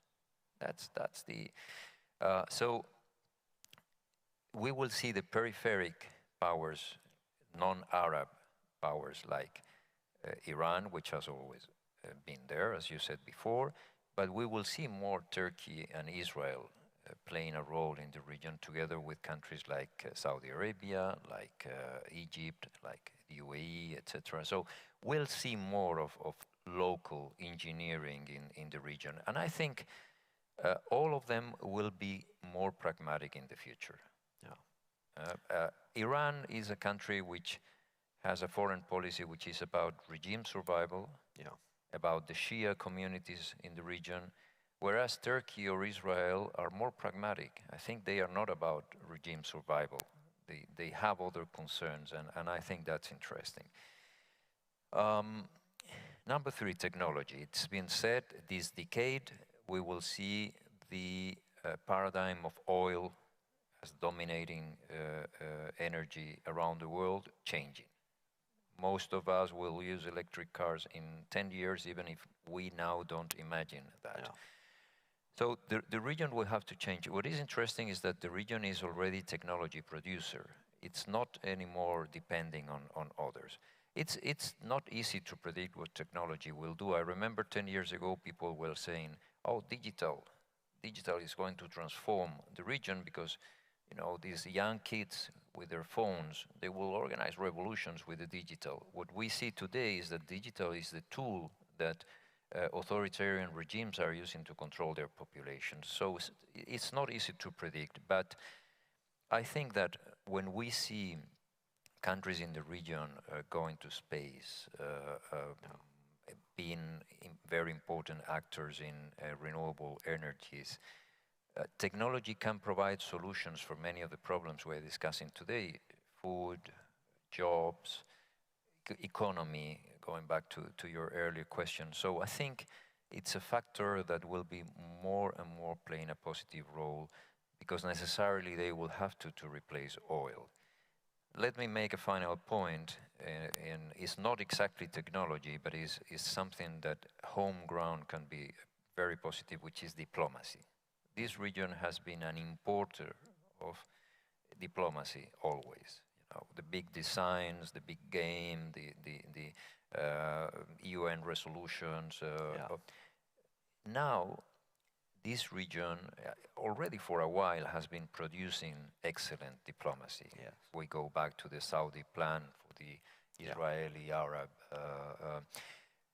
What the UAE has been doing in the Horn of Africa, Ethiopia, with the Qataris in Afghanistan. So we have more and more diplomacy. And in the coming 10 years, we will see more diplomatic initiatives from the region and less from outside. And I think this will also be good news for the region. That's a very interesting point, yeah. I hadn't thought of that, but very interesting. Your point about demography actually is the perfect segue into Muna. Muna, you are from the Arab world's most populous country. I think Nabil Fahmy said today that it's 104 million people, and it'll be rather more by the time he'd finished speaking. And of course, Egypt has lots and lots of economic problems. What's your perspective for the next few years? 6 minutes, Mona. No. So, at the risk of losing 1 minute from my dictator friend John Andrews, I would like to thank and to tell the WPC what a pleasure it is to be back at this meeting after this horrible 2 years that we stayed confined. But I must say that some things haven't changed, and most notably the seminal role of WPC as a forum for serious foreign and security policy thinking. So I really want to heartily applaud President Thierry de Montbrial for providing a much-needed setting to discuss the most poignant political matters as we know. Merci Thierry, merci à toute la bande qui est avec lui, and I would like to share some thoughts on where the Middle East will be in 2030, and I'll focus particularly on Egypt. Très bien dit. We can give you that 90 seconds. That's very good. Okay. Yeah, well deserved. Due to the shortness of time, because of my dictator friend, I will focus on 3 issues related to Egypt's Vision 2030. One is the historic strategy for human rights, a word that was taboo until lately, that was inaugurated a month ago by President Abdel Fattah el-Sisi. The second is the impact of COVID-19 on Egypt. And third, the chances of Egypt becoming a regional gas hub in the Eastern Mediterranean. We've talked about how important energy is and will be. So I think I will start by the third one, in case my friend stops me. So, my last issue is on energy. What are the chances of Egypt being a regional gas hub in the Eastern Mediterranean by 2030? I would say that the access to energy resources has unquestionably long been a driver for foreign policy. Therefore, the challenge for any state is working out how to use energy as a geo-economic asset and to successfully turn it into both a source of income and of state power. And this is exactly what Egypt's leadership is doing. Now, Egypt faces many challenges, as you know, both internal and external. including soaring inflation, a current currency crash, subsidy cuts, and water more expensive. So unemployment in Egypt and the Arab world is likely to remain high as millions more young people stream into a very strained job market. But now there is a ray of hope emerging, and it comes in the form of a windfall natural gas discovery with the potential to boost Egypt's limping economy and build a new commercial alliance with Eastern Mediterranean countries and Israel. Egypt struck the jackpot in 2015 with the discovery of a giant reservoir known as Zohra, which has developed into one of the largest single gas fields in the Middle East. In 2018, Egypt, Greece, Cyprus, and Israel agreed to establish an East Mediterranean Gas Forum whose headquarters is in Cairo. In August 2019, production on the Zohra field, the largest gas discovery ever made in Egypt and the Mediterranean, reached more than 2.7 BCFD. The discovery will allow the country to transition from being an importer of natural gas to an exporter. Now, what are Egypt's advantages? What does it have to offer? Egypt has liquefaction capacities that give it a strategic advantage.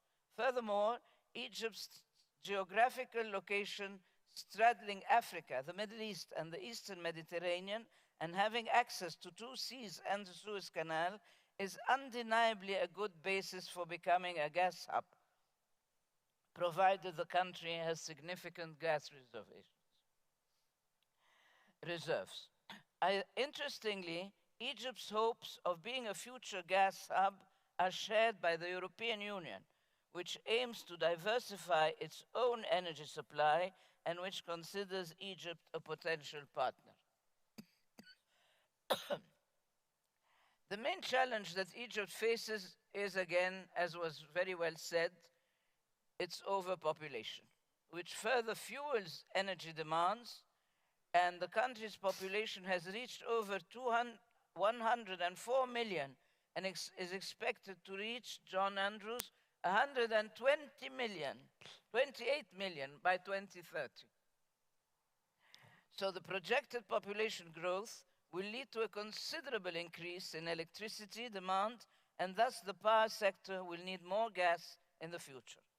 On the other hand, Egypt should continue its efforts to offer an appealing business climate for foreign companies to attract further investment. I have an article on this subject, if anybody is interested, in the Cairo Review of Global Affairs at American University, published by the School of Global Affairs, which is headed by our friend, Minister Nabil Fahmy. Now, let me go to the second issue, if I have time, and that is the human rights development. Last month, Egypt saw the launch of the new national strategy of human rights, stipulating a set of government commitments to improve elements of socio-economic, cultural, and political rights. As you know, Egypt has very often been criticized all over in Western press and the Western lobbies and human rights community because of its human rights. Now, what we hope this strategy will be, it will give access to job opportunities, education, healthcare, and religious freedoms.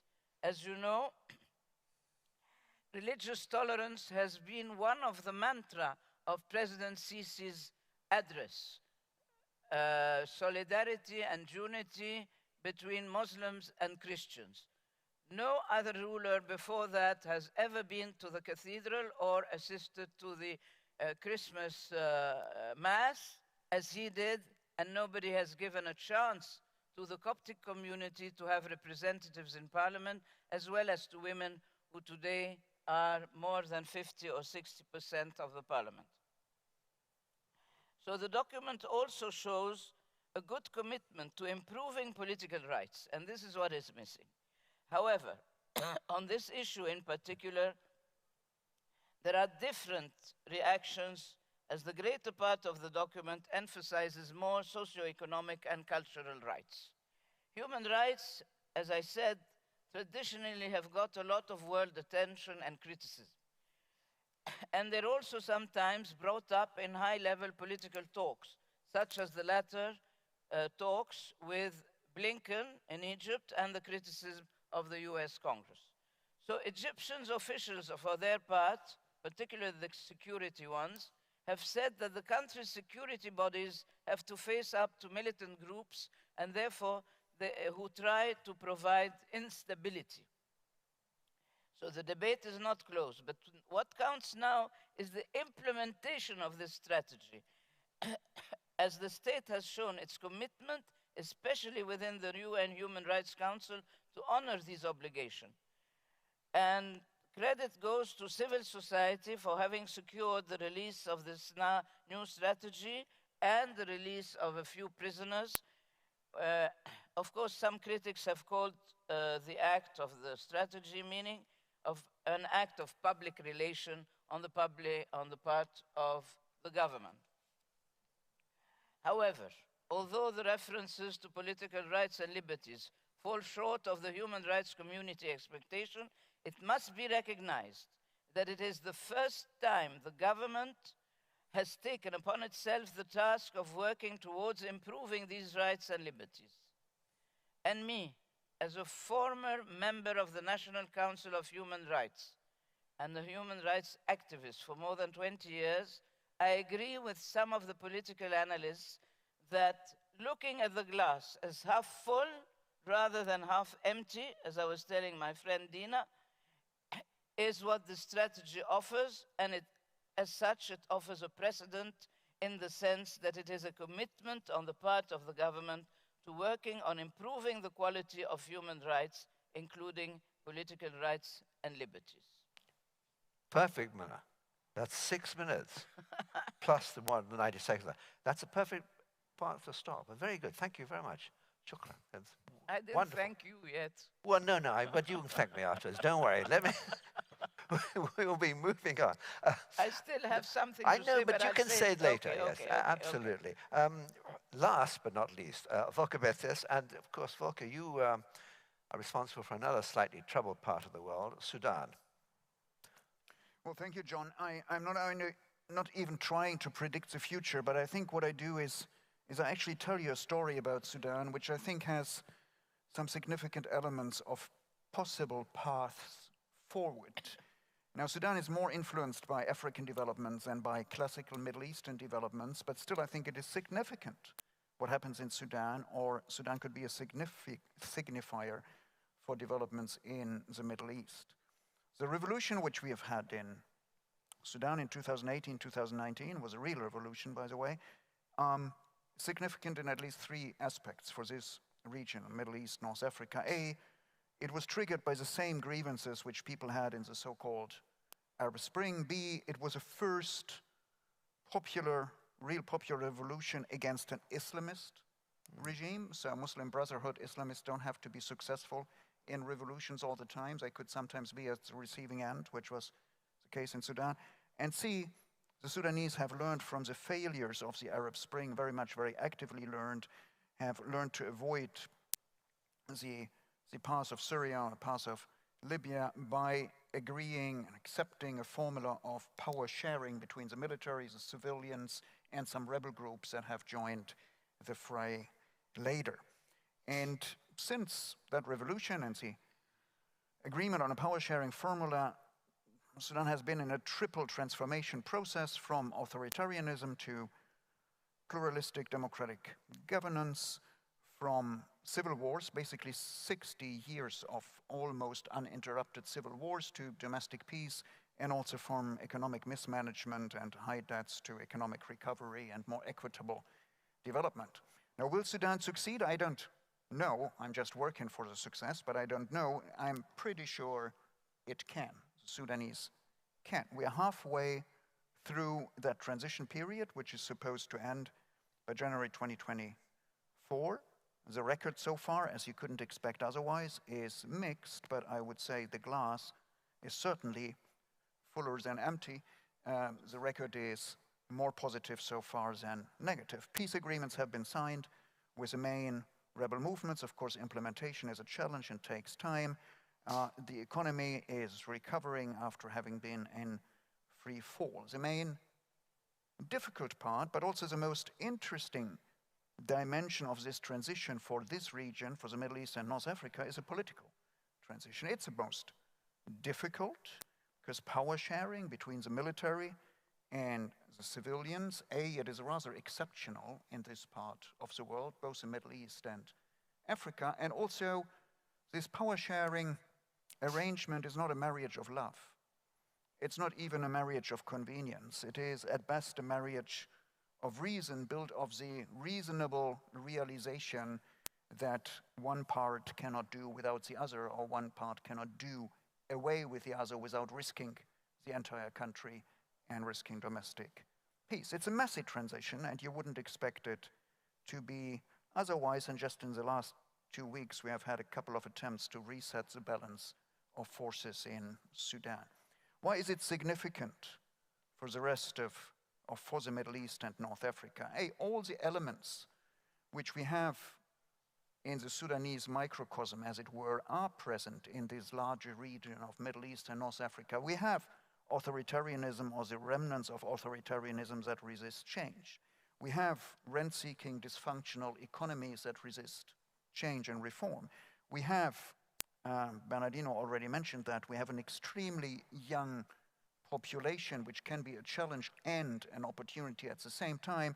And we have, and I insist on saying that because I think it is so important, we have a society that is much more connected to the world, much more technology savvy, much more open to the world than the old elites that were overthrown in the coup first and then the revolution of 2019. So if Sudan can succeed in this transition with very difficult starting points economically, then I think the rest of the region can too.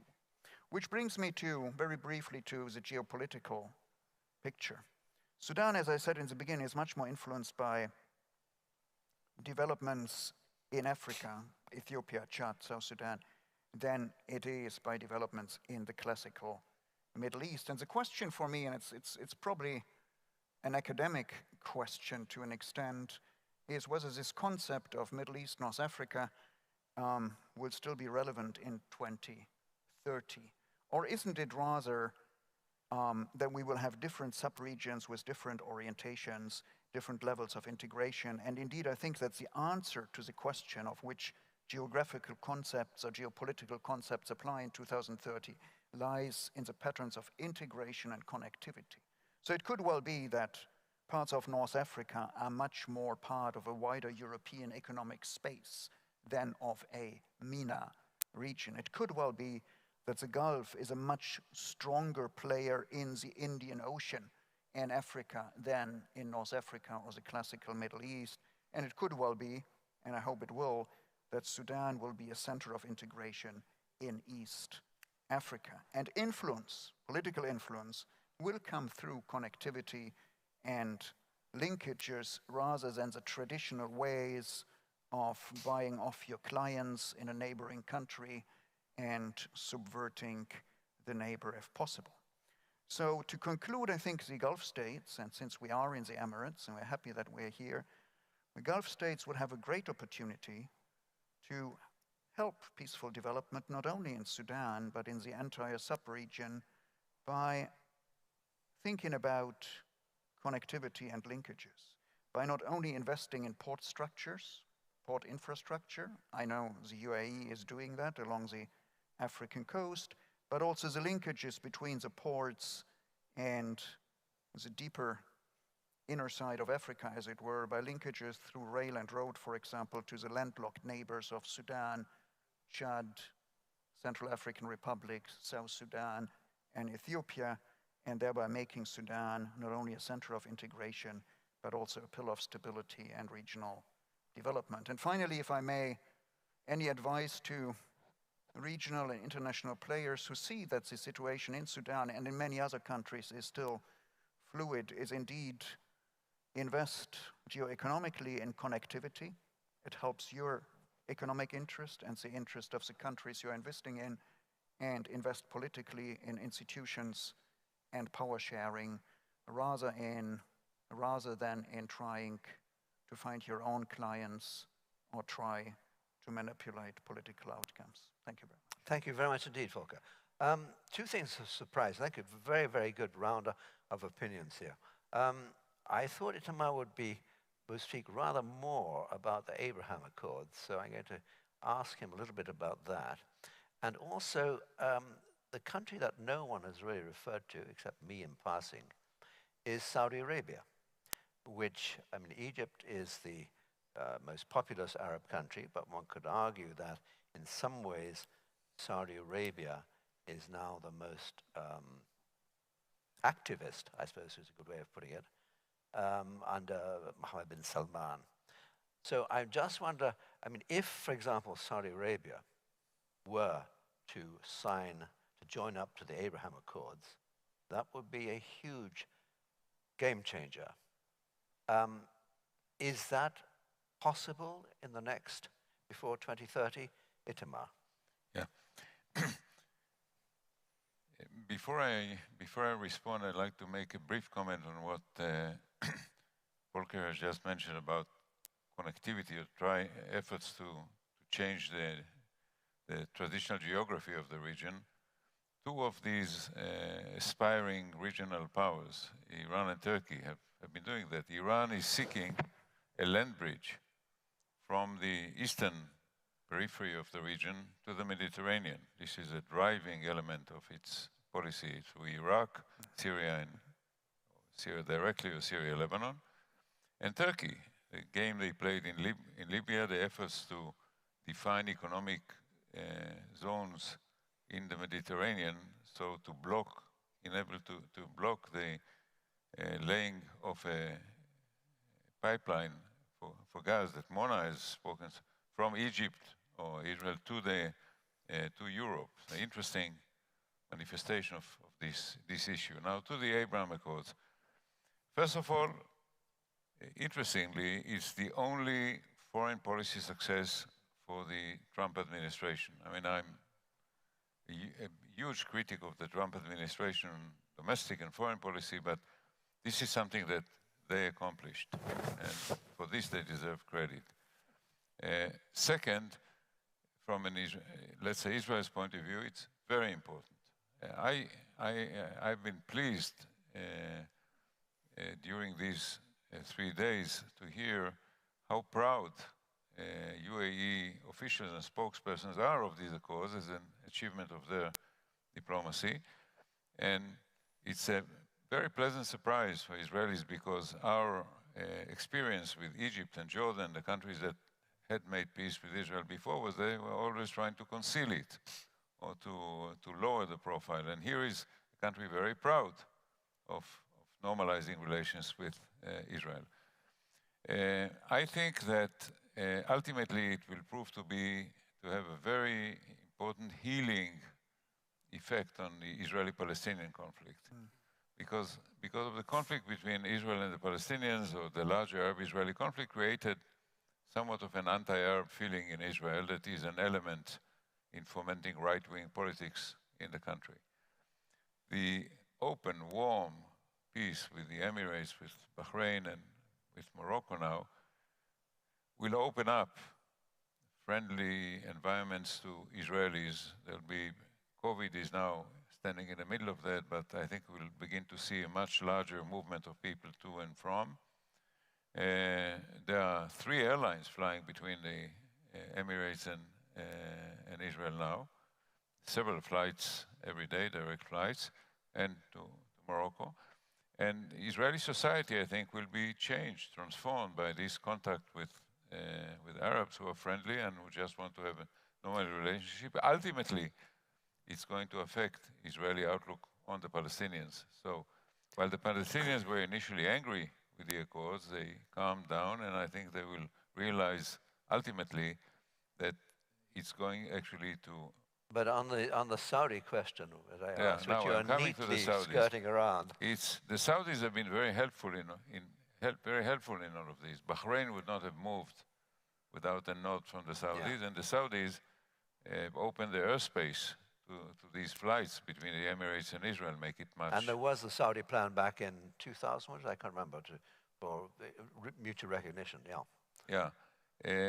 Well, that original Saudi plan, I think, has been outdated by events, and Saudi diplomacy has since moved.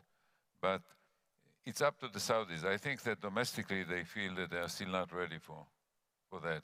Yeah. Will they in the next 9 years, and what will Saudi politics look like? How many more princes will end up in hotel prisons or prison hotels? We don't know. So it's a domestic Saudi question. It's not a larger issue. Ibtisam, and also with the Saudi question, I mean, Saudi Arabia recently said that foreign companies setting up in the Gulf region should have their regional headquarters in Saudi Arabia, rather than, as has been the custom, in Dubai, for example. That struck me as being a slightly unfriendly act, but they are your neighbors and friends, so what is happening? What is going to happen? First, I will comment on the Abraham Accord.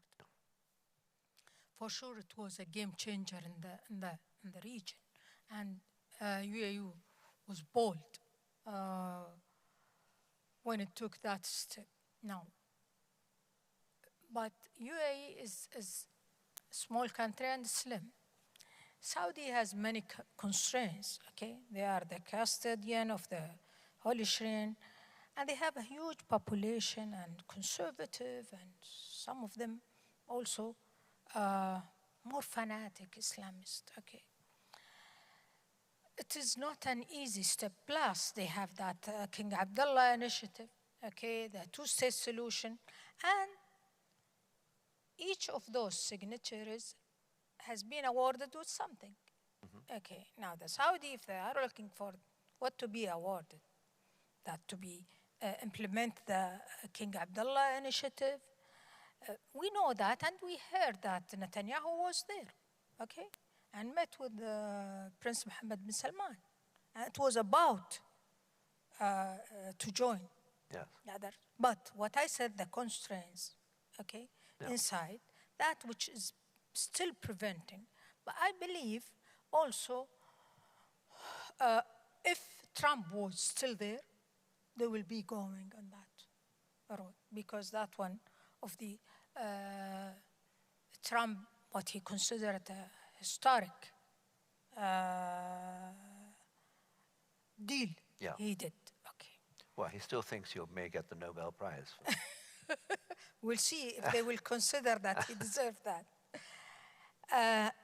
Okay, now coming back to the other question. You know, we are alliance, that's right.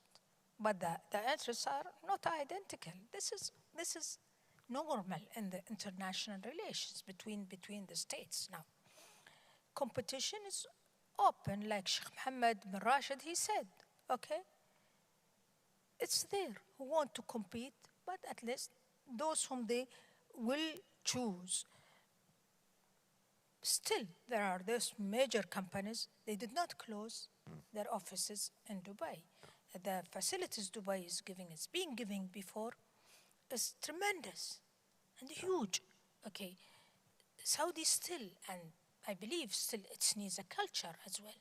Okay, so they will, but not now. I think they need, but part also of a new project. This is when it has been done, the that tourism including, resort, including Israeli there. Yes. I don't think it can be without them. True. No. Thank you. I'm going to come back to you all later, but we've only got 10 minutes left, so let's get some questions from the audience, please. And there are a couple of hands, because it's pretty well impossible for me to see as I gaze into the darkness here, but there are 2 hands up there. If the microphones could come to them, and if you could say who you are. Sure. Memduh Karakullukçu from Istanbul. I want to ask Volker about Sudan. it fits in with the sort of model I was playing with in the morning in the panel. What I wasn't clear is that the way you painted the picture, it sounded like on economic, political, international affairs, all three fronts, things are moving in the right direction. Is it, I mean, that may or may not be accurate, but that is the way I perceived it.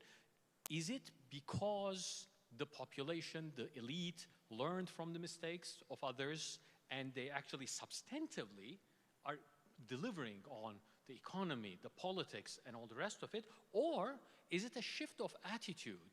Do the people, knowing what has happened elsewhere, are they more patient? Are they more tolerant? Are they more willing to allow time for all these efforts to prosper, to give it fruit? Am I making myself clear? Is it actually a substantive change? Because that would be excellent news, that things can be turned around within a few years, versus it takes time, but if we change attitudes in the population, then it will allow things to go in the right direction in 5-10 years. Thank you. Thank you. Volker, hold that thought, and then the other question, in fact, there are two more. One, yes, just there. Thank you very much. Yeah. I put my question now, okay. Hervé Mariton from France. Two quick questions to Madame El Kadbi. First, we're here in the Emirates, in a country with a large number of migrants. So how do you see this factor evolving in the 10 years to come? I mean, situation seems stable most of the time in most parts of the region, but sometimes a bit more difficult in other countries in the Gulf. And so is it something that you see as being decreased in the decade to come? Is the part of migrants in the country to increase? And how do you see the life of these migrants in the country? I mean, the sort of proportion of the population you have here is a sort of thing we do not know in our countries, and it is something of a strange reality to us, and it's obviously an important factor of life in your country. The second quick question is very interesting question, because the question, basically, if you take the Gulf states, other than Saudi Arabia, the population is largely immigrant. I mean, for example, in the UAE, I think the citizen population is probably, what, 10%?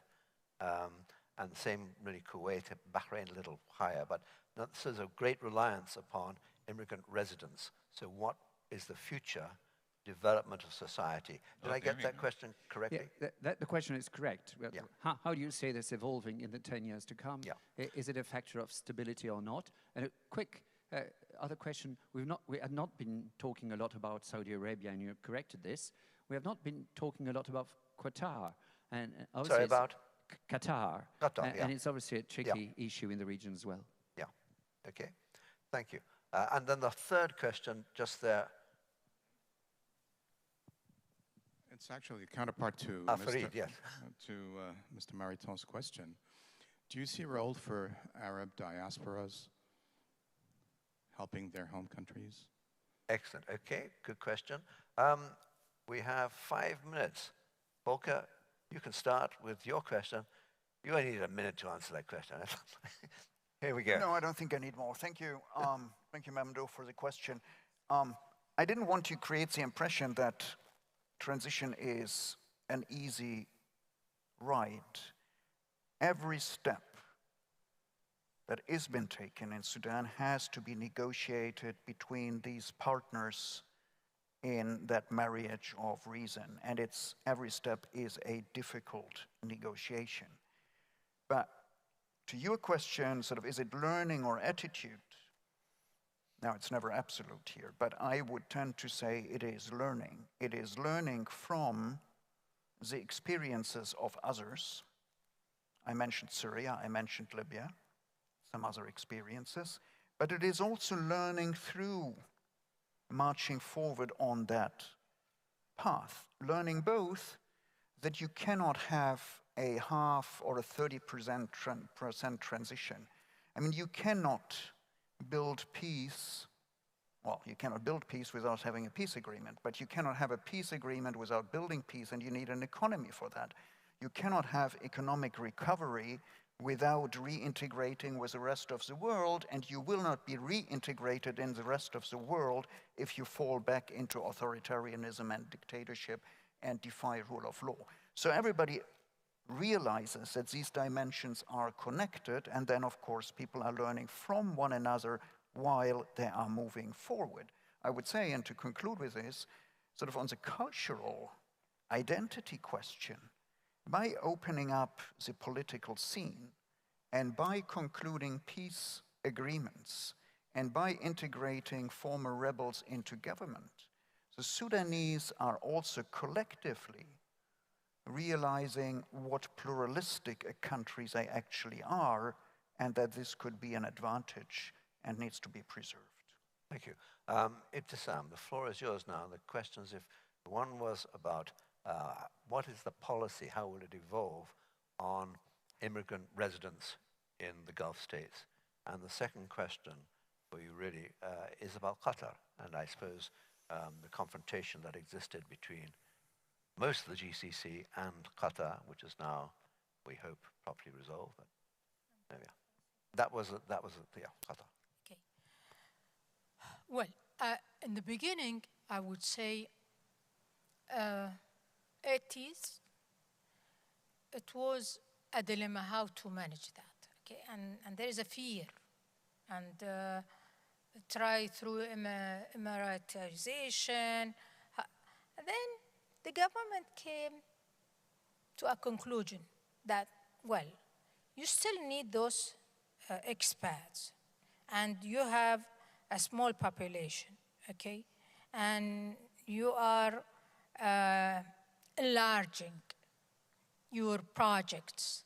So you have to decide. So that the decision, okay, we will have them and we will manage them well. Now we have 200 nationalities here, managing them very well. There is no conflicts. Even what happened in the 80s between the Indian and the Pakistani, it's not anymore there, okay?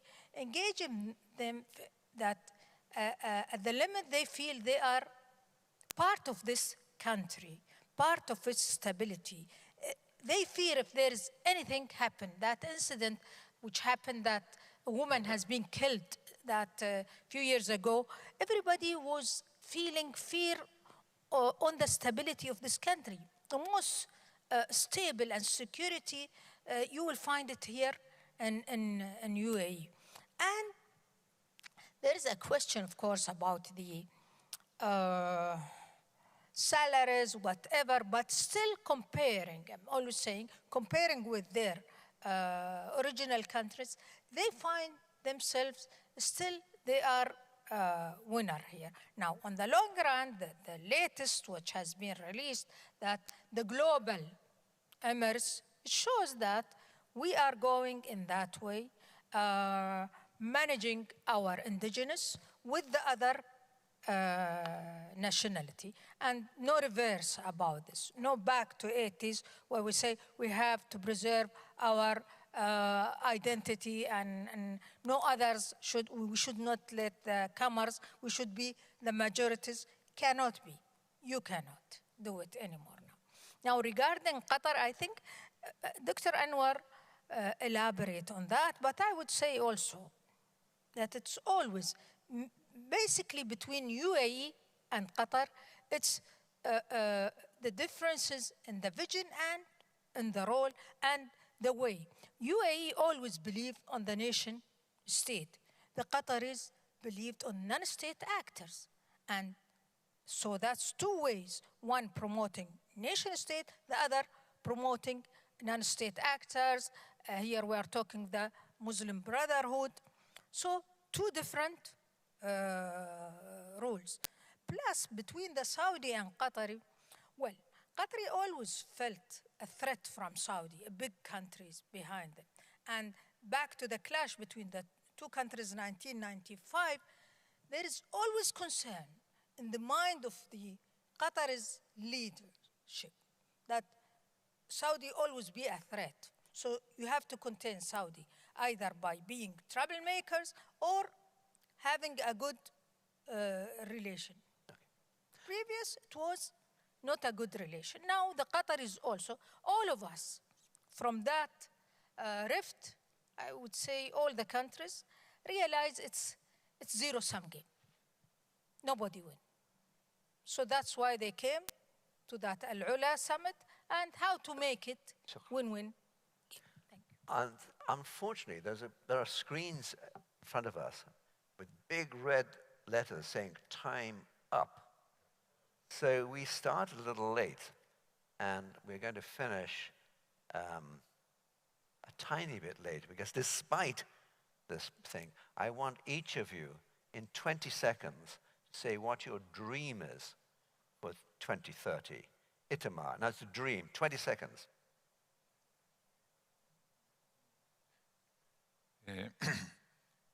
Dream is for a Middle East that enables its young generation to find home in a hospitable place. Okay, good. 20 seconds. Volker. A deeply integrated, deeply economically and socially integrated region that could compete with Southeast Asia. Excellent. Mona, 20 seconds. A young generation that will be up to compete with the Western generation in the new technology and the digitization, in all their aspirations to be at a par with them. Perfect. Bernardino. Is to see the young diplomats in the region designing the plans and the projects that will bring peace to the region around 2030. Inshallah. Ibtisam. A region without conflict based on sect or ethnicity. Region with empowering citizenship. Excellent. Inshallah, it'll all happen. Thank you very much to this panel. I think it was extremely good. Thank you. And thank you to the audience. I'm sorry that we couldn't take more questions, but the gods are against us. But thank you.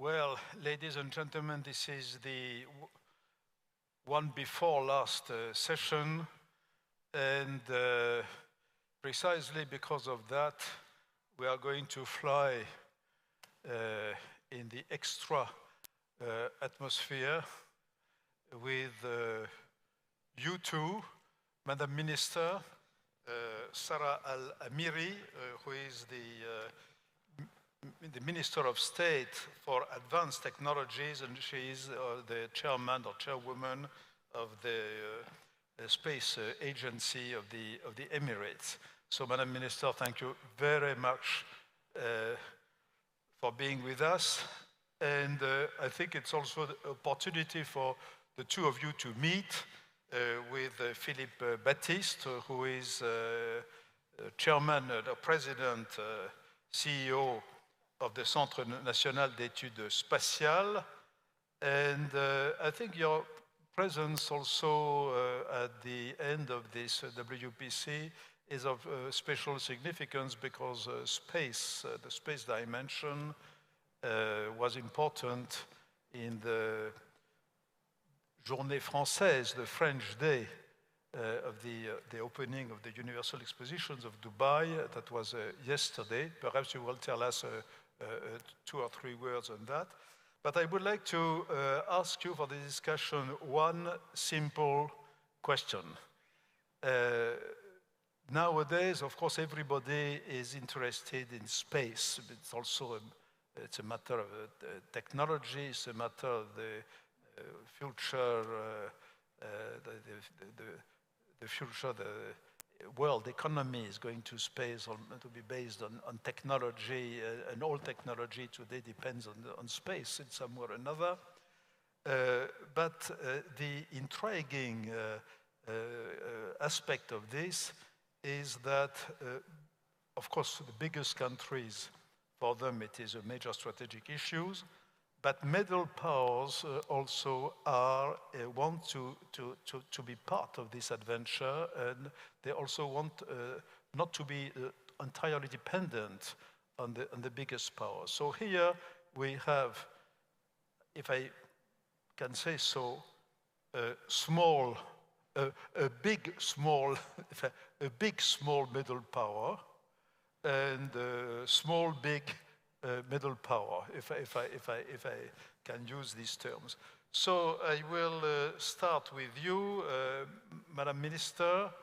How can you explain us why the Emirates are so much involved in space activities?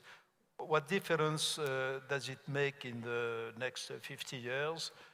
Whether you are involved in these costly, expensive activities, or if you were not, as most countries of your size.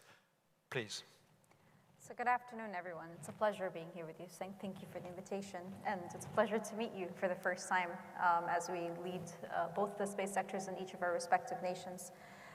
The space sector for the UAE, when we first advented into it, and it's a historic, I think, development over the course of the last 24 years, where we're users of space technologies, and in 2006, we transitioned into developers of such technologies, was for the core principle that we need to further diversify our economy. And if you need to further diversify your economy today, it means you need to have a strong base in science and technology.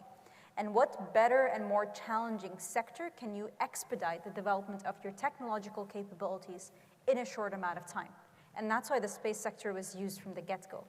Now, as we progress forward, so we're talking about 24 years of development from the space sector, from users of space technologies to developers of small satellite systems to developers of planetary exploration mission.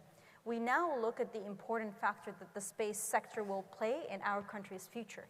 And that's the development of a private sector in space that adds on to our economy and then creates an amazing ripple effect into other sectors that utilize technologies. Today, we sit at a turning point where we have capable engineering capabilities to design and develop complex engineering systems. You require complex engineering systems, for example, to upgrade your existing industries. You require some skill sets that are available in the space sector, not only to develop your own space and technology capabilities in the private sector, but you're also able to develop them across other strategic sectors that require those technological advancements. When we talk about the next 50 years for the UAE and the next 50 years for the space sector in the UAE, we're talking about the advent of the increase of demand for the private sector. And we come at an amazing time where the private sector is getting more and more traction and is able to push forward, and it's the right time to enter into certain markets. So as we move forward, the role of the UAE's, the government of the UAE in the space sector is to develop the capabilities of the private sector and be able to transfer that knowledge and know-how and allow a lot of the capabilities that have been developed over the course of the last 20 years to start transitioning into the space sector, into the private sector. The private sector also requires a second primary component, demand. You need to start creating demand. So what we're doing with our future programs is to create business and provide contracts to the private sector to be able to flourish. So you're providing capabilities, you're ensuring that you have demand so that other sectors are taking on the products and services that are coming in from the private sector. You are upskilling your existing private sector by ensuring that they have access to contracts that allows them to deliver at higher and higher standards. And to bring all of that together, you need to ensure that you're continuously challenging yourself and moving forward. And the mechanism by which you challenge yourself is by bringing in exploration missions. If we talk about, so that's the play on the private sector. Then you talk about the ripple effect. If I go back a step, we said that the primary objective is to develop our science and technology capabilities. Space is quite aspirational. Living in a country that has sent a spacecraft to Mars is quite different than living in a country that hasn't done it. You've opened up an immense opportunities, and we lived through this year. We saw conversations changing in entire households in February of this year. We started this year with a skepticism of whether or not we're going to get to Mars. Come February, every single age group and every single household in this country spoke about the dangers of getting to Mars. That's a big conversation changer for you to be able to get scientific explanations and scientific objectives across and have the entire public root for it. For me, that was a monumental shift in creating the future generation, which will then capture on the development of the future sectors. Because a window of opportunity was open, and I was speaking earlier, this window of opportunity never existed for me. I never dared to say that I will work in the space sector one day, let alone work on a mission to Mars. This is not something that I thought was possible for myself or for anyone in my generation. But today, my children grow up in a world which this was okay, it's normal. They lived through it.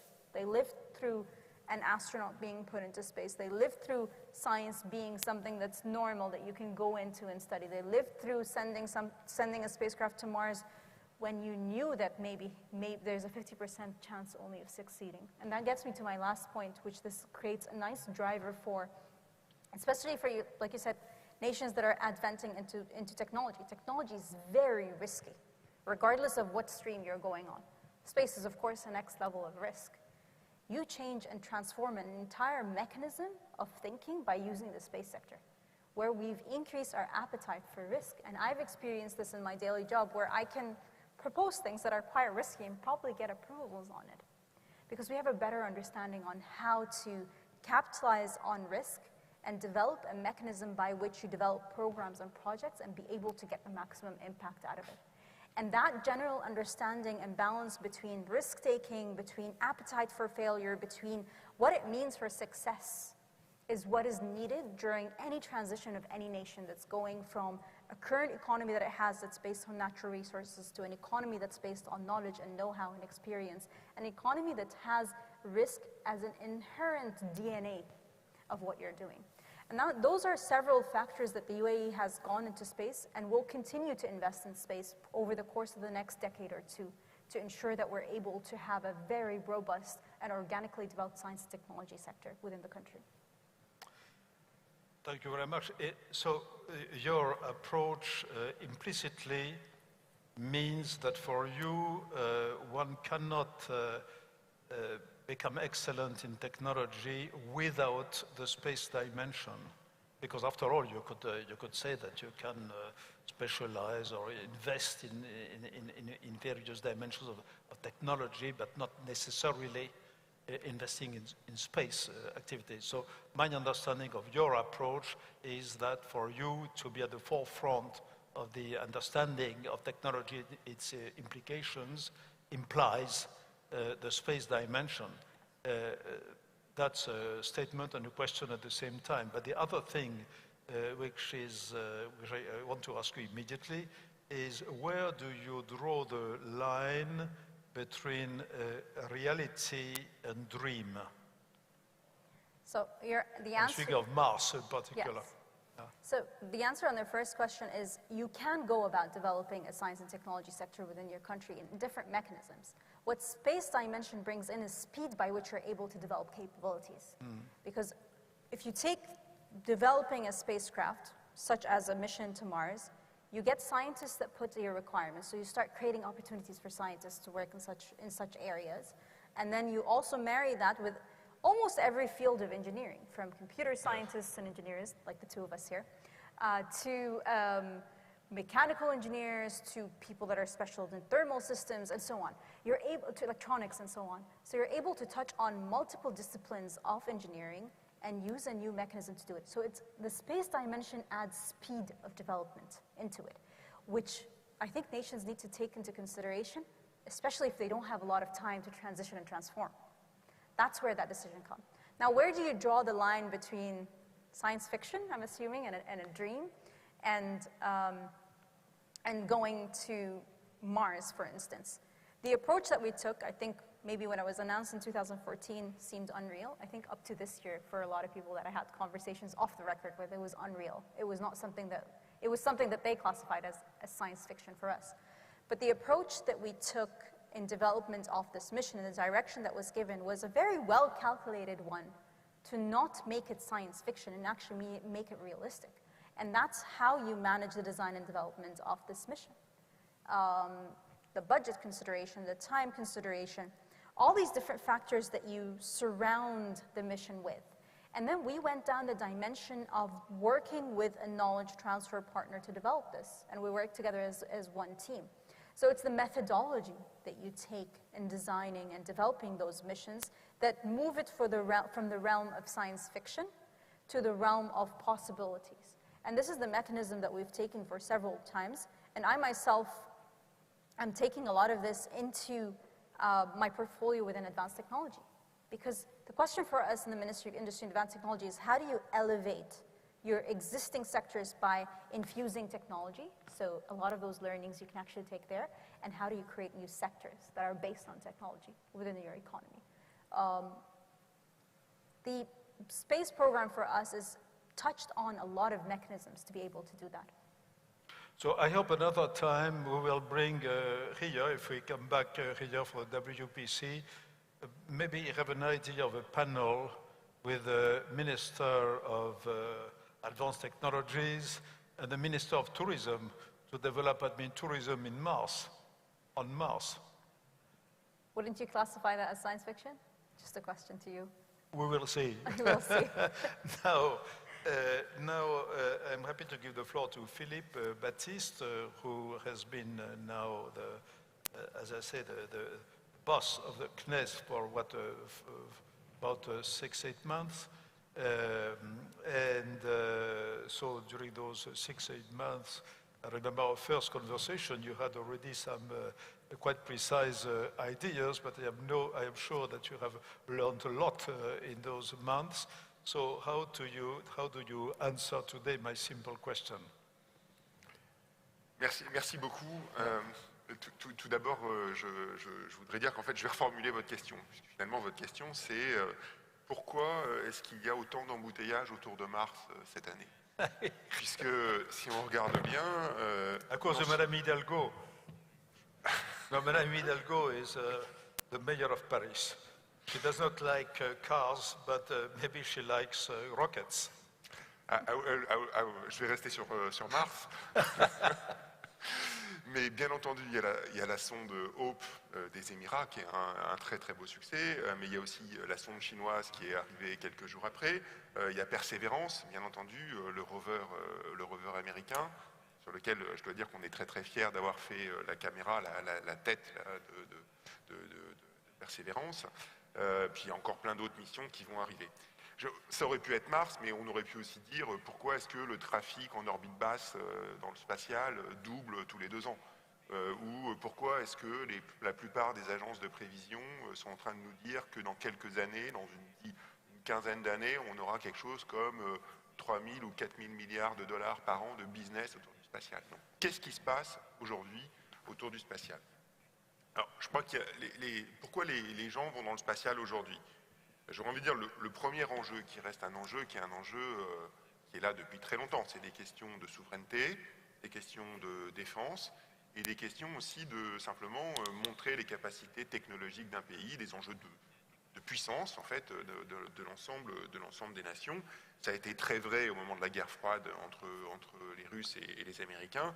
Et il semble assez clair qu'aujourd'hui, cette grande rivalité se redessine avec de nouveaux acteurs, mais en restant quand même sur les mêmes fondamentaux. Ça, c'est la première raison. La deuxième raison, qui me semble extrêmement importante, peut-être qu'on perçoit moins directement, c'est aujourd'hui les enjeux autour du climat. Vous savez qu'aujourd'hui, si on n'a pas le spatial, on n'est pas capable de comprendre et de mesurer les évolutions du climat. Plus de la moitié des indicateurs du GIEC qui nous permettent de suivre les indicateurs climatiques et de comprendre quelle est la santé de notre planète, ils viennent directement d'observations satellitaires. Et donc ça, c'est quand même un enjeu qui est aussi un enjeu majeur. La vérité, c'est que ce n'est pas ça qui explique l'explosion du nombre de missions, etc. Mais enfin, c'est quand même un enjeu majeur, et je voulais quand même le rappeler. Et puis, le dernier enjeu, qui est un enjeu qui est vraiment nouveau, qui prend une ampleur considérable, c'est les questions autour de l'innovation scientifique et technologique, mais surtout des questions de business qui vont derrière, avec des pans entiers de l'économie qui sont en train d'être bouleversés par le secteur spatial, et des enjeux donc économiques qui sont absolument colossaux derrière. Et c'est ça qui fait qu'en fait, on a un ensemble de facteurs d'attractivité pour les nations vers le spatial. Mais alors, il faut essayer de comprendre, malgré tout, qu'est-ce qui s'est passé? Pourquoi est-ce qu'on a basculé dans ce nouveau monde où, justement, l'attractivité est beaucoup plus forte? Comme souvent, les raisons, elles sont quand même des raisons d'ordre technologique. Et ce qu'on voit, c'est qu'on a eu une multiplicité de grandes évolutions dans le secteur.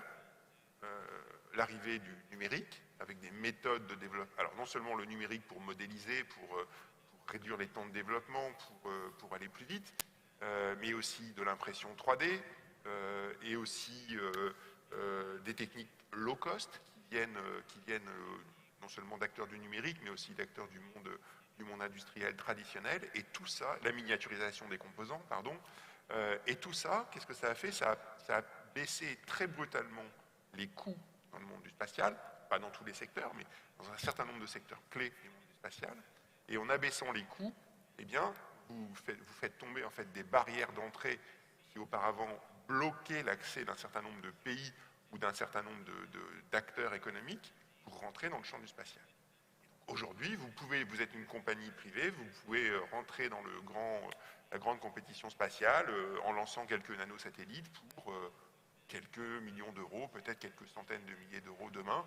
Donc vraiment, les coûts ont baissé considérablement. Alors, je dis ça, et juste quand même, je balance immédiatement avec ce grand enthousiasme. N'oublions pas quand même qu'aujourd'hui, à l'instant T, je dirais approximativement 90% des crédits qui vont au spatial sont des crédits publics.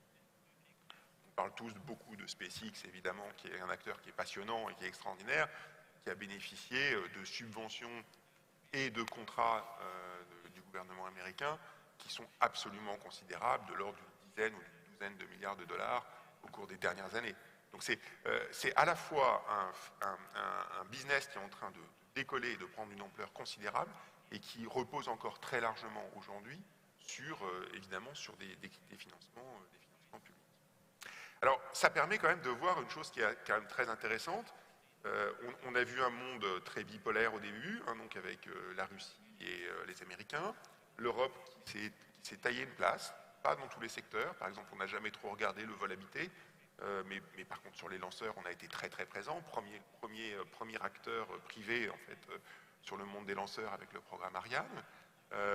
Et puis évidemment nos champions dans le monde du satellite, Airbus et Thales sont quand même deux acteurs absolument extraordinaires, des acteurs français et européens absolument extraordinaires dans le secteur et qui sont les tout meilleurs dans un certain nombre de technologies satellitaires.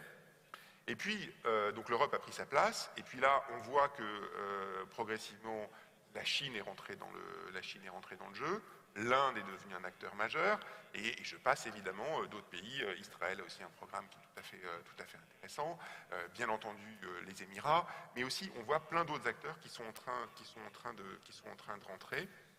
Et donc on rentre clairement dans un monde qui est alors à la fois multipolaire, c'est-à-dire avec beaucoup d'acteurs émergents, en même temps malgré tout l'accès aux lanceurs qui reste quand même encore un élément déterminant de souveraineté pour un certain nombre d'États. Et donc ça reste toujours un enjeu clé. Je crois que l'Europe est très très attachée à avoir un programme de lanceurs qui soit un programme de lanceurs qui garantisse un accès souverain à l'espace. Je reviendrai quelques instants après peut-être sur cette question des lanceurs. Mais voilà, donc avec quand même des pôles qui se dessinent, et puis une compétition qui est en train de monter en puissance à une vitesse absolument incroyable entre d'un côté les États-Unis et puis de l'autre la Chine, avec derrière l'Europe et la Russie qui soutiennent les différents programmes directement ou indirectement. Cette compétition, elle s'organise beaucoup autour de la Lune et Mars. Ma part de naïveté personnelle, c'est de regretter que quelque part pour aller sur Mars, peut-être qu'on pourrait réfléchir à y aller tous ensemble. Je vais garder cette naïveté dans son coin. Mais moi, je pense toujours à l'exemple du CERN, que je cite abondamment. Le CERN, c'est ce grand centre qui permet de travailler, on a fait la découverte du boson de Higgs, qui travaille sur de la physique des très hautes énergies. Et c'est un centre qui est vraiment... son motto, sa devise, c'est la paix par la science. C'est le fait d'arriver à mettre... alors je ne dis pas, je ne veux pas pécher par naïveté, et je vois bien évidemment toute la distance que ça peut avoir dans le monde du spatial, mais enfin cet exemple est touchant et mérite quand même de temps en temps d'être rappelé.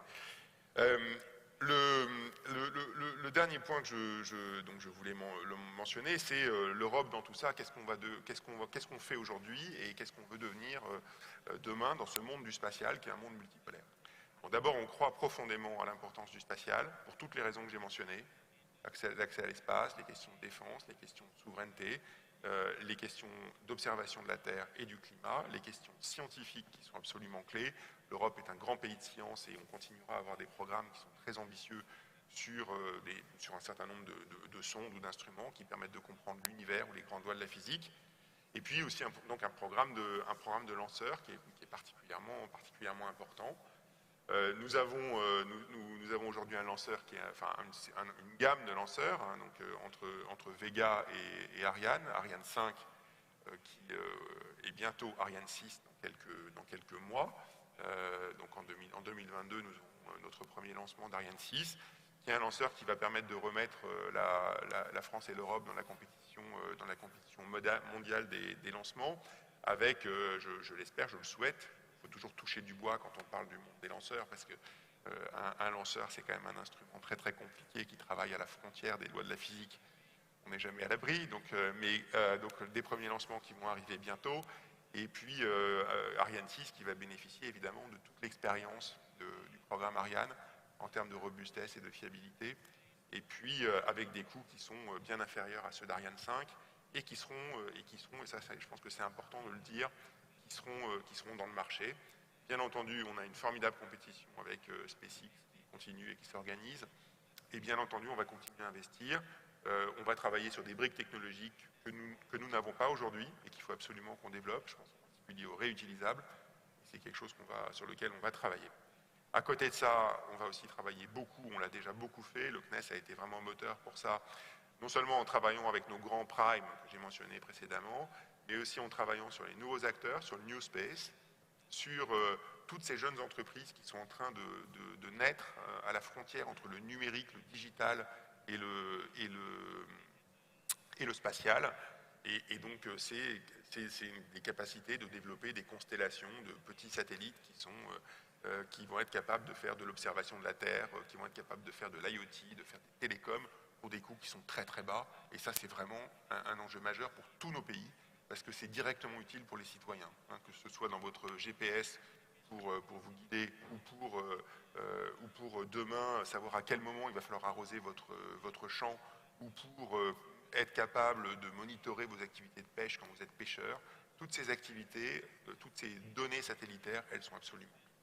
Voilà, donc je crois que vraiment on est à une espèce de frontière où le monde bascule vers, où le monde du spatial est en train de bouger, pas de basculer intégralement, parce que la vérité c'est qu'on continuera quand on fera de la science, ce sera toujours un rôle d'agence très classique, je crois, mais en tout cas sur beaucoup d'autres secteurs, on est en train de basculer dans un monde où l'entreprise va vraiment avoir un rôle majeur et un rôle moteur, et où les États vont plutôt passer des commandes, plutôt réaliser comme ils l'ont fait précédemment. Ça, c'est le premier point. Un monde qui est quand même malgré tout un monde qui s'ouvre et avec plusieurs acteurs, avec de nombreux acteurs qui sont autour de la table du spatial, et où il faudra construire des alliances. Et évidemment, la France est extrêmement, a toujours été très ouverte justement à ce type d'alliance et au travail avec des partenaires qui sont nombreux et parfois très divers. Voilà, donc c'est un monde passionnant qui s'ouvre encore à nous et pour les prochaines années. So, thank you very much. So we can switch back a little bit to English. Sure. But I would like to ask you another very simple, I like simple questions, you know. So a number of times you mentioned European space policy or politics. Can we really speak of a European space policy? Well, at least there is a European ambition on space. That's very true. There is also a set of regulations on how you build space programs, how you make them real. And well, space policy, yes, I think there is a true ambition from the European Commission today, and especially Commissaire Breton is really deeply involved into this policy. He believes that... he is French. Sorry? He is French. I think so, yes. Yeah, he's French. But I think it's shared. France and Germany, are we exactly along the same lines? Well, it depends on depending on the topics. It's very true that well, Germany is very ambitious on space. It's true. I think that it's public. They are very ambitious in space. So there is a kind, of course, of internal competition within Europe. This has always been the case between Italy, Germany, and France, and it has to be for the very good of Europe. I really think that there is room for that. I think that we don't have to compete on very, very expensive programs like heavy launchers. It does not mean that they don't have to be competitive, but I think that we have to organize competition because they are very, very costly. So let's not be crazy and let's not compete directly in between our European nations. But for instance, on smaller launchers or on several different kinds of technology for satellites, competition is already there, it's strong, and it's for the best, because I mean, so typically having this kind of competition is good for our traditional industry. Thank you very much. Madam Minister, when we speak of alliances, I think this idea of alliances is very important. After that, I'd like to come back to the two superpowers. But how do you, in your case, choose your alliances? How do you choose your partners? It's as simple as based on the objectives of the program that we're on, and what the partner brings to the table and what we bring to the table. A lot of our partnerships in terms of development have been based on mutual development of both of the entities. We work heavily in integrating our teams within the teams of the entities that we work on. So it's always based on objectives. Yes, but this is, if I may say, a technical answer. But of course, these issues are also fundamentally political. So this is why I repeat my question. If beyond the economic, technological considerations, what are the political aspects of the major choices? So space at the moment, and as was just mentioned earlier, access to space is very important, and ensuring the sustainability of space is very important. And that's usually played in the global policy forums in terms of how are we ensuring that we are sustainably accessing space, so we're not cluttering space and cluttering the ways that we're using the space. This is conversations that are happening across the board, across different nations. And then the second one is how do you ensure that you have access to space for different nations that want to access for different reasons. You mentioned Earth observation. Earth observation is very important for all of us. It touches on every single person's daily lives, whether we know it or not. And therefore ensuring that nations have access to space. And that doesn't mean access to launching to space. Even access to data coming from space is what we use and what we discuss on an international front. So those are the different aspects that come to consideration when you're talking about international partnerships. On the policy front, it's very important, and this conversation over the course of the next 10 years will become more important, and new alliances, I think, will form based on the methodology that we think we should proceed with regards to access to space. So before I enlarge the discussion, maybe you wanted to say something on this question, no? No, I just want to mention that of course, we have a strong alliance between the two governments on space policy, because we have a lot of joint activities between the Emirates and France.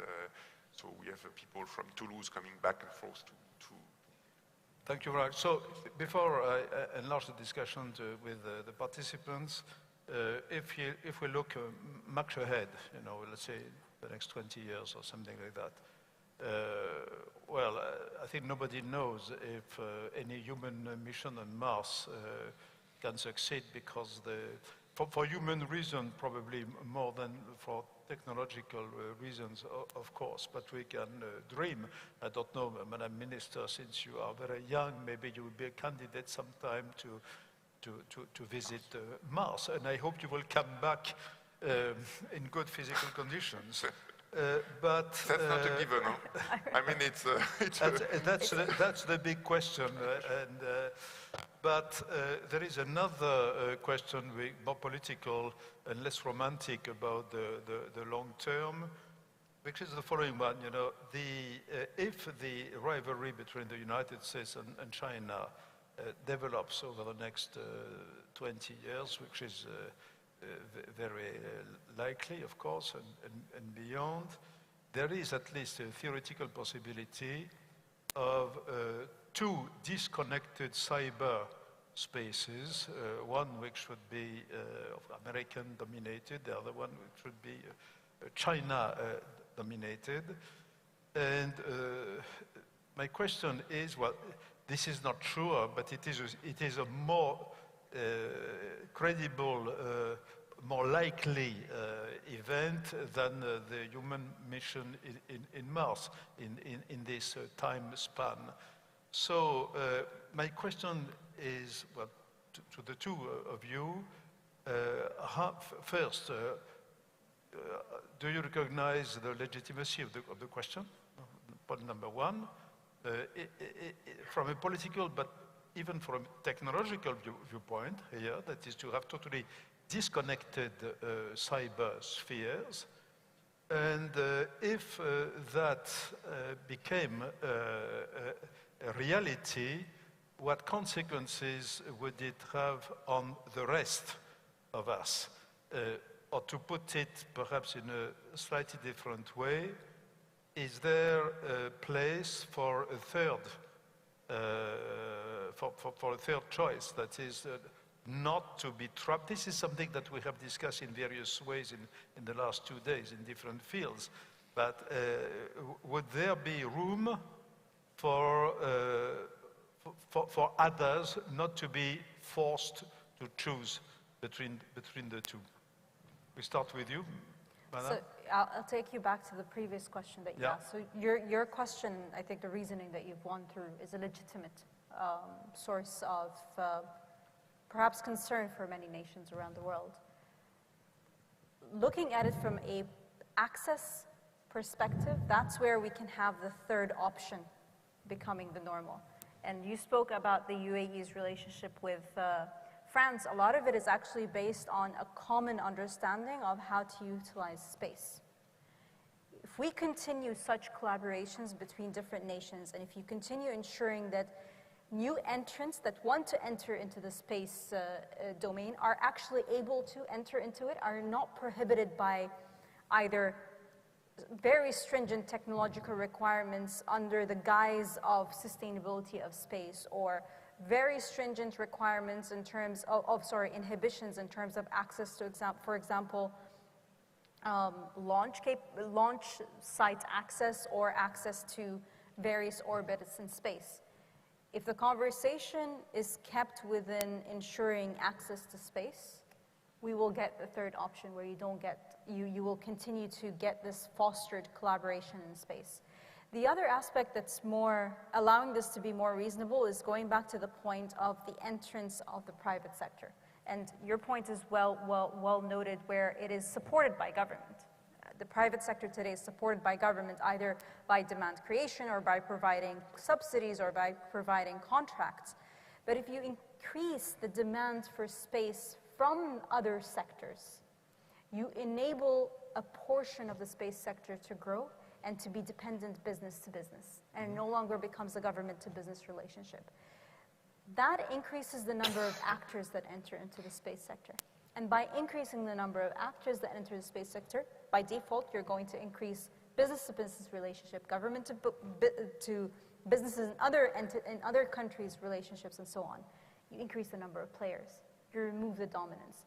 And you make the name of the game in space, the norm of the name of the game in space, to be collaboration, cooperation, and healthy competition, like what you described exists today in Europe. And that's how you're able to move towards the third option, which I think is the beneficial option to all players on the ground today. Well, thank you very much for this elaborate answer, Philippe. Yeah, perhaps to answer your question on is there a risk that you have on one side a US-led cyberspace environment and another one on the Chinese side? Yes, there is a risk.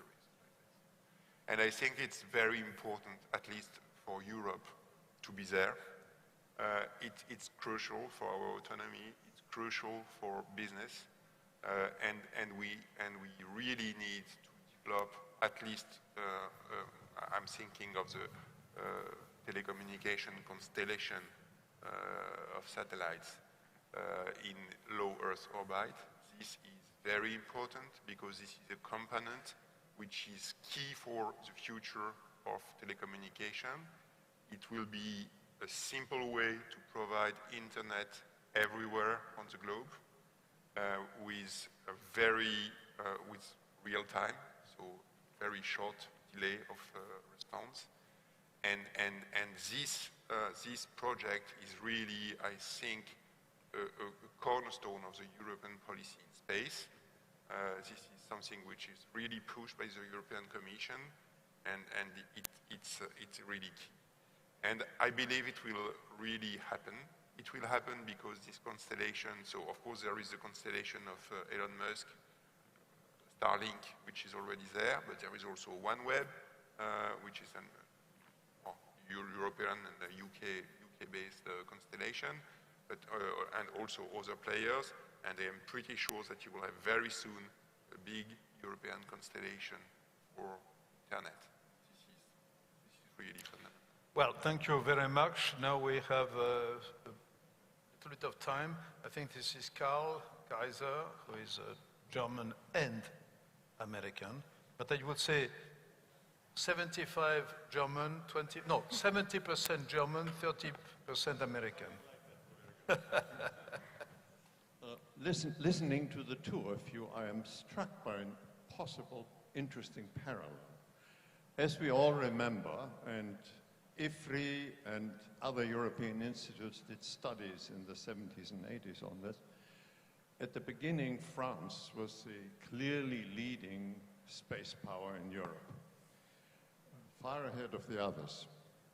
And it pulled the others along. And I still remember very well when the French had to put a lot of pressure and persuasion on the Germans to make the move into this area, because only by being a group you have sufficient resources, because it's very expensive to do these things. But there's also a political motive behind it, as we all know.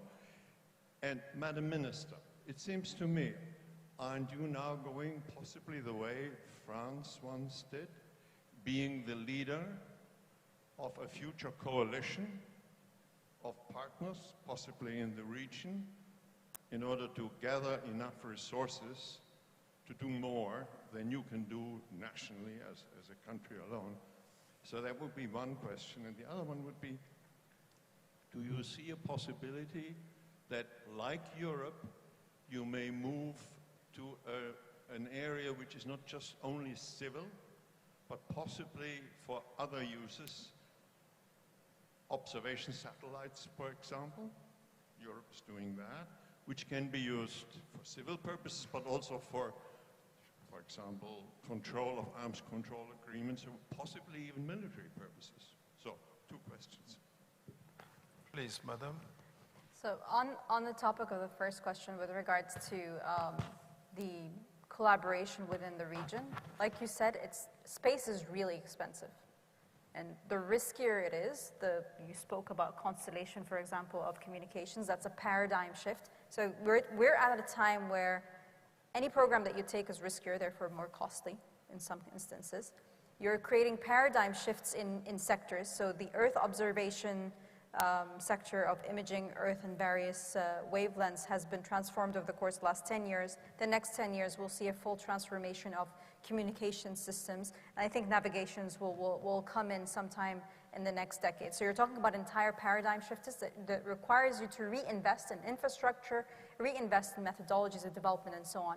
It's natural for coalitions to be formed. Because like you said, you need to offset risk, and you need to have various resources to create the right impact that you'll have. It's a natural progression for a region to move towards working, and it's not about force, it's about the mutual benefit, which is what happened in Europe. It's mutual benefit that pushes this development forward. There will be competition, but it will be healthy competition to further advancement and development. So that's on the front of cooperation. When you're talking about utilizing space systems, yes, there are civilian uses of space. Space started as a military endeavor. What we're looking at the moment is economic drive and economic development for the UAE's purposes. And that's where a lot of resources and investment is going in. Do countries utilize space for various uses? Yes, it's normal, it's natural, everyone does it. But the primary purpose will remain from the space sector in the UAE for the economic development. Okay, so now I will take 3 questions. There are 3. You are identified. Yeah, so yeah, wait a minute. Wait a second. Okay. I suggest that we take the 3 questions together and you answer, not to be too late. And I start with Farid Yassin.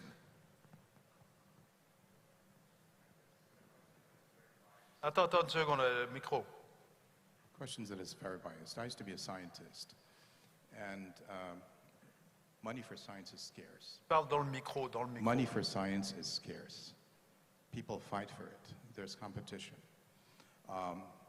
There are areas that are very trendy, like space exploration. There's particle physics, which you mentioned. There's quantum computing. The topic I want to mention here is fusion. Why? Because we're all under the threat of climate change. And one of the silver bullets that is being talked about as a solution to the problem of the energy that we face is fusion. Europe is very active.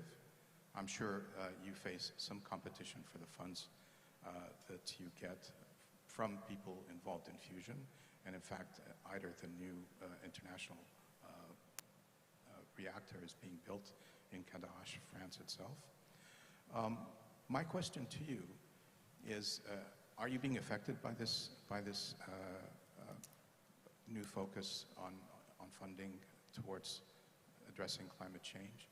And the second question that I have has to do with the involvement of the private sector. Most of the projects involving fusion are publicly funded. But now in the United States, in Canada, in the UK, we are seeing private investors building tokamaks or equivalent machines at a much lower cost in the hope of finding a much cheaper, quicker silver bullet.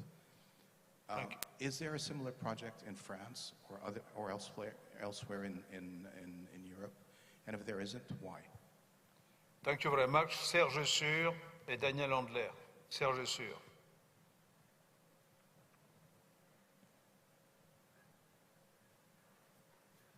Merci beaucoup.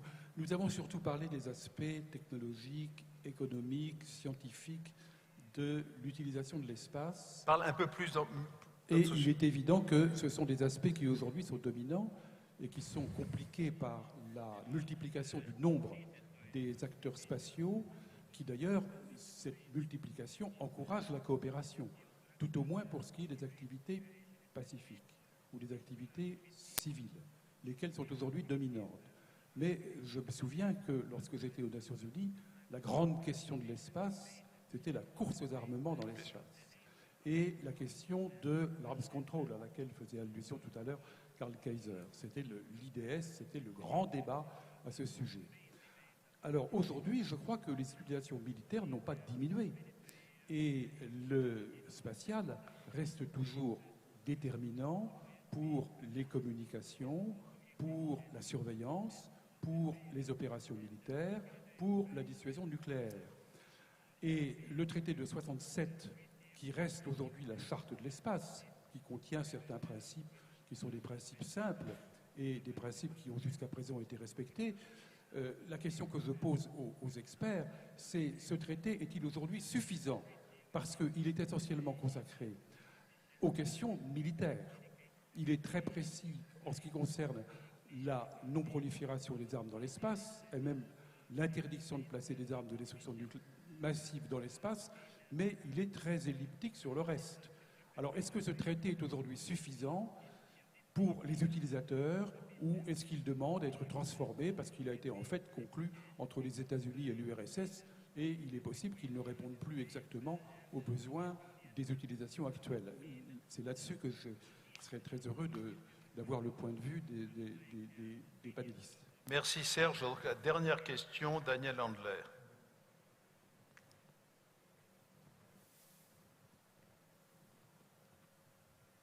Thank you. I'll be brief because the two previous speakers gave excellent questions. So, first of all, I'm not entirely reassured by the fact that right now the non-military activities seem to predominate. I wonder whether, when push comes to shove, the military won't sort of take hold of the field and make it go in the direction it wants. So that's my first question. My second question is about cluttering. I've heard that there's a big problem of satellites cluttering the space and how that problem will be solved.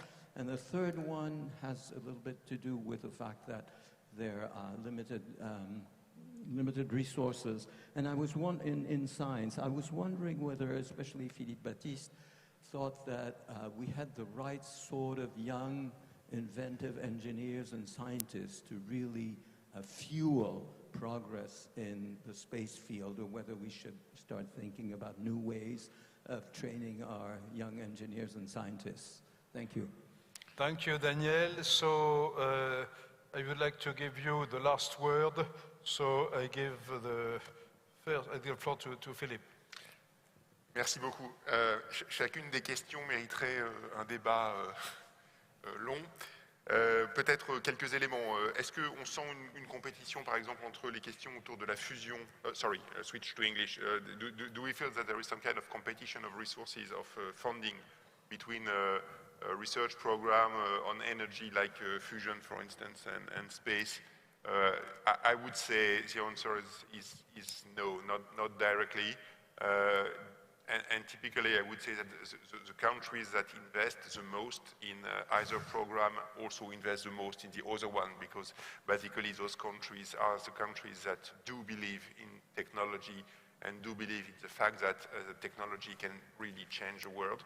So I'm not really scared by this competition of funding. I would say it really goes in the same direction. Just perhaps a word on militarization of space. This is, of course, a big issue. I just want, if I just perhaps focus, the question is very wide, but if I just want to focus on launcher, which is only a subset, but today I think that we have worldwide something like 250 companies, either small ones, startups, or larger ones, that wants to develop a mini launcher. So a mini launcher is really very close to a ballistic missile. So the question of proliferation and the question of how do you manage this technology, I mean, of course, the rules are the same, and all big countries will do their best to monitor what happened and to forbid some kind of loss of technologies to avoid this kind of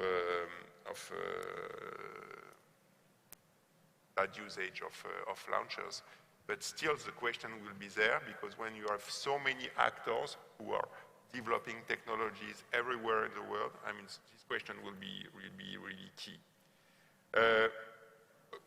Again, I go very fast because we are out of time, but the question of debris and the question of how do we manage pollution in space is a key question.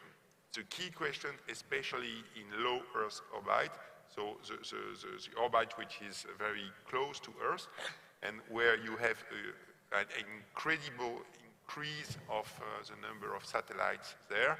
It's an exponential law. It goes very, very fast, and we will be in trouble. The question is not to know whether yes or no we will be in trouble. The question is to know when we will be in trouble. Trouble meaning collision, and collision meaning that you have much more debris and the probability of another collision, which is heavier again. So the question is, how do we regulate space? At some point, this question has to come. And I think that we have limited choice. We have to think about that. And we cannot only rely on goodwills of private actors. There has to be some kind of global strategy, worldwide strategy on this question. Perhaps finally, to answer the question on private investors, and if I can reformulate the question was basically, where are they in Europe? I would say that we have limited number of people, of billionaires who do invest in space, at least in France. I'm afraid I know none of them right now, but I hope they will come very soon. Still, we have a lot of companies that invest in space, and we have many new, I'm not talking only about Airbus and Thales, which are giants, and which are key players in space, but there are also new ones. Let me mention, for instance, Kineis, which is a young company which manufactures small satellites for many different usage, especially IoT. It's very young, it's very dynamic, it comes with very low price, so I'm pretty sure it will be very successful soon. Well, there are many of them. Still, I really believe that we have to put much more effort in this new space sector, because it will really boost space technology all over the society, and it's a huge economic growth too. So we will invest a lot there. Thank you very much, Madam. I think we touched, if I got this correctly, the questions were across 3 different streams. One with regards to militarizing space and proliferation in space. It's about each actor being responsible for what we've all signed on. There will be more and more companies up and coming around the world, like you were mentioning, and it's about how the local regulations reflect the intentions of the countries in terms of proliferation of space. On the aspect of the private sector, I think it was specific to Europe, but for the private sector itself, what it gives us and what we've seen that it gives us is new innovations, because these companies are up and starting, and they develop things different than it's typically developed in agencies that have been around for 40 and 50 years. Space, I think, is as innovative as it is, it's a highly indoctrined mechanism of design and development, especially in larger institutions. And a lot of it is inherited from failed missions. There are policies and procedures that some entities are following that are from failed missions in the 70s, as an example. When you get new entrants into space, be it countries that are entering newly into space or companies that are entering new space, they don't have those baggage of what I call relationships that went wrong. They can start a fresh page, and therefore they're able to innovate and development. Therefore, there needs to be a nice balance between the two. What we need to see in terms of investment, I know there's a big hype in investment. Parts of it are hype, parts of it are real. What we need to play as space agencies is ensuring the sustainability of the real investment to carry fruit over the course of the next decade, because it's the way that we're able to develop new mechanisms of retraining engineers and new mechanisms of thinking in terms of space systems development. We can find better products and services coming to space, and we can find a solution to the clutter that we have in low Earth orbit. Because what we can bring to the table today is discussions on a policy front and an international policy front. The real innovation will come in ensuring that we're accessing space, finding out early if there's collisions, but more importantly, understanding better how do you, in a low-cost manner, declutter space. And that's an innovation that will come from the private sector, and I don't think we have concepts, but no solutions that are real for those. And I hope I did answer the 3 questions, but that's what I got from those. Well, thank you very, very much for this, I think, a very interesting and stimulating discussion. I can assure you that in the coming years, the issues of technology, space in particular, will play an increasing role in this World Policy Conference. But, you know, World Policy Conference, there is the word policy. And it seems to me that we are, I would say, at the beginning of a collective reflection on how policy should be approached. We have spoken a lot in other sessions of the idea of flexible alliances, cooperation, all that in a world that we want, all of us, the middle powers, to remain as open as possible, but I like to call reasonably open. And there is a lot of work to do to become more operational in these extremely exciting fields. So I can tell you that for myself, I am not a candidate for a trip in the extra atmosphere, even if I were a billionaire, and even less a candidate for Mars. When the day comes, I will be elsewhere. Thank you very much indeed. And now we are going to have the very last session, which we all expect, because it is the young leaders, the leaders of tomorrow. Thank you, but you could be part of it. Thank you very, very much. Thank you very much.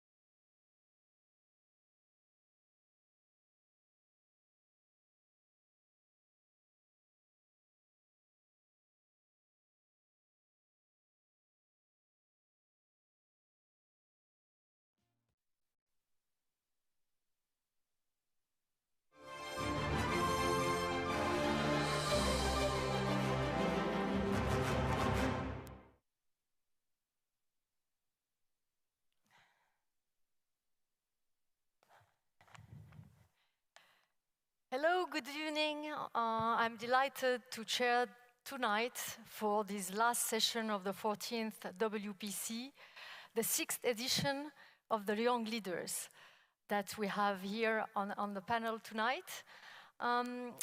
Tonight, we'll be focusing on GovTech at the conjunction of global governance and technology. We heard on Friday from François Barrault that there was a clear acceleration of innovation pace. Technology is driving change, and data-driven digital is calling for transformation, not only starting from IT systems, but also on processes, organization, and governance of private, but also public bodies. This is an important aspect, and tonight we have to consider several considerations. The first is that given this acceleration, this is creating tensions on talents, and in the global economic context, this tension is also expressed in terms of access to intellectual property. Another aspect is that no sector is immune in this transformation, and some disruption happen.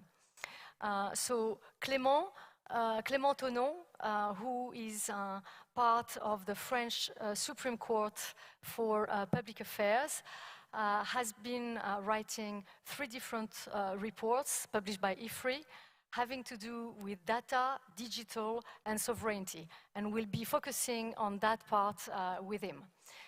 When it comes to innovation, we cannot ignore the growing importance of startups. A recent report from MIT and Capgemini Invent mentioned that sources of innovations for startups are representing today around 10% and will contribute by 2025 to about 45% of innovation sources. So this is made possible by the historical high funding from venture capital and private equity industry, and is attracting a lot of attention by the public because this has also strategic importance. So we have 2 representatives here on the GovTech. We have Mehdi, who is both a medical practitioner and a PhD in mathematics. This has an importance, and is co-founder and CEO of Ecopen. He will tell us more about that in the healthcare space. We have Farouk Tuncer, who has created in Germany a startup called Politeia, focusing on services to the public sector. So I suggest that we start with a quick definition of GovTech, Clément, and the lessons from the COVID crisis, maybe. Thank you very much, Lucia. GovTech is a contraction of government technology. And to put it simply, I define it as the use and purchase of innovative technological solutions by state actors to carry out a defined policy. And I will take 2 examples. For example, the French government is working with Doctolib, that you may know, which is a French private company working on scheduling appointments during the vaccination campaign. And in the US, during the crisis, the Trump administration asked Palantir Technology to build up the federal database on COVID cases. So basically, GovTech is when a private company is getting involved in a policy that in the past was designed and executed by the state.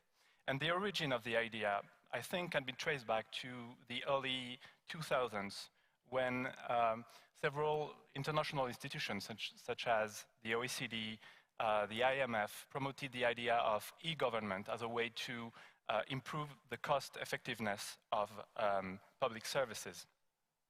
And in the years 2010, you had a second wave with the rise of civic tech, which tried to improve democratic processes through technology.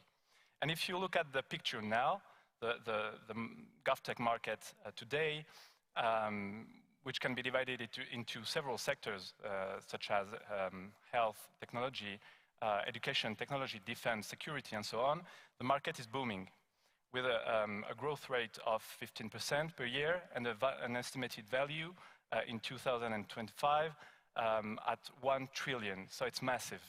And in that sense, I think the COVID-19 crisis has not been a game changer. It has been a catalyst of a previous trend. And I think the trend will go on, especially in 3 sectors: health, technologies, education, because during the pandemic, you had millions of students that had to go online to attend classes, and obviously smart cities. I think there is one point where the pandemic has been a major game changer, that today, GovTech is part of ideological and political narratives by some countries. I think of China, and in some ways, Taiwan, Singapore, South Korea, because those countries, they developed a narrative around their handling of the crisis based on a massive use of new technologies, drones, facial recognition, and it has to do with the superiority of their political model. So I think the use of technologies by state actors will become a core aspect of the competition between political models in the years to come. Thank you, Clément. And when it comes to smart city, I think we have a good example. Farouk, can you tell us the rationale and the motivation of Politeia? Sure.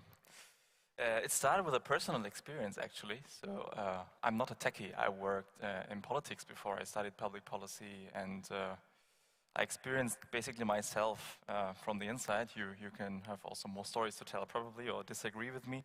But it was frustrating, actually, to see how the data was used or actually not used in governments. Like, you usually have hierarchical organizations and the reportings that are working, but usually data was not so much a role. The political narrative is important, sometimes ideology is important, and often leaders wanted data but didn't get it. And the reason is because government lacks digitization, actually collects a lot of data but doesn't bring it together. And this space I saw already when I was a policy advisor in one of the big governing parties in Germany. And then I left and co-founded Politeia, and we interviewed leaders, and they all confirmed the problem. We have a lot of data, but we tap in the dark out of making use of it. And we build products that actually do that. We integrate data from different sources and legacy systems, bring it together, visualize it, aggregate it, and show it to the leaders to make better decisions on local level about kindergartens, schools, public spaces, but also in the COVID pandemic, we did it for a whole state in Germany, monitoring the infectious diseases on the ground in the school system for a full state of 300,000 students. And that was my personal motivation. But if you would ask me what I would derive from the experience I had, and I see it's, I think, a fundamental problem that we have, that government is lacking like 15 years behind the private sector in digitization. And at the same time, at least in Germany, maybe this counts for France too, like 30% in Germany of the people that work in government, of all the public servants, are going to retire in the next 8 years. And we have climate change, and we have disasters happening, and we have the reorganization of our economy to green. Like, this all needs to be done with less people. And so we need to digitize, and I think it's already urgent to do that, yeah. Absolutely. So there is an operational need, but Clément, in your paper, you're also pointing out to that lag effect, but also on the fact that this is paving the way to big tech intrusion into what naturally would be the sovereign space for state. Can you elaborate a little bit on that? It's an interesting part. My point on sovereignty was that from a public sector point of view, is that when you deal with a private company to carry out a policy, actually you, without any doubt, you will improve the efficiency of your policy, but you will lose control. the control that you had over this policy. So it's not really a debate about sovereignty, it's a debate about the level of control that you want to retain on a given policy. Let me take an example. You had this debate during the crisis around the tracking application on mobile phone. For the French in the room, it's Tous Anti-Covid on your mobile phone. The French government decided to develop a sovereign centralized application by itself, whereas other governments in Europe, including eventually the UK and Germany, decided to go with the Apple Google solution, decentralized solution. Actually, and you tell me if I'm wrong, but there was a fierce debate in Germany about the state having access to a massive amount of personal data. And in France, the debate was pretty different. You have to look at the speech by the Minister for Digital Affairs, the French Minister for Digital Affairs, Cédric O, in front of the National Assembly. He had to explain to the MPs why the French government wanted to develop a sovereign application. And he told them, it's no surprise that France wants to develop a sovereign application, because France is the only country from continental Europe to possess nuclear weapons.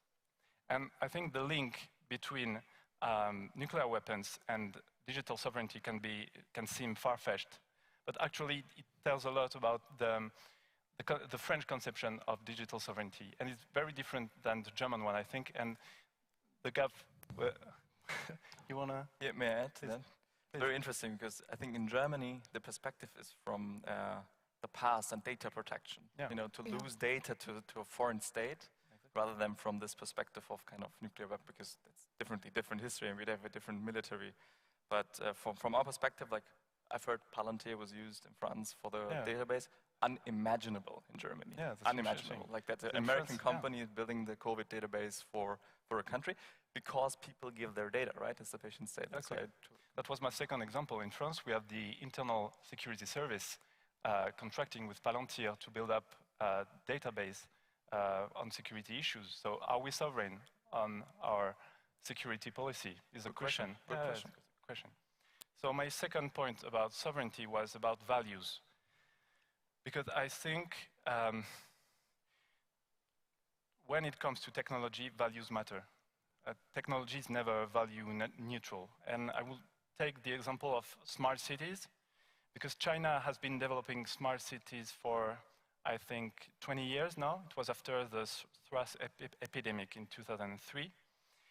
And more defense and security companies in China are investing into smart city solutions. And China is selling more and more smart city solutions to Central Asia, African countries, and the Middle East. And it has become a soft power tool.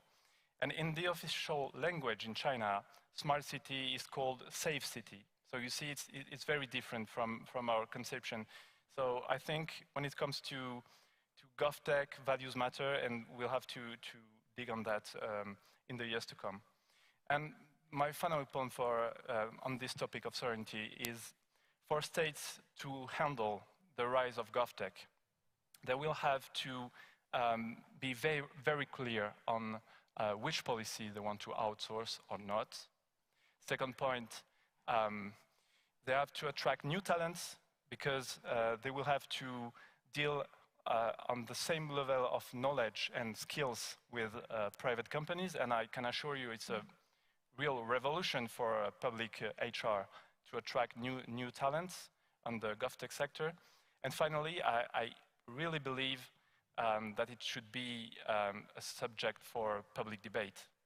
I mean, citizens have to be able to give their word, to express themselves on the subject of GovTech, because in the end, it is the quality of public services that is at stake, and eventually there are personal data. Absolutely, so the data is at the center, but not all innovation is only about data. We have with you, Mehdi, a very good example of a breakthrough solution that can save life. Can you tell us more about Yeah, thank you. Just Ecopen? a minute on what my colleagues just said, which is really interesting and totally follow the idea, which I believe is shared here, that how much data is about sovereignty, and from a health space, how much civil society has to be engaged on those kind of topics. And we had last year a huge initiative, which is really fine, to get a huge health data hub, which is a way to centralize the health data. And we were that close to host the data in a cloud, which is a Microsoft cloud, which means that, yeah, the civil society rose against the situation, and then hopefully there were some kind of step back of the government, which is a cool thing, yeah. So sovereignty is very sensitive subjects, and civil society can be amazing, and when it's engaged and it's part of our history, what we're doing is Ecopen. Ecopen basically is an ultrasound handheld device connected to any kind of smartphone, and the idea is to make what we say orientation diagnosis, which means basically to answer the basic questions of any kind of medical doctors meeting any kind of patients anywhere in the world. The two questions are, what organ are damaged? Is the condition serious or not? And bringing the sight to the medical doctors in order to see inside the body is really critical to answer those two questions. It started out like Farouk, by personal experience. I was a young resident and I had to deal with two patients dying in the condition of that moment where to get a true ultrasound device was really, really difficult.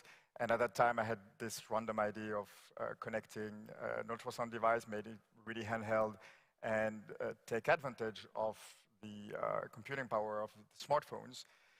And basically, you know, I'm not a manufacturer, so it was kind of idea, and I'm really onto the open source space to bring commons. Maybe we'll elaborate on this.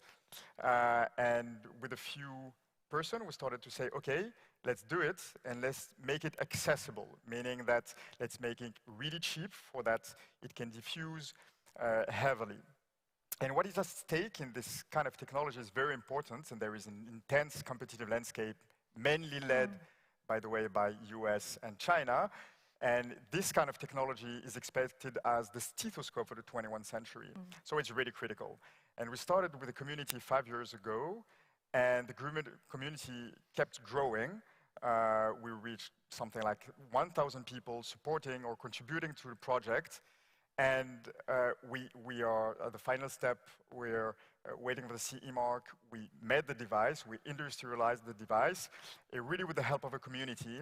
And I find it's quite interesting matter of how open innovation can flow, like Wikipedia thing, adapted to the hardware space. Especially in the health space, where we couldn't say, you know, it's the most advanced adopter of open innovation. And I must say that, I mean, the Capgemini support to the industrialization step from POC to industrialization is important, and you're about to launch your product soon. So what's the importance of the data collection in your device? So data is critical because data brings to AI, and AI brings to more powerful tool to make diagnosis and also to empower people. And maybe one day, since ultrasound are really non-invasive, non-dangerous, everybody will be using this. And I know some startups in Israel going towards this direction. So definitely data is very important. Above our situation, I think that the health space has giants of data, which are the hospitals. And you know, the GAFAs are the giants of overall data, but for the health space, I think hospital has really their word to say. And we're some kind of special thing where we have this community. We brought out of this community a startup, and in the startup we have the APHP, which is Assistance Publique des Hôpitaux de Paris, which is actually the largest hospital group in Europe and one of the largest in the world. And they had a lot of data flowing. And so what we're about to do now is to build up an ecosystem where the data entering in the hospital can be brought to the ultrasound space, and we can build algorithms, powerful algorithms out of it. And I think this is a good example of how public and private sector can work together, definitely. Absolutely. So it seems that there is now a convergence on the fact that health data is sensitive data across the globe.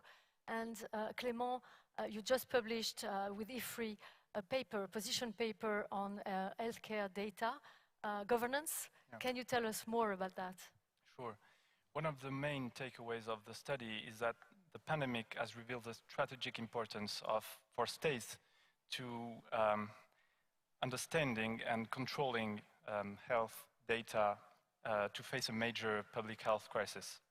The fact is we were not ready to face this crisis, and we have to move, the main lesson is we have to move toward a data-driven model to manage public health crisis. There was no interoperability between European states and even within European states, in Germany, in France as well. So it's a critical point. But it was true in Europe, and it was true as well in China and in the US. So no one actually was ready. The other key takeaway from the study is security. During the COVID-19 crisis, cyber attacks on healthcare facilities and hospitals have intensified. It's becoming massive. And with the digitization of healthcare, we may face, in the years to come, a real digital Pearl Harbor. That means with casualties in the real world. I think it happened last year in Germany with the Hamburg hospital. A woman died after a cyber attack, so it's not science fiction, it's happening. And the International Committee of the Red Cross launched a call to the governments to regulate and prevent cyber attacks on healthcare facilities, so it's a critical issue. And the last key takeaway from the study, even if it may be too early to say, is that the COVID-19 crisis could have been a catalyst for convergence between global data regulation models toward the EU's GDPR standards. For example, China enacted a comprehensive data protection law a couple of weeks ago, so it's a major step forward. And as far as the US is concerned, because you know in the US you have specific regulations. You have a regulation on health data, financial data, and so on and so forth. And Joe Biden, who is very much interested in the subject of health data, because he gave a big speech 3 years ago on health data, so he knows the topic very well. He may face the pressure from the Democratic Party and the left of the Democratic Party to enact a comprehensive data protection law. And he may face the pressure also from his European allies, because you may remember the Privacy Shield was the framework of data exchange between the US and Europe has been cancelled by the European Court of Justice. So it's data protection has become, and health data protection has become a subject in the transatlantic relation. Absolutely, absolutely. So that's definitely where the core of many hot topics. And for sure, I was mentioning at the start, innovation is raising public attention from the public governments and startups in particular. As startuppers, what would you say are the challenges and opportunities, particularly in the GovTech that you see? Mehdi. Okay, so I'm not a regular startupper, let's say this way, since when I started the project, it was not about really to build a startup, but to build some device and to take advantage of all the ecosystem. What I can advocate on is how much interesting is the fact that you can create an innovative space where several parts of the society can interact. You have the public institutions, the academic labs, who are deep knowledge, low-level knowledge on technologies, and you have obviously companies like Capgemini who helped us, Groupe Sanofi who helped us, other big industries that helps us mature to become a product. And we have this really fertile, very engaged civil society where actually they're very dedicated to what they do. They have an amazing energy. And I think this is the third space where you can bring an amazing value, and this value can be converted into a company. Then at the end, it becomes a startup. But I think we should really be aware of how people want to contribute. And maybe I can say something like beyond our special case is about the commons. We released a lot of technology in open source, and the idea is not to depend the technology to a proprietary company or proprietary government or whatever, in order this bricks of basic technology stuffs could be available to anybody, and they can build, I don't know, lectures for universities, and they can build startups out of it. And maybe from a more political standpoint, I think a lot of countries are experiencing the same thing, that, you know, there are all these micro communities advocating for themselves. And what is the common ground of everybody?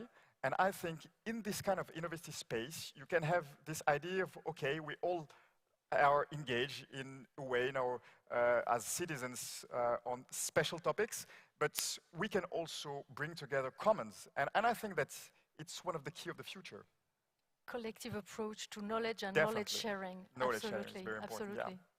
Farouk? Yeah, maybe because we work with core governments, right? A perspective on that point.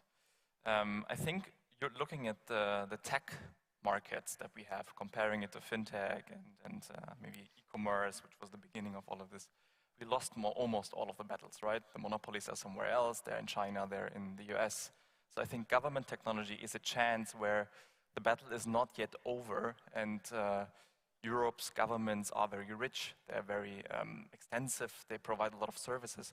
If we manage to provide good solutions there and also scale them across Europe, that's a chance to gain some, in the bottom line, save our sovereignty, because otherwise, I mean, Azure, you talked about that. I mean, the German government postpones the decision to update that from legislative period to period because no one wants to face that decision, but it's coming now. It's getting urgent. So in the bottom line, save our digital sovereignty, and the best case, export this to other countries with the privacy by design that we can implicate into our products, right?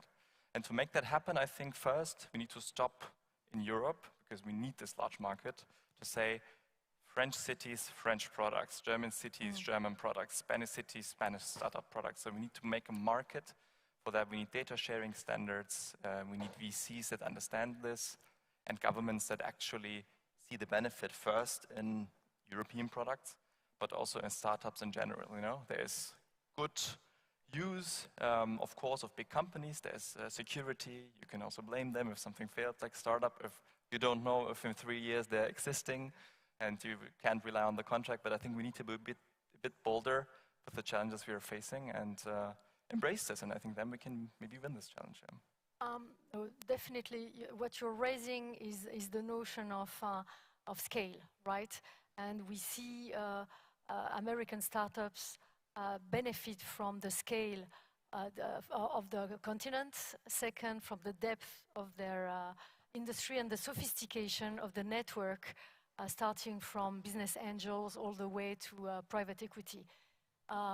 What we experience with our large clients when it comes to B2B solutions, i.e. business-to-business solutions, addressing the corporate market of tier one, they did embrace open innovation for years now.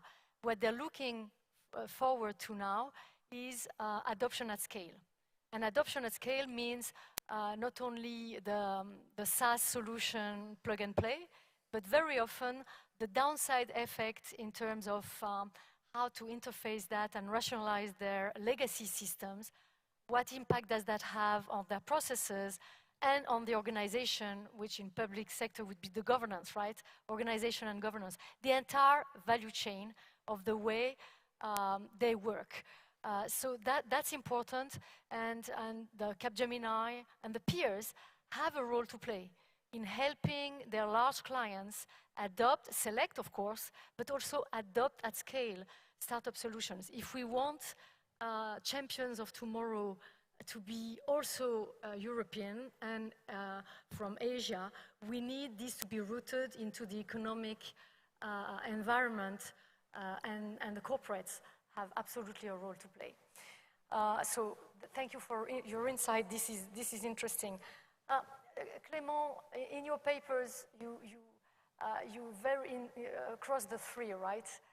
Papers that you co-wrote and published by Ifri, you pointed systematically at the necessity for Europe to take actions. What would you say are the priorities?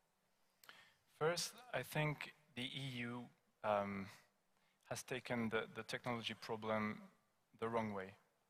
Because I say we because I'm European, we started with regulation in 1995. I think it's the first directive on data protection, at a time when we were already lagging behind in industrial terms.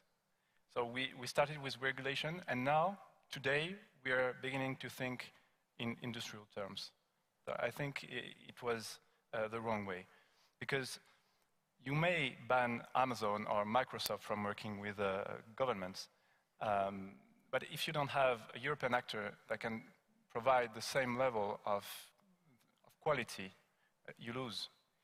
So actually, I think European sovereignty very much lies on its ability to foster an ecosystem of industrial actors in the GovTech sector. And in that sense, I think the pandemic has raised awareness of this. Thomas Gomard wrote an article about the end of digital innocence in Europe. And I think the word is very well chosen. And there are initiatives coming up. Gaia X, as far as the cloud computing is concerned. There are national initiatives, the Blue project with Orange, Capgemini, and so on. So it's very encouraging. And it is true as well for health governance, because currently there is no common health policy in Europe. And if you look at the European history, it can be traced back to the 1950s. At that time, Paul Ribert, who was a French health minister, tried to promote a common health policy. It was at the same time as the common defense policy. And it failed. So there is no common health policy. And I think COVID-19 shows that we have to move toward a common European health policy driven by data. So I really hope it will be at the top of the agenda of the French presidency of the EU at the beginning of next year.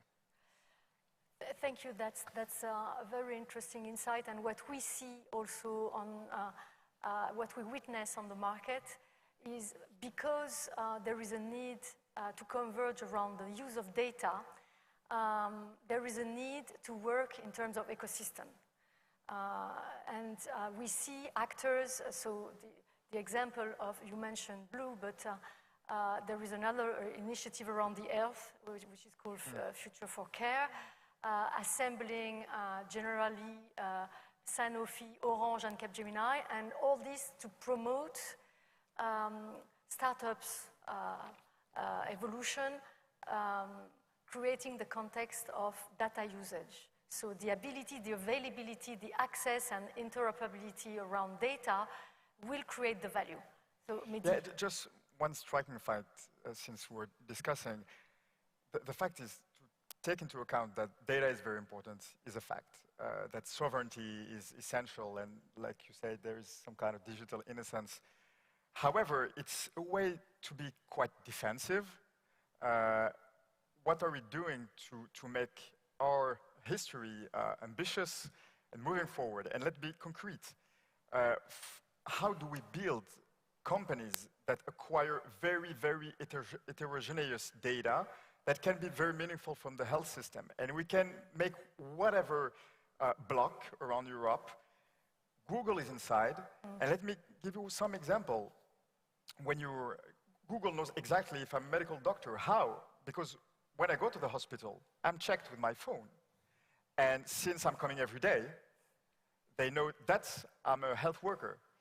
If I stay for a long time without going out for the hospital, they know I'm possibly a patient. And you know, hospitals are built by departments, and if I check it on the Google Maps, they know if I have a diabetes or another disease. So this is there. This is for the health. Then when you go home and you say, OK, Google is a cool thing to say what is the time and what is the weather and whatever.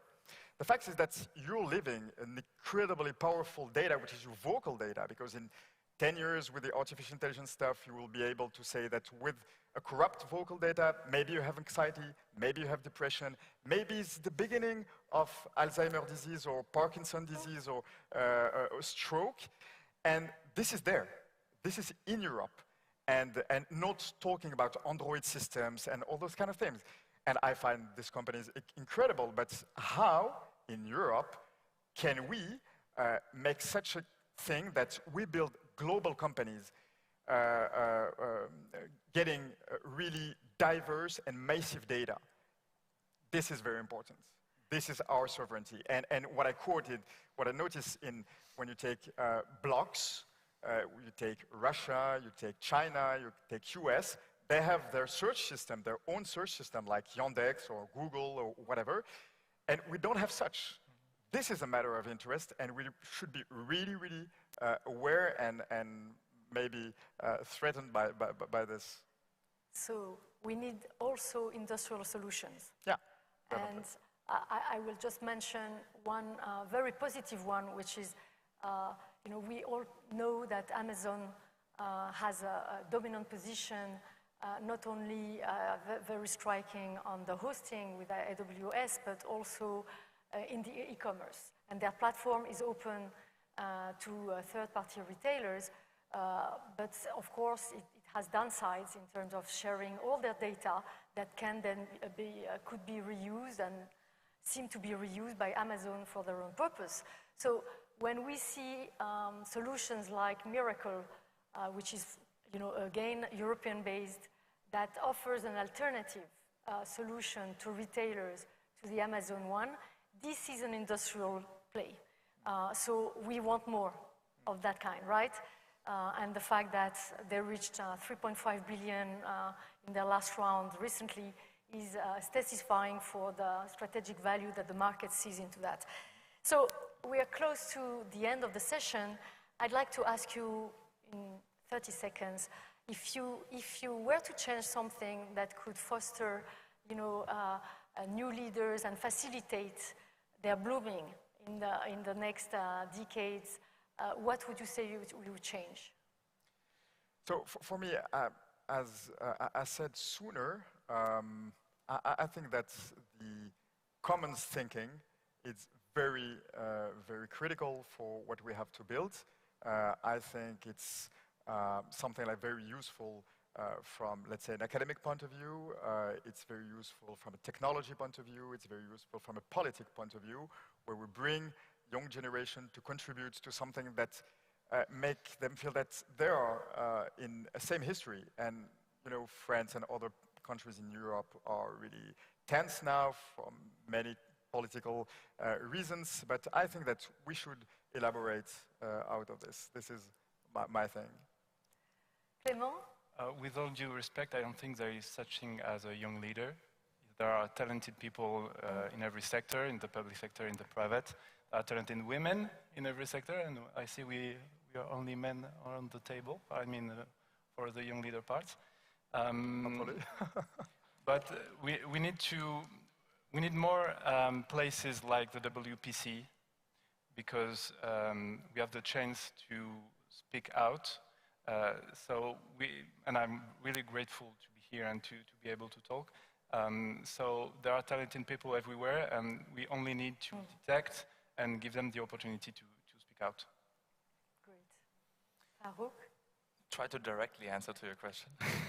So I think we're looking at the demographic pyramids of, you can't call it a pyramid, demographic trees of Europe.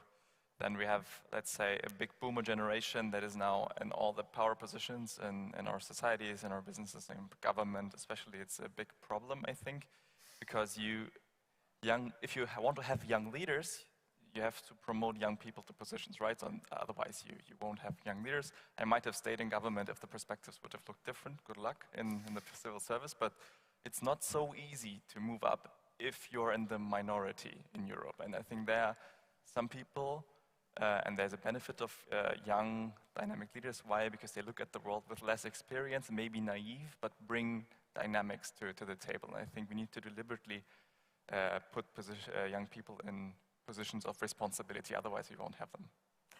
Thank you, that's very authentic testimony. I see that we have 4 minutes left for questions. We're catching up with time in order to be able to leave for the Louvre. So maybe we can take a few questions from the audience.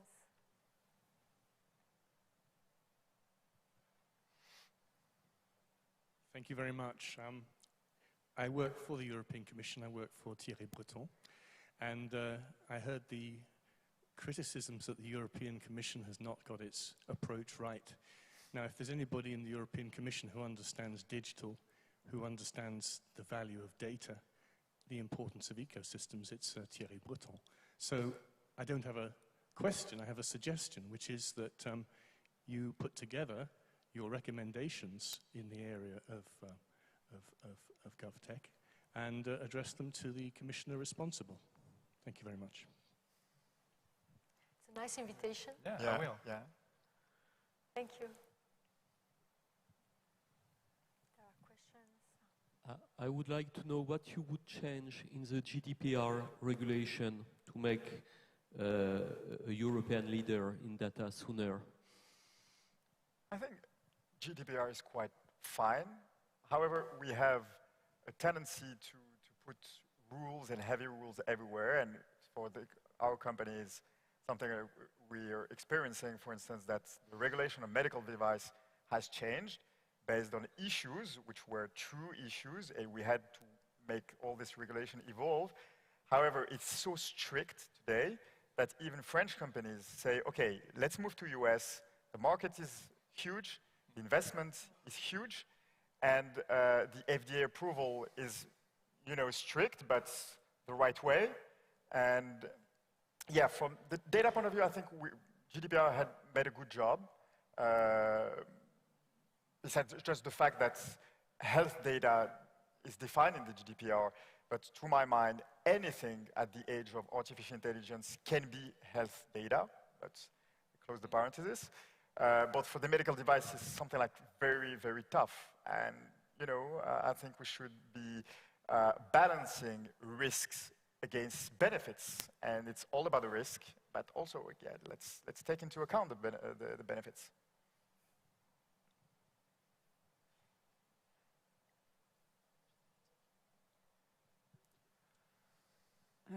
Hi, thank you so much for a very interesting and lively debate. I liked how you debated among yourselves as well, French and German visions of digital sovereignty. I think I just had a question for Farouk, actually, to whether you can give us a concrete example of how your company is helping local or regional or national government because I think for many people, data is a bit of a buzzword, and it's harder to see how it can actually help improve public policy. So I would like to hear a concrete example of an achievement through your company. Direct answer? So I can give you one example. In Germany, all cities collect citizen registry data where your citizen information is stored.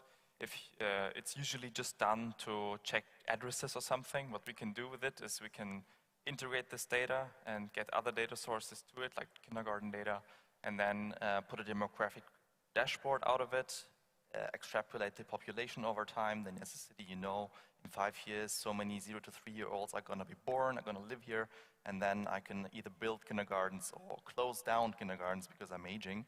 This is something that is done manually, and this is something we can do automatically without any involvement of a public servant that can just consume the information. I think that's one example. Other example is that I said in Germany is a disgrace. We used fax devices to send COVID cases through the layers of government, and what we have done in one state is to digitize this whole process from generation of the data point in the school to the minister in a mobile phone dashboard where she can directly see where hotspots are popping up, and I think that's something also benefits that you can give with data.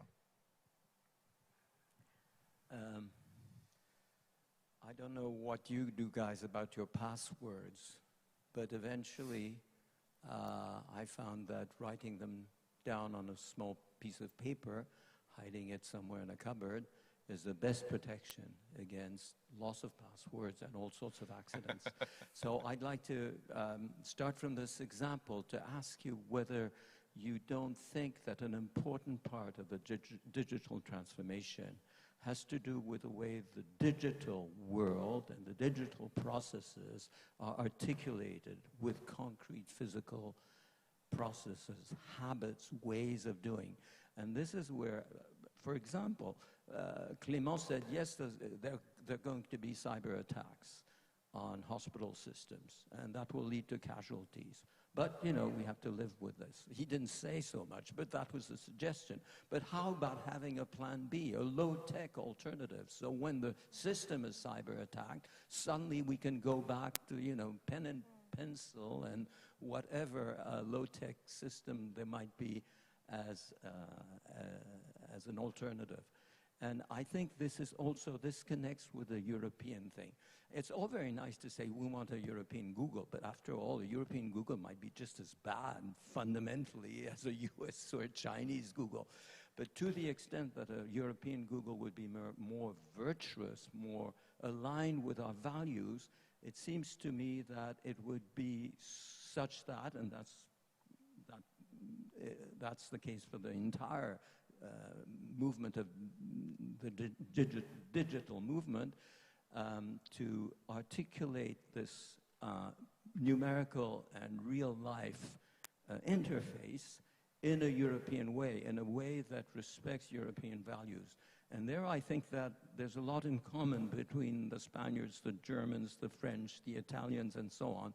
We have a certain way of living every day, of thinking of government, of government interference, and so on, and of privacy, and that could and should be implemented in this way of articulating the digital and the non-digital world. What do you think of that? Yeah, this is very, very interesting, and let me go to one or two examples. From the COVID-19 crisis, we had a lack of a lot of tools, masks, and whatever. And again, this kind of community mobilized itself to say, okay, let's do 3D printing and use the available stuffs to make, to produce those kind of devices. And now at APHP, there is something like a long, let's say, trend to make some kind of securities where if something very, very bad happens, we can rely on other things.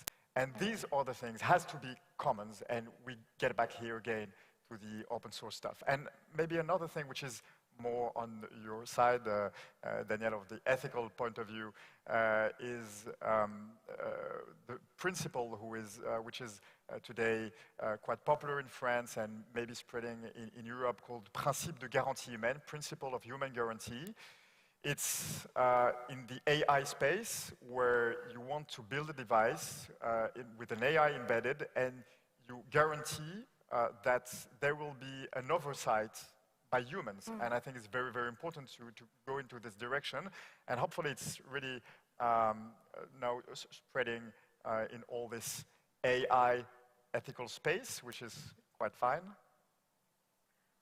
And of course, the increased digitization is also leading to a more systemic risk to some extent. So the plan B that you're referring to should be native in anything we do, from the architecture to the functional aspect of that. You're absolutely right. Maybe we can take one last question. Hi, thank you very much for the debate, which was very insightful. I come from an engineering and data science background, and I see that in my cohort, most of the brightest students go to the US. to create their startups, studying tech. And so my question is, from your experience, do you think that in Europe we have the culture, the ecosystem to create entrepreneurs, to retain them? And you want to go to US already? Sorry? You want to go to US already? No, I'm actually in the US right now, but I'll come back later. Okay. Okay. That's done. I have a 10-year commitment. Send us your CV. But the question is, how in Europe can we create those talents? But also, how can we, in a way, imitate the US in attracting the best talents from all over the world and making sure that they create value within Europe, actually? Thank you very much. May I add on that? I think the reason why in the US is so vibrant is because there's a lot of money for all stages there, and I think I can't speak for France, but in Germany the problem is seed stage. We have a lot of VCs, pre-seed, even more Series A, B, like just to give you, this is the funding stages.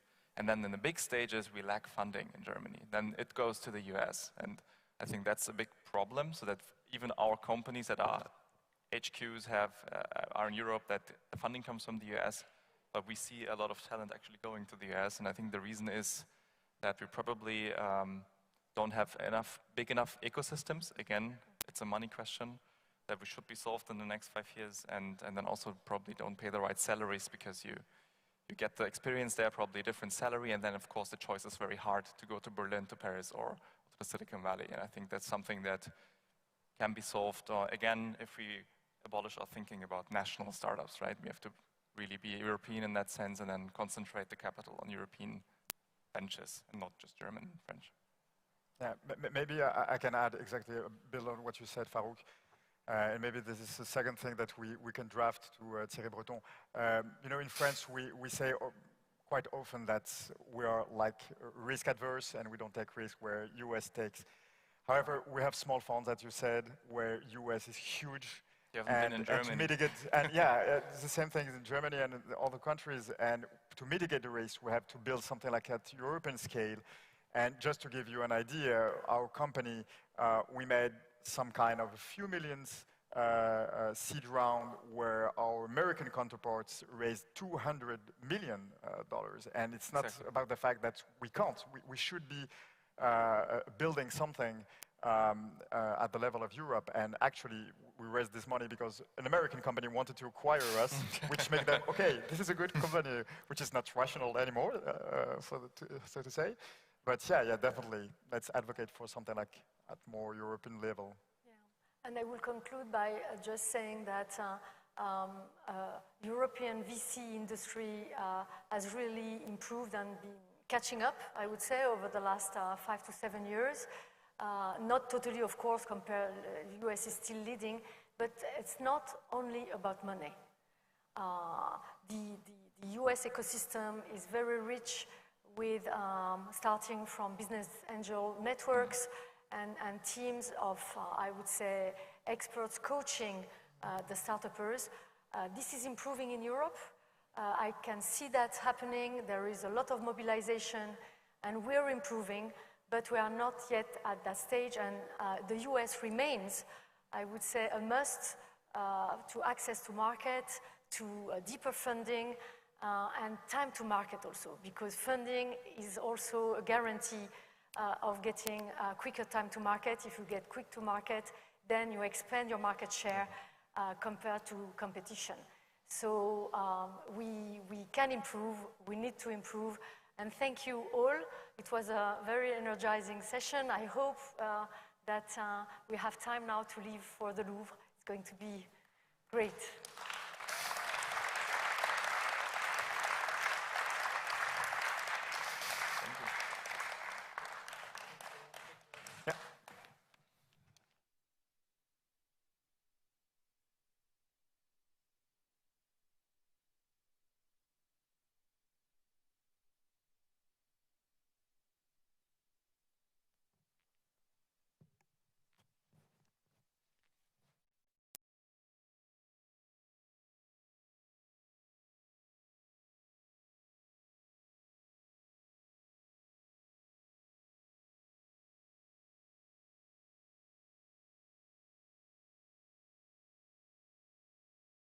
Maintenant, j'ai le son.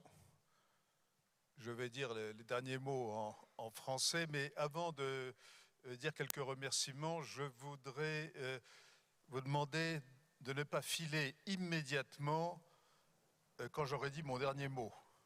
Car on va vous projeter, pour terminer, une petite vidéo de 3 minutes qui, si j'ai bien compris, représente un petit peu un résumé de ces 3 derniers jours.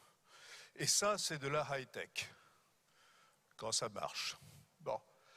Alors, je vais être extrêmement sobre et je voudrais remercier, de manière très synthétique, tout d'abord l'équipe de l'Ifri. Je vais demander à Songnim de monter. Allez, allez, allez.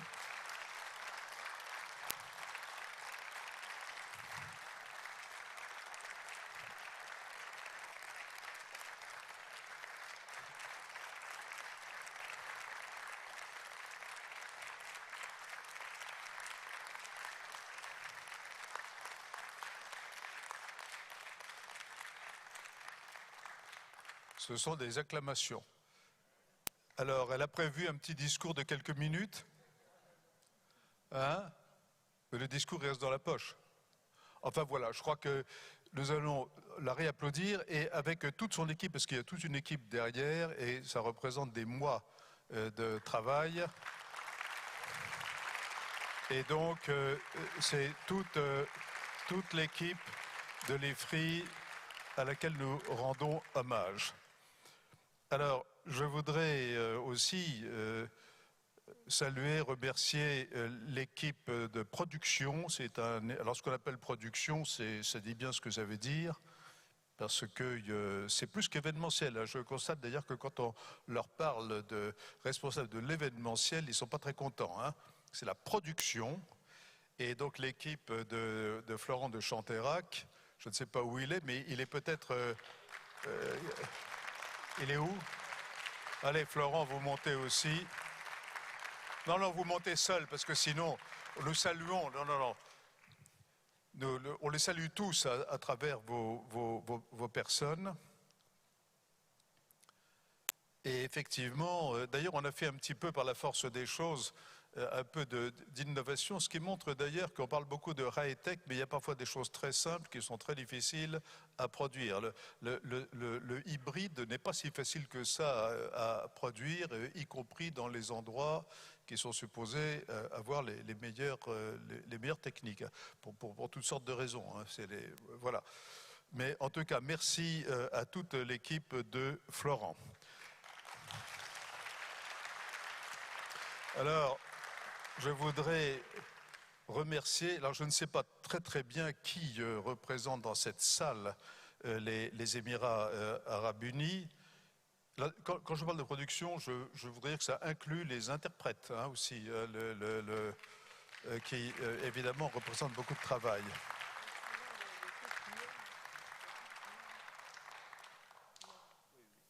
Ça inclut aussi l'équipe de... Heureusement qu'elle est là, vous savez, qu'est-ce que je ferais sinon bien sûr, ça inclut aussi l'équipe de communication de Guillaume Foucault, qui doit être également quelque part,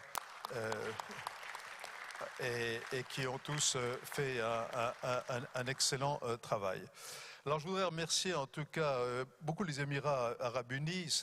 J'ai déjà eu l'occasion de dire que la tenue de cet événement à Abu Dhabi est un petit peu le résultat d'une amitié que j'ai déjà mentionné hier dans mon débat avec Anouar Gargash, que j'ai qualifié le Kissinger des Émirats.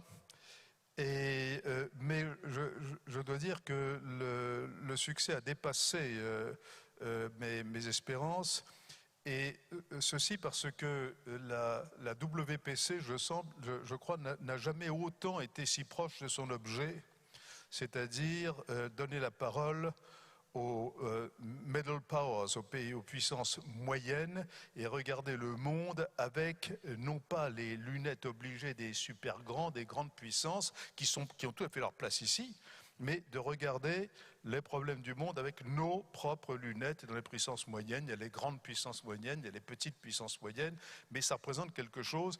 Et je crois que la présence très forte de personnalités des Émirats à ces débats a beaucoup apporté aussi à nos échanges. Donc, je le remercie pour ça et je le remercie évidemment pour toute l'aide fondamentale qu'ils ont apportée. Et je voudrais citer, là encore, je ne fais pas de protocole, hein, mais il y a 2 personnes qui ne sont probablement pas dans cette salle que je voudrais remercier, qui ont fait un petit peu l'articulation entre les équipes françaises et les équipes locales. C'est une personne qui s'appelle Gabriela Yankou. Je ne sais pas si Gabriela est là, mais je voudrais la remercier très chaleureusement, qui a été en rapport constant avec nous, et également une collaboratrice très, très proche de M. Gargache, Nahida Nakad, qui nous a aussi considérablement aidé dans la dernière phase de la préparation de cet événement. Donc nous les applaudissons et en espérant... Ah, mais je vois 2 Émiriens là-bas, je ne sais pas qui ils sont, mais je les salue. Voilà, et merci à tous. Donc, je crois qu'il faut rajouter un dernier mot, c'est que chacun se rend compte que la préparation de cet événement n'a pas été simple. D'abord, c'est jamais simple, mais c'est à ma connaissance la première conférence internationale d'une certaine dimension qui se tient dans des conditions presque normales depuis le début de la pandémie.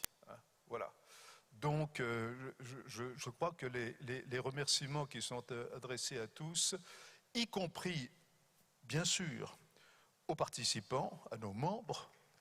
Donc, nous saluons cordialement, et aux orateurs, aux speakers qui ont fait, je te dois le dire, en ayant beaucoup de métiers, un excellent travail. Je crois que ces débats, les contributions ont été tout à fait remarquables, y compris, bien sûr, nos young leaders qui ont terminé cet événement. Alors, maintenant, je vais m'arrêter là. Et donc, nous allons regarder, et je vais découvrir avec eux... Quoi? Comment? Alors, il est terrible, Florent, parce que moi qui ai, malgré les apparences, une certaine pudeur, je n'osais pas faire ça. Mais il me dit, et c'est très juste, que je dois remercier Marie-Christine, mon épouse. Ah. Heureusement que vous êtes là, Florent. Alors, maintenant, j'espère que je n'ai oublié personne. Enfin, bien sûr, j'aurais dû citer tout le monde actuellement, mais si je n'ai pas fait de mission gravissime, ce qui peut parfaitement arriver, je vous propose qu'on regarde et qu'on découvre ensemble ce petit résumé.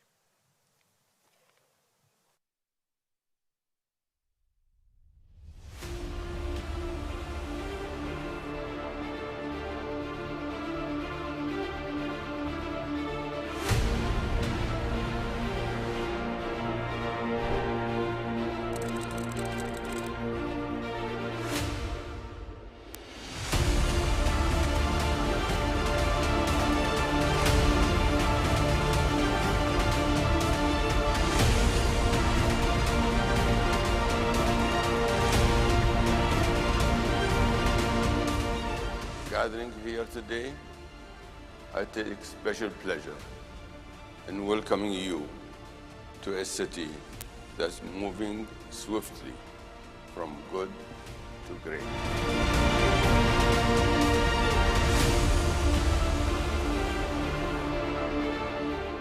I believe in the WPC's calling as it has been defined its inception in 2008.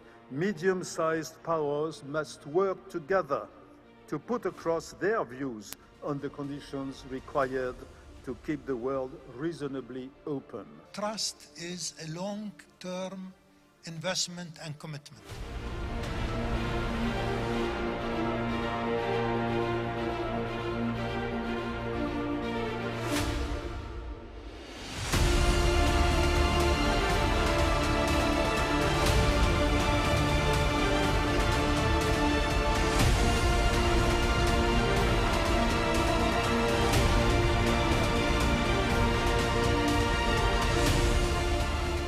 As a gateway between East and West, the UAE is deeply invested in strong diplomatic ties around the world.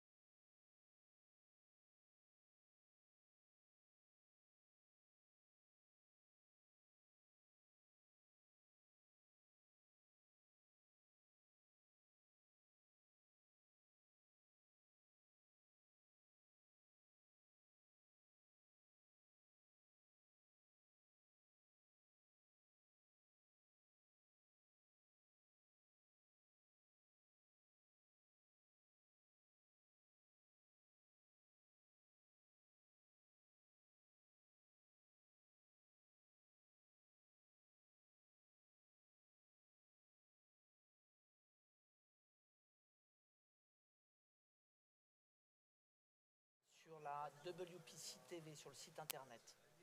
Elle y est déjà, je vais la mettre tout de suite. Voilà. Je t'en prie.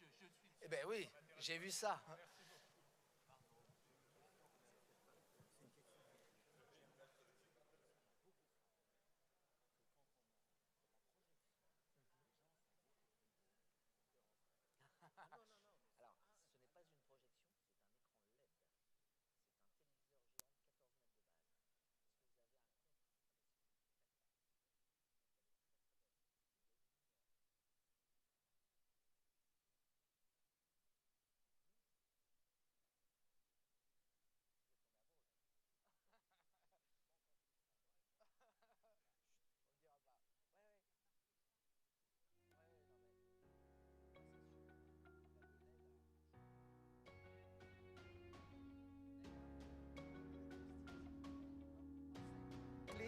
Please, colleague, friends, we go in the middle. Over there. Thierry, Marie-Christine, Naïda, Gabriela. Where is Gabriela? Ah, over there. Please, it's for memories, the book archive. Don't forget. We will put Thierry au milieu, vous mettez.